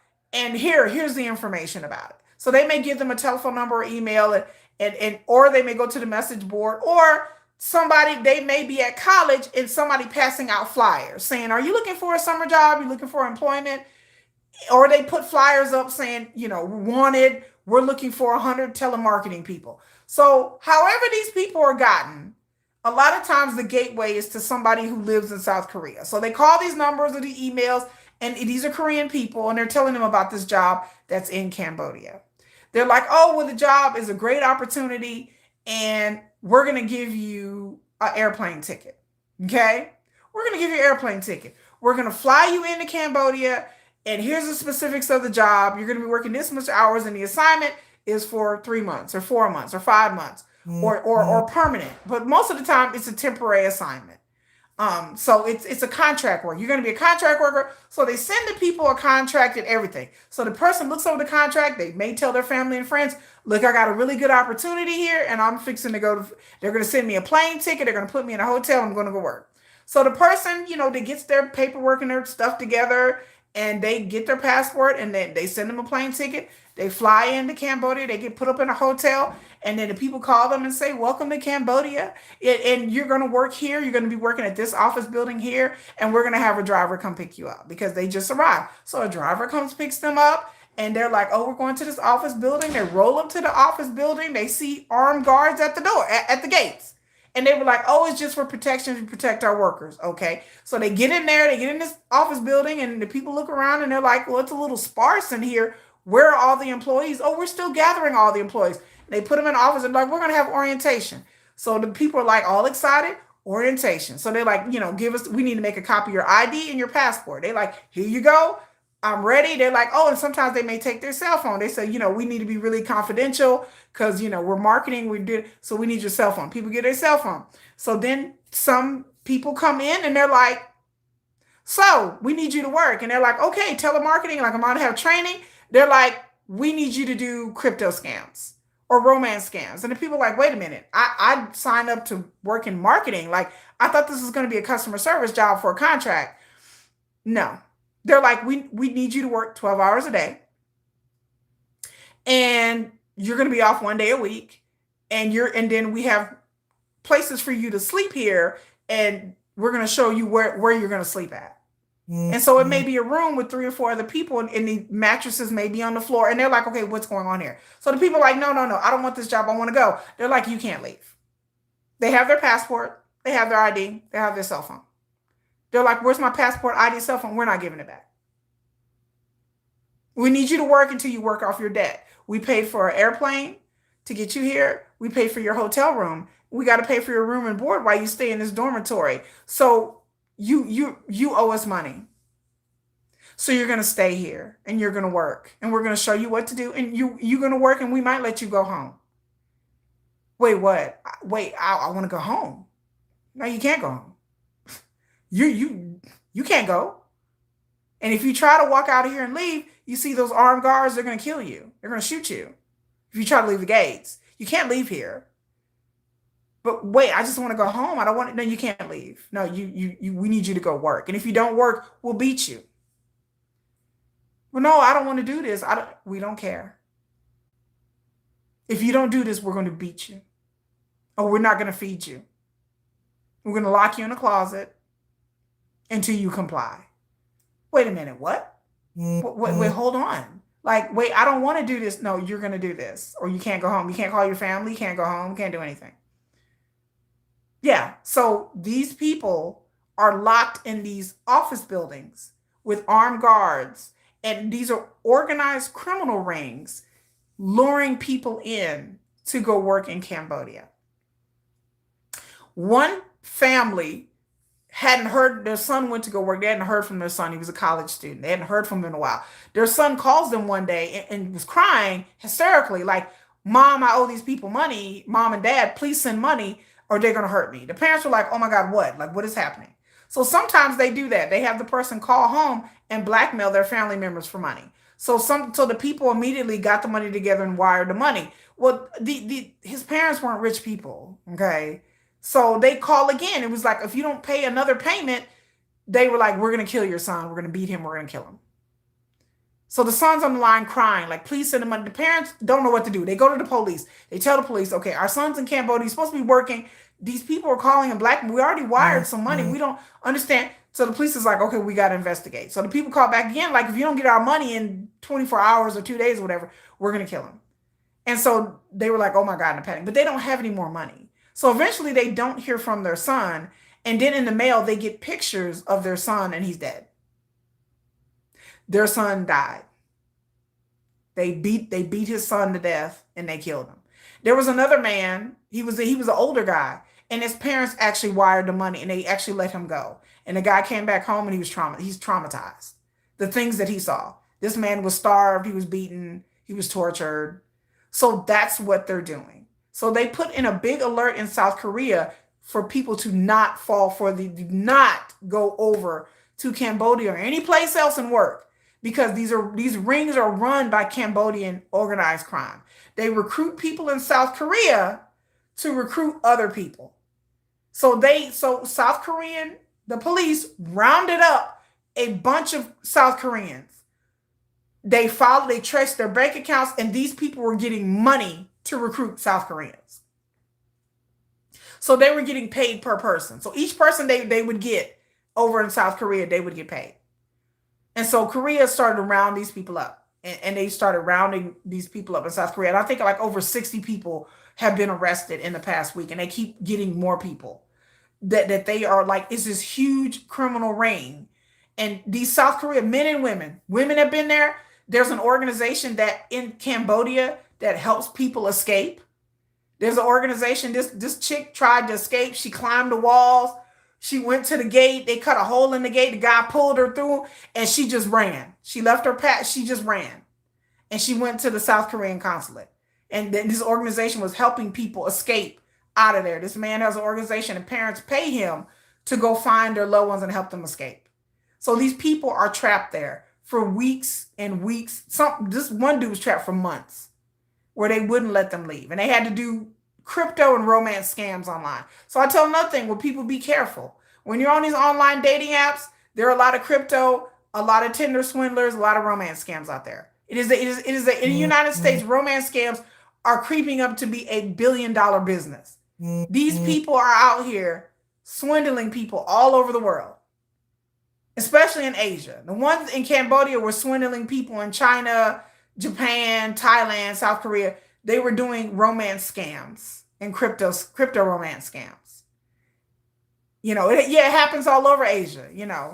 Oh, she said I got blackmailed in Thailand by Chinese is nothing new. Yeah, it's been going on for years.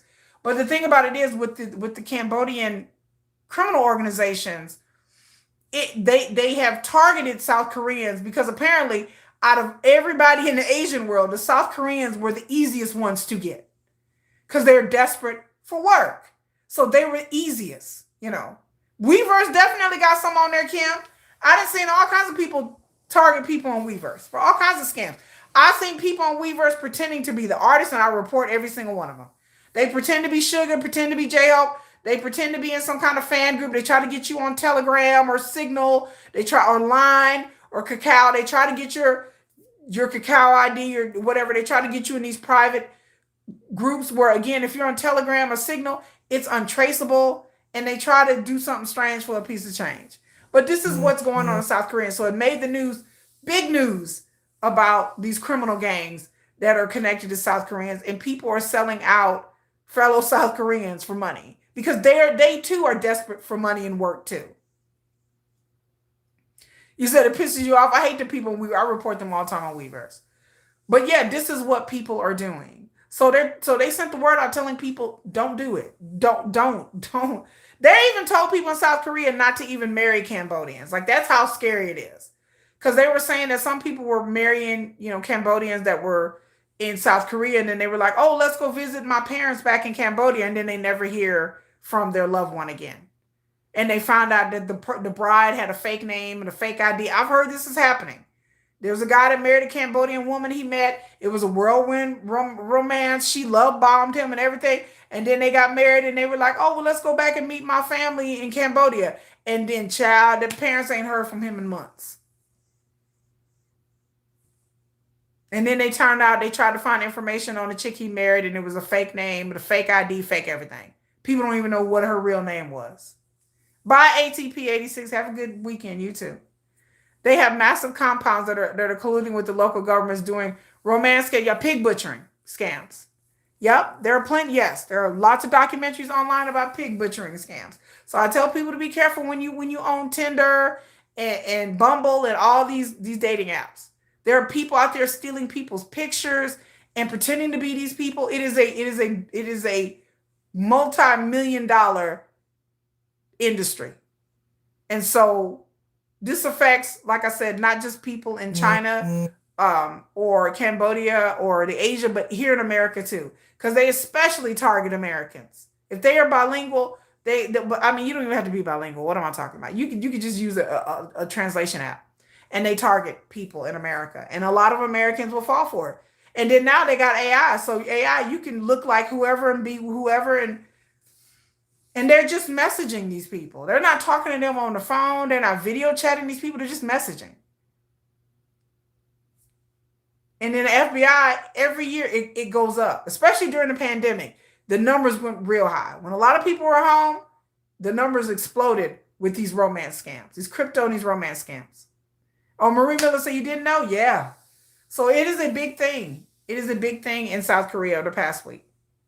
Yes, it is huge. It's a huge industry. It's all over the place. There's scammers in Nigeria, India, China. I've run across them on dating apps, and I can spot them a mile away. I can spot them. I work for a security company. I can spot them a mile away. These fake profiles, these fake pictures, these people saying, I live in Canada or I live in America, but I was born in Germany and my father's Spanish, or something like that. Baby, please. Your sister thinks she's talking to Jim and she's on the dark web and she won't listen to me. Kim, no. Kim, you better tell your sister Jimin is not on the dark web, boo. Like, that is a fake person. That is a fake scammer. And then if they start asking her for information about herself, her social security number, her bank account, her address, no. Copy of her ID, no. I need you to send me some money, no. No. Because that's how they start. They have some sob story. Oh, this happened and that happened. Send me money. Yeah, that's insane. I've known people who got taken in by a Tinder swindler. And they use fake pictures and everything. If you have not talked to this person over the phone, if you have not video chatted this person, I wouldn't trust nobody on the internet. Yeah, I would warn your dad. They target older Americans, older Europeans, older Americans. Yes, a lot. They know how, they know. And then, baby, these people, they have scripts. They have whole scripts that they literally get. I've seen it. They have 2 screens up and they literally own 3 or 4 different dating apps.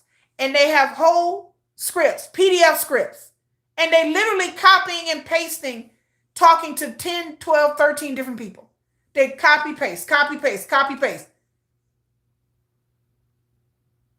Thank you, JC. I appreciate it. Yeah, they copy, paste, the same message to everybody, seeing which one's going to bite. They get on Facebook. They will DM you on Instagram. They will DM you on TikTok. They will pretend to be famous people.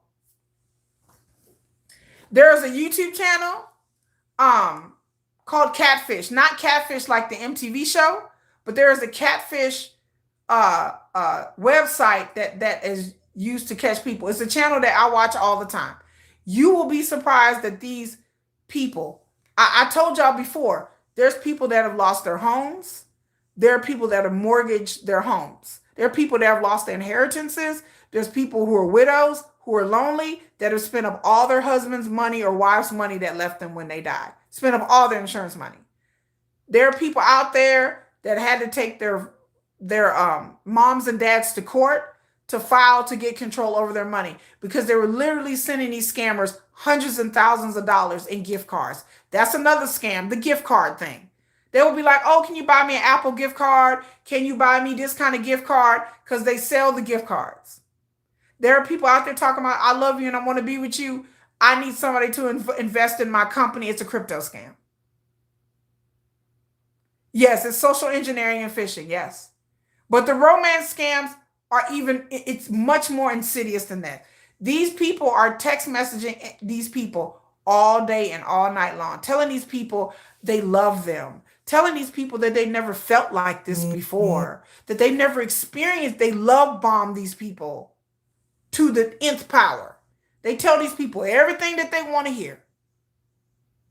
And they lying. They will tell these people they have kids. They will send pictures, fake pictures of a fake person with fake children. This is my son, oh, da, da, da. And I told my kids all about you, and they can't wait to meet you. One lady paid for a plane ticket to meet this dude in London. This lady took all her money and flew from the United States, flew to London, booked a hotel room, waited for this dude. And this dude was like, oh, I missed the plane. I couldn't show up, blah, blah, blah, blah, blah. The guy was a scammer. He did not live in the United States. He did not live in the UK. He wasn't on an oil rig in the Pacific Ocean. He was some pig butcherer out of Indonesia somewhere. He lied to her. She spent all that money to fly, stay in a hotel room for 3 days, and the dude said he was going to show up. Then he's like, oh, I missed my flight. I can't show up. He was never planning on showing up. You never plan to show up. You saw that episode? Yeah, that episode was crazy. It is very sad. It is very sad that people fall for this. I mean, but when people are lonely, and it's not just old people. Like people try to say that it's older people. It's not even older people. It's not just old people. It's young people too. Young people fall for these things too. Now, young people, they don't like to admit it, but they've fallen for this. Like even like I try to tell my kids, even in gaming chats. Like when you talk about Twitch and Discord, they are there too. They're in Twitch, they're in Discord. It doesn't have to be a romance app. It doesn't have to be Twitter. It doesn't have to be Bumble or Tinder. They're in Discord. They're on Facebook. They're on social media. They're in places where even young people, you even have to warn the young people. Do not trust anybody you have not met. These people will sit there and say they're 17, 16, 17 years old. It's some 40-year-old man. The next thing you know, they have a sob story. my parents are going to kick me out and I need some place to stay. Could you send me some money? And you would think you're talking to a 16, 17-year-old just as friends, and they're not trying to romance you, but you've gotten to know them on Twitch or Discord or anything like that. And these people are not real. Now with AI, yes, it's even smarter. That's why I don't do social media either, Kim. I don't do it. I don't do X. I don't do IG. I don't do Reddit. I don't do Twitter. My Twitter is very restrictive. I make videos and I post them here on YouTube, and that's it. I do YouTube, and that's it. YouTube, people can't DM me. YouTube, I can watch whatever I want to watch. I subscribe to certain channels. That's what I do. I don't want to have anybody DMing me. I don't want to have anybody trying to chat me up. I don't want none of it. I don't want anybody trying to sell me anything in my DMs. I don't want anything that I have to scroll. I don't want none of that. YouTube, I ain't got to scroll. YouTube, I don't have DMs. I don't have to worry about that madness. Social media is toxic. I have my channel because I want to talk to armies that I like. I don't want to deal with toxic people on social media. It's too crazy. Some grown man tried that with my daughter when she was 13 off Facebook. See, there you go. I blocked that off my kids. My kids are not allowed to Facebook or Instagram or have none of that. I block it off their phones and their computers. Like, I block it. They're not, I mean, my son is 15, but still, I don't trust it. It's monitored. Like, I monitor his stuff because I don't trust it. I don't trust these grown people trying to pretend to be other people. It could be some 40-year-old man trying to talk to your 13 daughter. I have an 11-year-old. When I stopped her from playing Roblox. I blocked it because Roblox got in trouble recently. If you don't know, Roblox got in trouble. People were filing a lawsuit because grown people were on there talking to little kids like they were little kids, and they were not. And Roblox was not doing anything about it. So after that, we're not Robloxing again. Roblox is not allowed. So yes, they have a class action lawsuit that I got a letter about saying that if you've experienced any of these things, join their class action lawsuit. Because Roblox had parental parameters and everything. And even with that, people were allowed to sign up and pretend to be little kids, but they weren't. Yes. I learned that. Yes. Rife. Right. They're everywhere. So yeah, I tell people about these online gaming accounts, these Twitch and these Discords, and also Roblox. Yes, they have a class action lawsuit. I got a letter in the mail because I blocked Roblox. I was like, no, we're not getting on Roblox. No, we're not doing that. So yeah, so these people are out here, and again, you don't know who the person is on the other line, and you don't know what situation they're being in. So again, a lot of these places, even in Cambodia, even in India, even in China, they do have forced compounds where they're forcing people to be online 12, 13 hours a day, talking to people, trying to get people scammers. And and if they don't get a certain quota, they may be beaten or starved or threatened or whatever by organized crime. And these organized crime rings are all over, honey. They are all over. And that's the biggest thing that's happened in Korea, that they finally have clamped down on that. So that's why I said, if y'all get a chance later on, just go look up the story and you will see. You'll be like, wow. You'll be like, wow. It's I've been keeping up with it for the past couple of weeks. And I think even High Boy talked about it on his channel, Classic Korea. He has another channel, by the way, if you don't know, Classic Korea. Oh, you got to tell your son about it. Yeah, even with the gamers. Yeah, it doesn't have to be on a dating app. They're all over Twitch and Discord. They're all over there pretending to be teenagers, and they're not. And they're there to try to get money from these teenagers. And they are friends with them, and they be in these Discord groups like, oh, we're just friends. And then next thing you know, bam, there's some kind of sob story. Yeah, Jimin don't need your money. Why would Jimin need money? He's a multimillionaire. He's a multimillionaire. And then there's a lot of the famous people. If you ever watch the Catfish YouTube channel we were talking about, there's a lot of people pretending to be Johnny Depp. That's a thing. Apparently the Johnny Depp thing is a thing. There's a lot of scammers online pretending to be Johnny Depp. Why Johnny Depp? I don't know. This comes up all the time. There are so many people pretending to be Johnny Depp.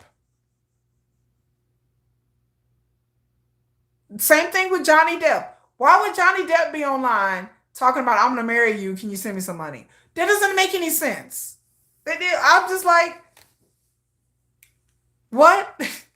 Johnny Depp. Yes, that's a thing. There's a lot of scammers online pretending to be Johnny Depp. Apparently, that's very popular. I'm like, out of everybody in the entertainment, I would never think that women would be like, oh my God, Johnny Depp. You know, like, I don't know why. I don't know how that became a thing. But there are so many women on that catfish show that I'm like, not Johnny Depp again. Damn, like every other episode. Yes, yes, Johnny Depp. There's a lot of people online pretending to be Johnny Depp and scamming women.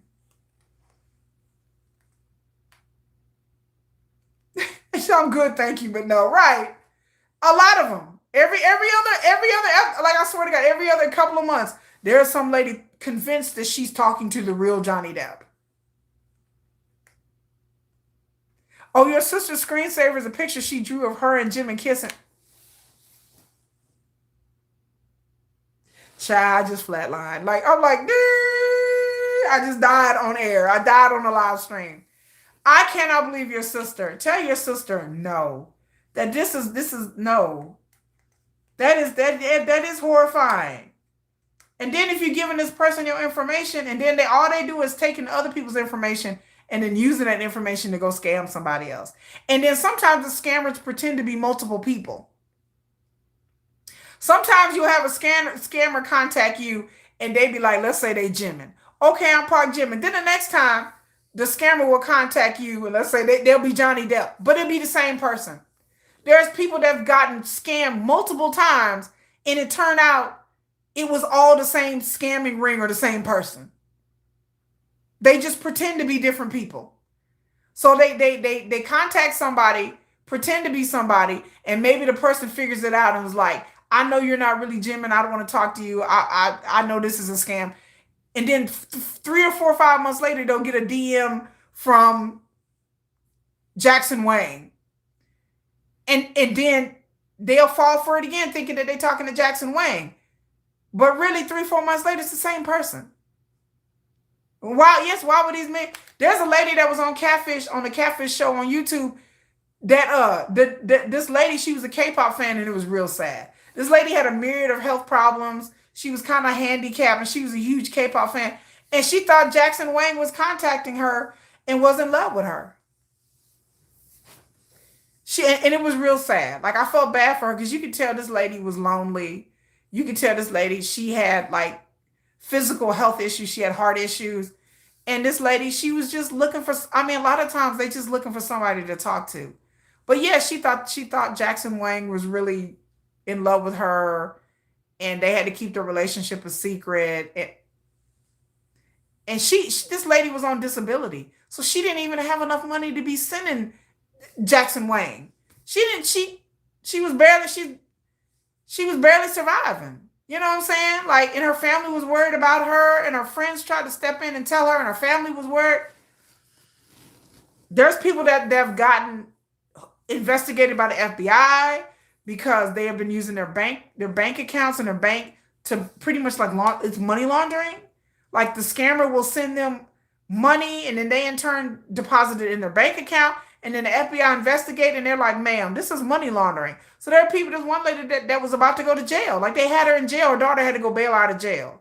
Because the FBI was like, they told her over and over again that her account was being used. The deposits that she was making was money laundering. They told her. The bank warned her.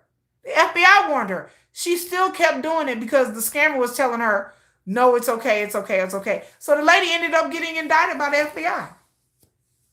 So she was sitting up in jail, this 60-something-year-old lady. So this lady lived her whole life. She had kids, grandkids, 60-something years old, sitting up in the damn jail. She lost her house. Her family they were at their wits' end. She lost all her money and was sitting in the jail. Yes, make sure, yes, because once you get in deep and they start searching where the wire transfers are coming from and stuff like that, they will start investigating a person regardless, even if they are an innocent victim. But once the FBI starts telling you to cease and desist, and the bank is telling you, and the bank shut down her accounts, and then they just turned it over. They turned the information over to FBI, and this lady was sitting in the jail, 60-something years old, sitting up in a damn jail cell over a scammer. And this one lady, her mom was getting scammed. Her mama ended up taking her own life. Her mama took her own life. She had lost all the money. This lady was an executive. She had all this money. She ended up losing all of her money, and her mama ended up taking her own life because of it. She found out that it was a scam, and the FBI, they were investigating her, and her mama went out somewhere, and her mama took her own life because it was just, her mama was scared. She felt like she was going to go to jail. Her mama was embarrassed, and they were and her mama had lost all the money. She had lost all the money she saved up in her retirement. She was spending her husband's money, her retirement money. She was basically destitute. Her house was about to be foreclosed on, and her mama went out and took her life. Like, it was sad. Like, and her daughter was determined to try to stop this, from happening to people. She had started an organization to stop this, from people, because it was sad. Her mama was like that lonely. Like, that's sad. But she's been arguing longer than me, so I'm just jealous she broke. I wish she's still giving her money, girl. I don't know. Yeah, you have to schedule intervention, honey. Because I wouldn't want your sister to be wrapped up and end up going to jail or losing all her money just because. Like I tell people, if people are that lonely and they want to talk to somebody, there's chat bots out there, y'all. Y'all do know there's chat bots. So I just, y'all go out there, it's chat bots out there. So I tell people there are plenty of chat bot apps that you can talk to. You can set parameters. You can put the picture of Jimin up there on the chat bot, and they will talk to you, and you will message back and forth, but it's a chat bot. And you can put personality traits. You can feed data to the chat bot, and you can message it anytime, any day, and it will talk to you just like it's a regular person. So I tell people that is a lot. I'd rather have a chat bot than somebody that you're sending money to. A chat bot ain't gonna ask you for money. So I tell people, if people are really that lonely, go out there and talk to a chat bot. At least chat bot is not gonna scam you. And there's chat bots now where you can fall in love with them. There's chat bots where you can talk about all kinds of sexy time and kinky time, and you want to send the chat bot some naked pictures. Send the chat bot naked pictures. At least your naked pictures ain't gonna be out there on the dark web somewhere where somebody's gonna try to sell them. So I tell people, chat bot. I'm serious. Y'all be thinking I'm playing. I am very serious. I am very serious. She's been in the Army since 2020. Oh yeah, she been in it a while. But I'm telling people seriously, if people get this lonely, girl, you can set up a whole chat bot based on any personality and feed the thing parameters. Like, just say if you want a chat bot, you want to, I don't know, let's see, let's say it's just Sugar. You just set up a chat bot with Sugar's picture, and then you can go and copy and paste articles with his interviews in it. Now, look, I don't know from personal experience. I just heard that you can pull articles with his interviews, and you can put parameters in there about his personality. You can also copy and paste YouTube videos, and it will pick up the conversations and things that are going on in YouTube videos, and it can use that information to provide a personality profile for your chatbot. And then you can tell, like, you can feed them like BTS Wikipedia, so it'll tell you like all of, or Sugar's Wikipedia, all of his achievements, his life history. You can just feed all of that in the chatbot, and you can, that's what I heard, girl. Y'all didn't hear it. I'm just saying, that's what I heard. And so you can talk to it just like a Sugar. And then you have a conversation, you know.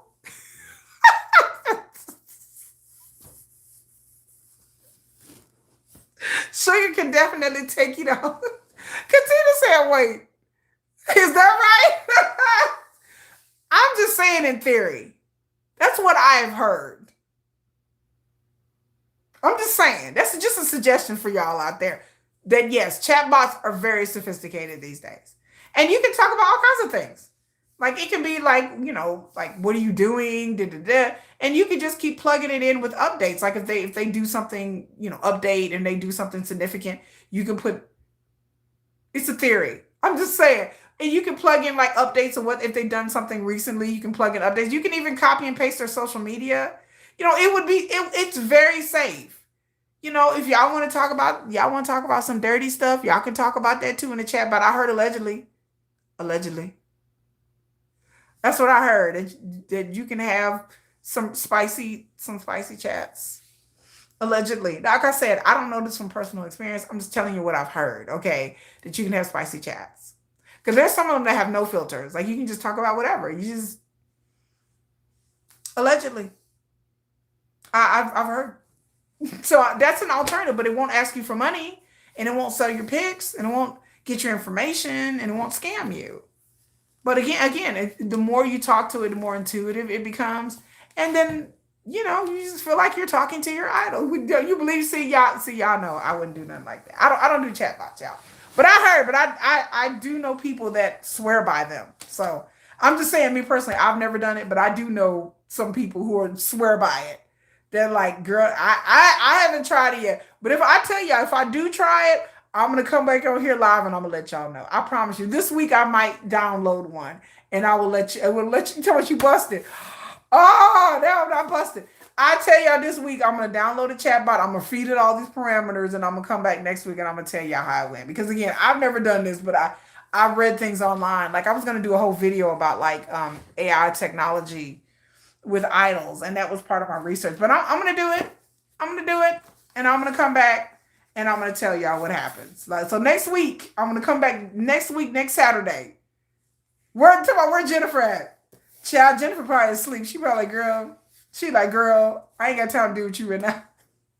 But I'm gonna come next week. I'm gonna report back because, like, again, this is something I have not done. You know, I'll tell you how it works, and I'll come back and I'll give my honest review next weekend. And after a whole week, I'm gonna come back and tell y'all this is what happened. This is the chat bot I used, and this is what I discovered. You want the tea? I know y'all want the tea. Look at me out here experimenting for you guys. I'm out here doing this for y'all. Like I'm doing this for y'all. Okay. Okay, I'm doing this for you guys. Like you guys viewing pleasure. So yes, next weekend I'm gonna come back. I'm gonna report. I'm gonna be like, well, this is what happened. I'm doing this for you guys. Just for y'all. That's right, just for y'all. So we'll see what happened. But that's what happened in South Korea about the scamming. Also a thing I want to talk about the military exemptions. Did y'all see that South Korea has controversy regarding the military exemptions? Now we all know BTS didn't get no damn military exemption. They had to serve the Korean military like everybody else. But there's a thing in Korea, like a kind of like a scuffle up this week about them giving military exemptions to certain artists. And so you pass it on to your sister, tell your friends, see the sacrifice I make for y'all, see the things I do for y'all. But yes, their military exemption, it kind of ticked me off when I was reading the article, and I posted the article in my post on my YouTube channel talking about that there's a piano competition that they were giving military exemption. You saw that? I was like, how in the world did these people get military exemptions when BTS didn't get a military exemption? What? How does BTS not get a military exemption? Yes, they have a classical piano competition that are like, if you win it, you get you get exempt out of the military. What? I'm just like, okay. I'm so done with South Korea this week. I was like, are y'all serious? And BTS then brought billions of dollars to the Korean economy, but they couldn't get a military. But classical musicians, you know what? We're going to give y'all a military exemption. No, they shouldn't have got a military. Nobody should get if BTS did not get a military exemption, nobody should get a military exemption. That's just how I feel. It's just not fair. Like I classical pianist or not. I'm like, what? That was the craziest thing I ever read. I was like, this what we doing now? I thought that was crazy. So if you have not seen the story, yes, go and look up the story about the crazy military exemptions that they're giving for some classical musicians or something. And I was like, okay, so that's how you know it's just all crap in South Korea. It's like some of the stuff that's going on in South Korea, it just baffles my mind. I'm just like, oh, they didn't want, I heard the BTS did not want the exemption with the strings attached. Yes, because if they would have got a military exemption, they would have had to jump through hoops and do other things, you know. Yeah, it brought a lot of money and it still had to go to the military. I'm glad that they're out of the military too. I know it was not easy. Let me tell y'all something. Let me tell y'all something. I can say, and I will dart around this subject and I will skirt around it the best that I can. I can say for almost a verifiable fact of what I heard that yes, there were members who had a hard time in the military other than RM. RM talked candidly about his hard time in the military. I can tell you for a fact that there is at least another member that had a hard time in the military. Now, it may not have been scandalous as everybody tried to report it as, but I can tell you that the military is not for everybody. People, not everybody has a personality suited for the military.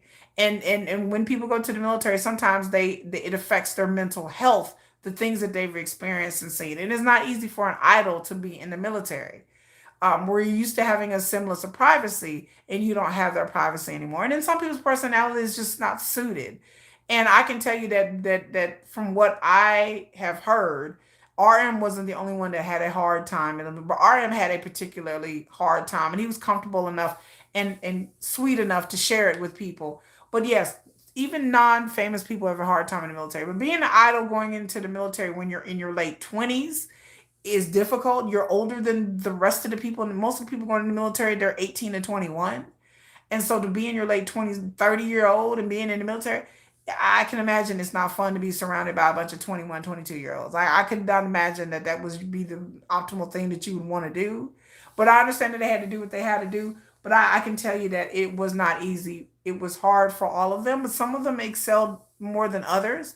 But there are a few members of BTS that have not talked about it, but they did experience things in the military that were not good. It weighed on them heavily, not good, So, yeah, Maurice, yes, yes.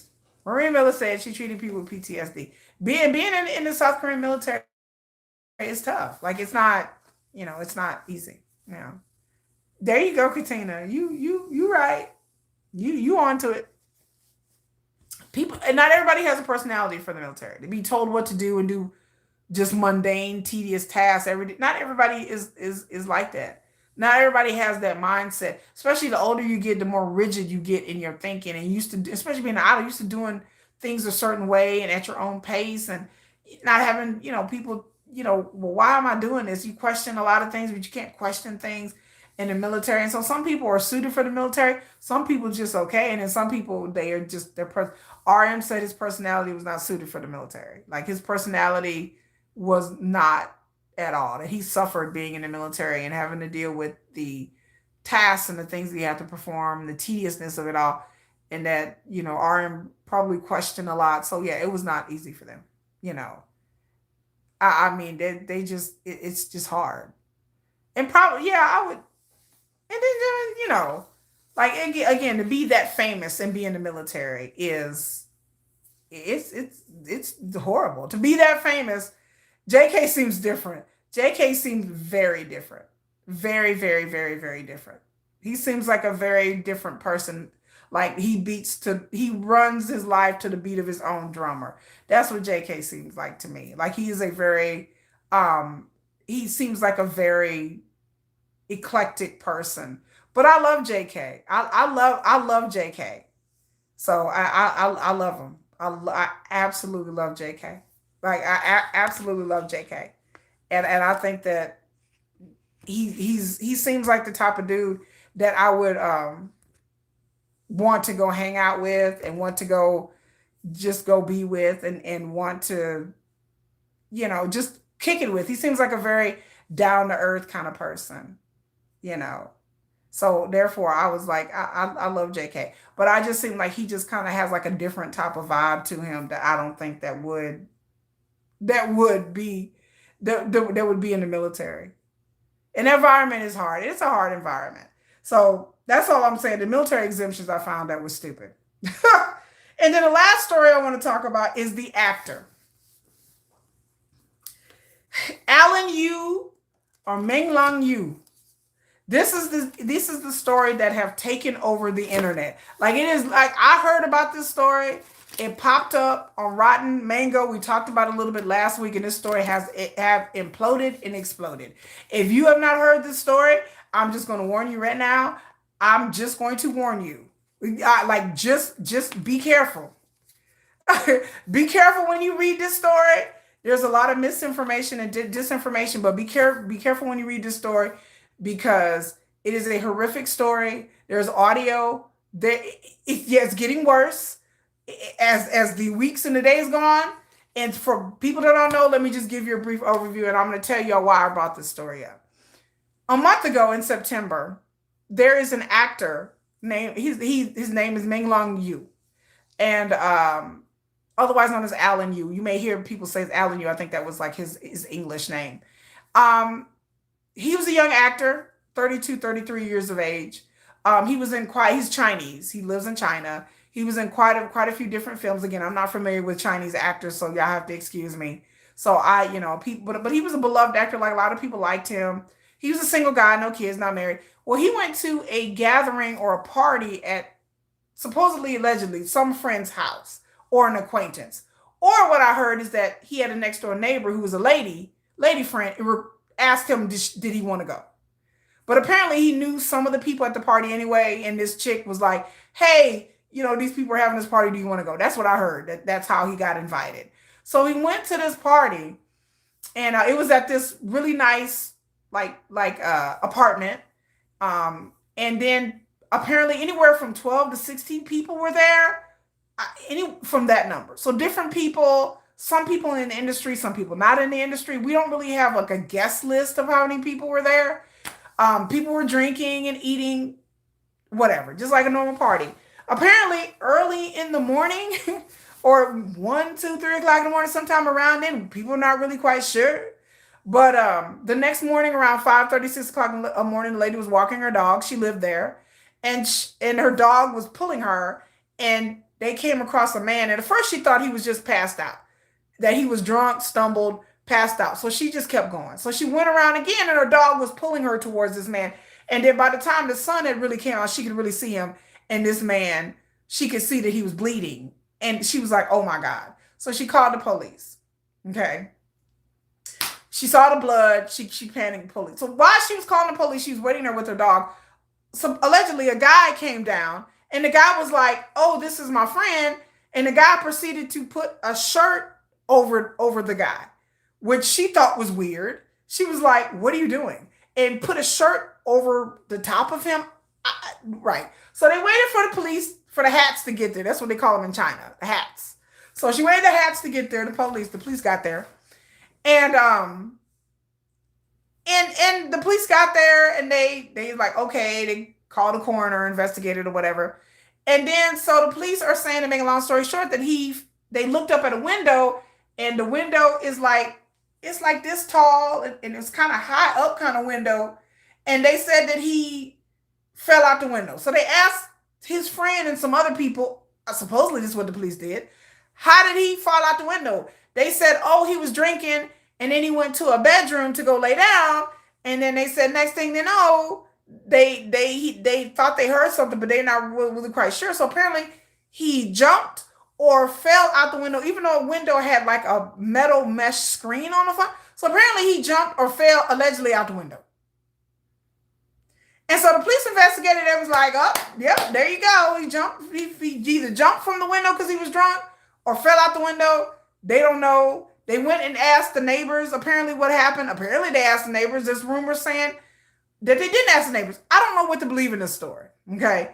But that's what happened. So people have come out and leaked stories and certain things about this gathering. Was he pushed?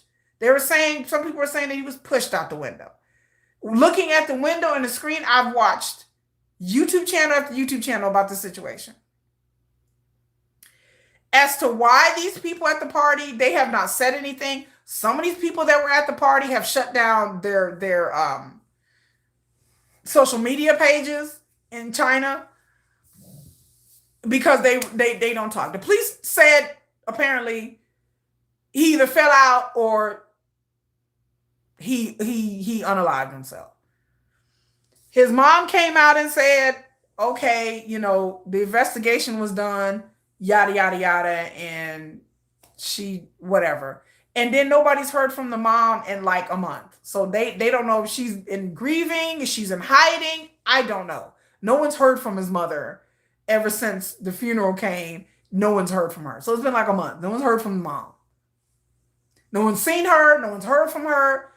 We don't know. I don't know where the mom is at. There's a whole separate thing about the mom, like what happened to her. But she agreed with the investigation. She was like, "Oh my God, this is a tragic accident." Blah blah blah. Allegedly, that's what she said. So ever since then, people had questions. The Chinese government, they heavily censor their social media and everything else. The Chinese government, anytime someone posts a story, it gets taken down. Anytime someone posts anything about this actor, it gets taken down. So that's what just add the fuel to the fire, that the way the Chinese government has been acting. So people started investigating who was at this party. Apparently, there have been some officials in the Chinese government, their sons or grandsons, were allegedly at this party. There were some actors and actresses alleged, a producer, a director at this party. I don't understand. Like Ice Queen said, how do you not hear somebody fall out of the window? I don't know. Okay. So they asked the downstairs neighbors, did they hear anything? They said they may have heard something like a scraping. They don't know. But they didn't really say much. Then as time went on, things started to be leaked on the Chinese dark web. Okay. So there was audio leaked. Somebody said somebody was in the hallway of this apartment filming. It's just a camera and they're filming, and you hear this man screaming. This audio shook me. Okay. You can go on YouTube channels that posted this audio. This audio shook me. It shook me. It traumatized me bad. On this audio, like I said, somebody's in the hallway, like I think across the hall from where this people's apartment's being, and you hear this man screaming and crying and begging and talking about his dogs. So this guy had 2 dogs that he loved. He absolutely positively adores dogs. So again, I don't know. There's rumors going around. They said that his dogs went to another home. I don't know. We can't prove that. Some people said that these people allegedly tortured his dogs in front of him. And you hear this man screaming, talking about there's so much blood, and screaming about his dogs, saying that he won't see his dogs in paradise.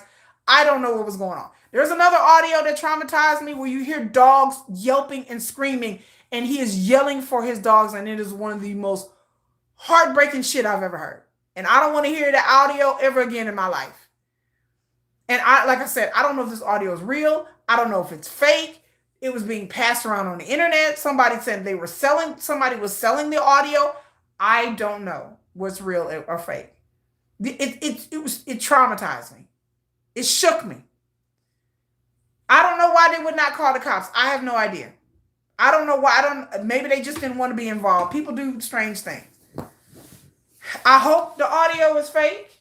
I really do. I said in all of my life, I've never wanted something to be more fake. That video with the dogs screaming and crying, I couldn't. Y'all know I love animals. I'm an animal lover.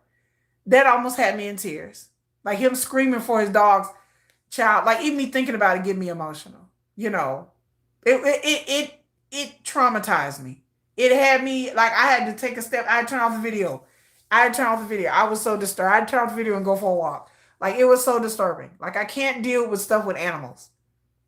Like to think of it right now, just, it hurts my spirit. Like I can't, it just sounded like his dogs was just screaming and they were just hollering. And I was like, Like even think about it now makes me emotional. Like I could imagine, I'm such an animal lover. I couldn't imagine somebody torturing my animal in front of me. That was just too much for me to take. You're an animal lover also. It was a video. If you love animals, I would, don't listen to that audio. Don't listen to him screaming about his dog. Like that was just too, because I'm just imagining, like it was just enough for me. So this story has taken a life. There's so many rumors. There's stupid rumors about organ harvesting and all this kind of stuff. I hope it was fake too. I hope to God it was fake, because that was enough for me. So there's been video. Rotten Mango has done a story, and she just came out with an update. And there were people talking about organ harvesting and anything like that. I don't believe these things are organ harvesting and all this kind of stuff. I don't believe that for 1 second. My theory is, after you go watch some of the videos, you have not watched them, especially Rotten Mango, I believe that There's people saying that this guy was tortured. I believe, in my theory, I have two theories. I believe either he was involved in something um illegal. I like stuff that we can prove. So there is proof that his name is registered over like a dozen different businesses. And people are saying, and I didn't understand. So I went and dig deeper. I'm like, they were saying his name is registered in all these different fake companies. And apparently a lot of famous people use their names to register fake companies. And so it's kind of like a money laundering thing. It's like for organized crime and money laundering. So I don't know if he knew what was going on and he was a part of it and wanted to get out, or maybe he found out that his name was being used to launder money and maybe some friends of his were doing this behind his back. I don't know. But from what I can surmise and the things that I've seen, like I don't believe that they organ harvesting him. I don't believe it's a live stream that he did like a couple of days before he died. And I don't believe he was giving signals that he needed help. I saw some of the live stream. I saw the live stream video. They've taken the live stream video down, by the way. I don't believe he's buried underneath a museum. This is some of the weird theories out there that he had something. I don't believe this is any kind of cult. Some people are trying to say this is some kind of ritualistic. I don't believe that either. I'm a type of person that usually the most logical explanation is usually the best one. Usually the simplest explanation. So either two, he saw something he wasn't supposed to saw, or people around him were doing things and he found out about it. He sent his mother text messages for a fact. This is a fact. He sent his mother text messages like a day or so before he died saying that these people are going to hurt me. They're going to kill me. And so other people have been threatened. Anytime someone posts anything about the story in China, it gets taken down. So it is really spread on international media because really international media is the only place that people can really talk about this. And it is so much rumor and innuendo and stuff. It is a lot. So I tell people out there, when you're going to go research this story, be careful of the source where you get it from. A lot of the really salacious stories are from YouTubers who are anti-Chinese. So I tell people out there, you have to be careful of the source.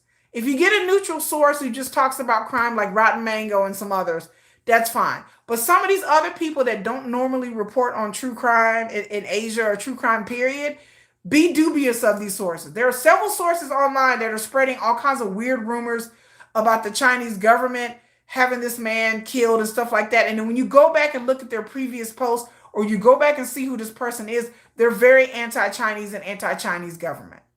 So you have to be aware of where the source is coming from. So number one, try to find a neutral source. Number one. Then there are some sites and people that are very pro-Chinese who are trying to play down this. And I'm like, well, why are they trying? And then you go back and look at their previous videos, you will find out the person is very pro-Chinese. So again, there's a lot of anti-Chinese sentiment in international social media spaces. So you have to be careful that this is seeped into the narrative. And now people are just kind of making up shit now. So I peep game that really early. I understand that there's a bunch of Chinese people. And I understand that like the Chinese government has a lot of enemies. And there are people who used to live in China that were persecuted and stuff like that. So a lot of things that they say, you have to take with a grain of salt. You have to understand where it's coming from. So again, when you're looking at stuff, go and look and see what the other stuff the person has posted. Because there's several YouTubers that their videos were about other stuff and it was very anti-Chinese. And then they hopped on this story. A lot of people are hopping on this story because it brings clicks and views. But yeah, I would say be careful that way where you go look at it, you know. So yeah, but a lot of people are following this story. Democratic Republic of Congo. Hello, Congo. But it is a very unbelievable, this story blew my mind. I haven't read anything like this in a very long time. I've never come across a story like this in a very long time. And it's shocking. It's shocking. It's disturbing. It's disgusting. I've never anything like it. And then everything that gets taken down, the Chinese government scrubs it and takes down. So people are scared to talk about this in Chinese spaces, so they come internationally. And internationally, this story has gotten few. There's stories that are everywhere about this story. Everybody keeps talking about justice for this young man. And so for me, I just want the truth to get out there. Like, what happened? And I feel that maybe somebody from this party is going to speak eventually. Somebody who maybe was there and they didn't have anything to do with it. I don't know if this guy was lured to this party. People are trying to suggest that he was lured to this party. That the person who invited him, this lady, that she was acquaintances with him, and that the people at the party, they knew him as well. And so now they're trying to say that, like, he was drawn to that party on purpose, that this was a plan to shut this guy up or hurt him, or something that he knew, or somebody found out that he knew something that he wasn't supposed to, and maybe he was going to drop the dime on all these people. I don't know. But all I can say is that if you have not heard the story, go look it up for yourself, and then you disseminate what you think is real and what you think is not real, because it is a crazy, crazy story. And somebody, I feel like somebody is hiding something. That is my opinion. And there are so many things out there you can't determine what's fact and what's not. Again, I try to not go into all the fanciful, it's a cult and it's organ harvesting and it's aliens, or like, none of that makes any sense. At the end of the day, the most simplest explanation is what it is. But I don't think he fell out the window. I don't think he was drunk, and why would he get up and just lean out the window? Like, I don't believe none of that. I believe that he was either pushed out the window, thrown out the window, kicked out the window. People have grainy videos, apparently allegedly saying he being they show him being put in the car. I can't tell who's on these grainy videos, whether it's him or not. That could be anybody beating up any guy in China, or it may not even be China. Like, you can't really tell who it is in the video. But yes, there is organized crime everywhere. There's organized crime in China. But the fact that some of the guys there at the party were sons of high officials and stuff like that, and they may have been involved in something, money laundering, organized crime, and something, and maybe he just hung out with the wrong people. Maybe it was people he thought he was friends with. Like, oh, I thought I could trust these people. I'm cool with these people. And maybe, he realized that maybe these people were trying to use him in some way. And maybe he just didn't want to do it no more. Maybe he didn't want to go to jail, or maybe they were going to use him as a fall guy. Maybe their operations were getting found out, and maybe they told each other, we could just use this guy for the fall guy and just pin it all on him. He's an actor. Ain't nobody going to believe him. So we'll just pin it all on him and he'll take the fall. And maybe he found out about that they was trying to pin some stuff on him and trying to get him to take the fall for stuff that they was doing. And maybe he thought that these people were his friends and that they were going to protect him. And maybe they were trying to throw him under the bus, honey. Maybe they're like, no, we're gonna cut that one loose. We're gonna let him take the fall for it. And maybe he was like, no, I don't want to take the fall for it. And maybe he just tried. I think it's just a simpler case of a young man trusting the wrong people. I think he had friends that he trusted, and maybe they were all doing something in on something together, and maybe it started to go south, and they wanted to pin the blame on him because they came from good families and they came from rich families and he did not. And maybe they're like, well, you take the fall for it because I'm such and such son or grandson, so I'm not going to get in trouble anyway. Or I can't bring shame on my family because my name is too big. I'm such and such illegitimate son or whatever. So you're going to take the fall for it. Or they got together and said, we're going to make him take the fall for it because he's just an actor. He'll be fine. But then there's videos out there talking about cases of other actors and actresses that have lost their lives, that have either people said that they have taken their own lives, and mysterious deaths, mysterious car accidents. So there's videos out there talking about 9 different Chinese actors and actresses that have died in weird ways over like the past 6 or 7 years. And so those are videos out there worth watching. So I hope we'll know the truth one day. Maybe I feel like somebody is going to talk eventually. With that many people there, somebody's going to get scared. Somebody's going to feel like they need to cover their butts. And from the same agency. Yeah, the same agency that they all died in some kind of mysterious way. So it is scary. It is scary to think that this has happened. And it just tells, about the industry in China. People, I don't know much about the movie or the music industry in China, but people have said that I've heard little things here and there about it. But I haven't heard much. So I can't really speak on the industry. But from the things that I've learned this past week, it sounds definitely worse than the Korean industry. Because the Korean industry has certain elements of that too, of organized crime, but not like that deep. You know, it ain't that deep in South Korea. At least not that I've heard that people have said. It's not that deep. But in China, I hear that, you know, I have to go do a deep dive because I'm hearing all kinds of things about the Chinese entertainment industry that is so crazy that I'm like, man, I got to do some more research because I've heard this week, I've seen all kinds of videos, read kind of all kinds of things online that I'm like, this sounds so wild that I'm like, I can't believe it. You know, I didn't heard about the Chinese government holding actresses hostage in their apartments, like all kinds of things. You know, I was like, because they said something in the public against China. I didn't heard actresses disappeared and show back up again. I didn't heard about forced abortions. Like I heard all kinds of things. So I have to do more of a deep, maybe do a deep dive on that, and then we'll come back and revisit this again. The next time. But anyway, that's all I gotta say right now. This has been, I'll tell you, this is gonna be a long live stream because I felt like there's a lot of things that went on this week that I'm just like, wow. There's a lot of news this week. There was a lot of news this week. And I'm doing a video, I'm editing a video talking about Chinese urban legends and scary stuff. So again, make sure y'all watch the video. I think it'll come out Monday.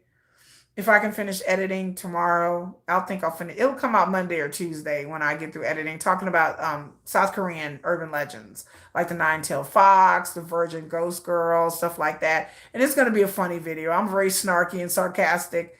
But yeah, we're talking about, since Halloween is coming up, I just decided to do something a little bit spooky. Make sure you guys like, share, and subscribe. If you want to be a member, you can join my memberships.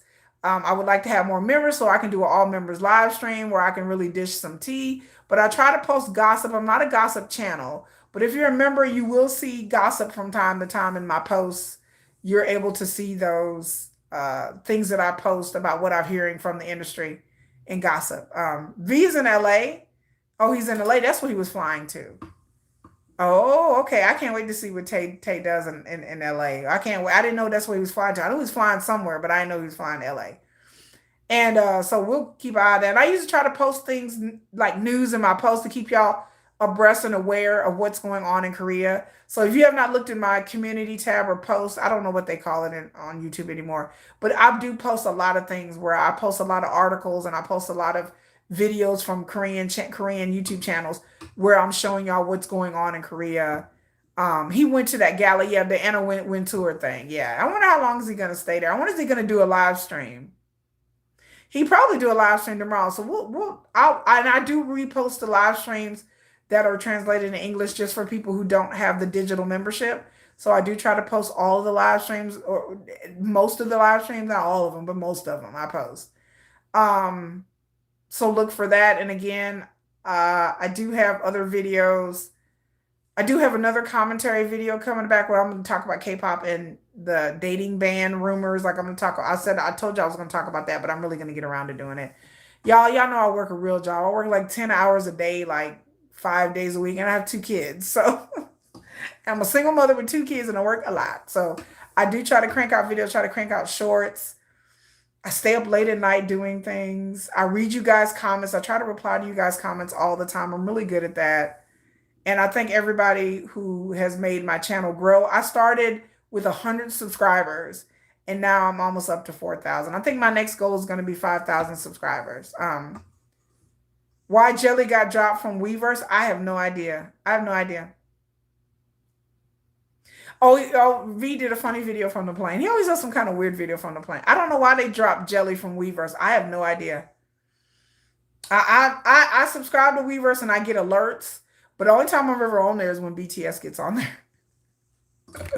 That's the only time that I actually, but I do subscribe to different artists like La Seraphim and Dear Alice and BLACKPINK and 17 just to see what's kind of going on with them. Do I know what that means? What means? Do I know what means? I don't know. But anyway, I'm starting to get tired, y'all. I'm getting stir crazy. But I'll see y'all. Thank you, Ice Queen and Marie, Kim, Susanna, Deidre, Katina, everybody else in between that have been on here all night. Drop Jelly. Isn't Jelly like what is Jelly again? Jelly is like so Olive B.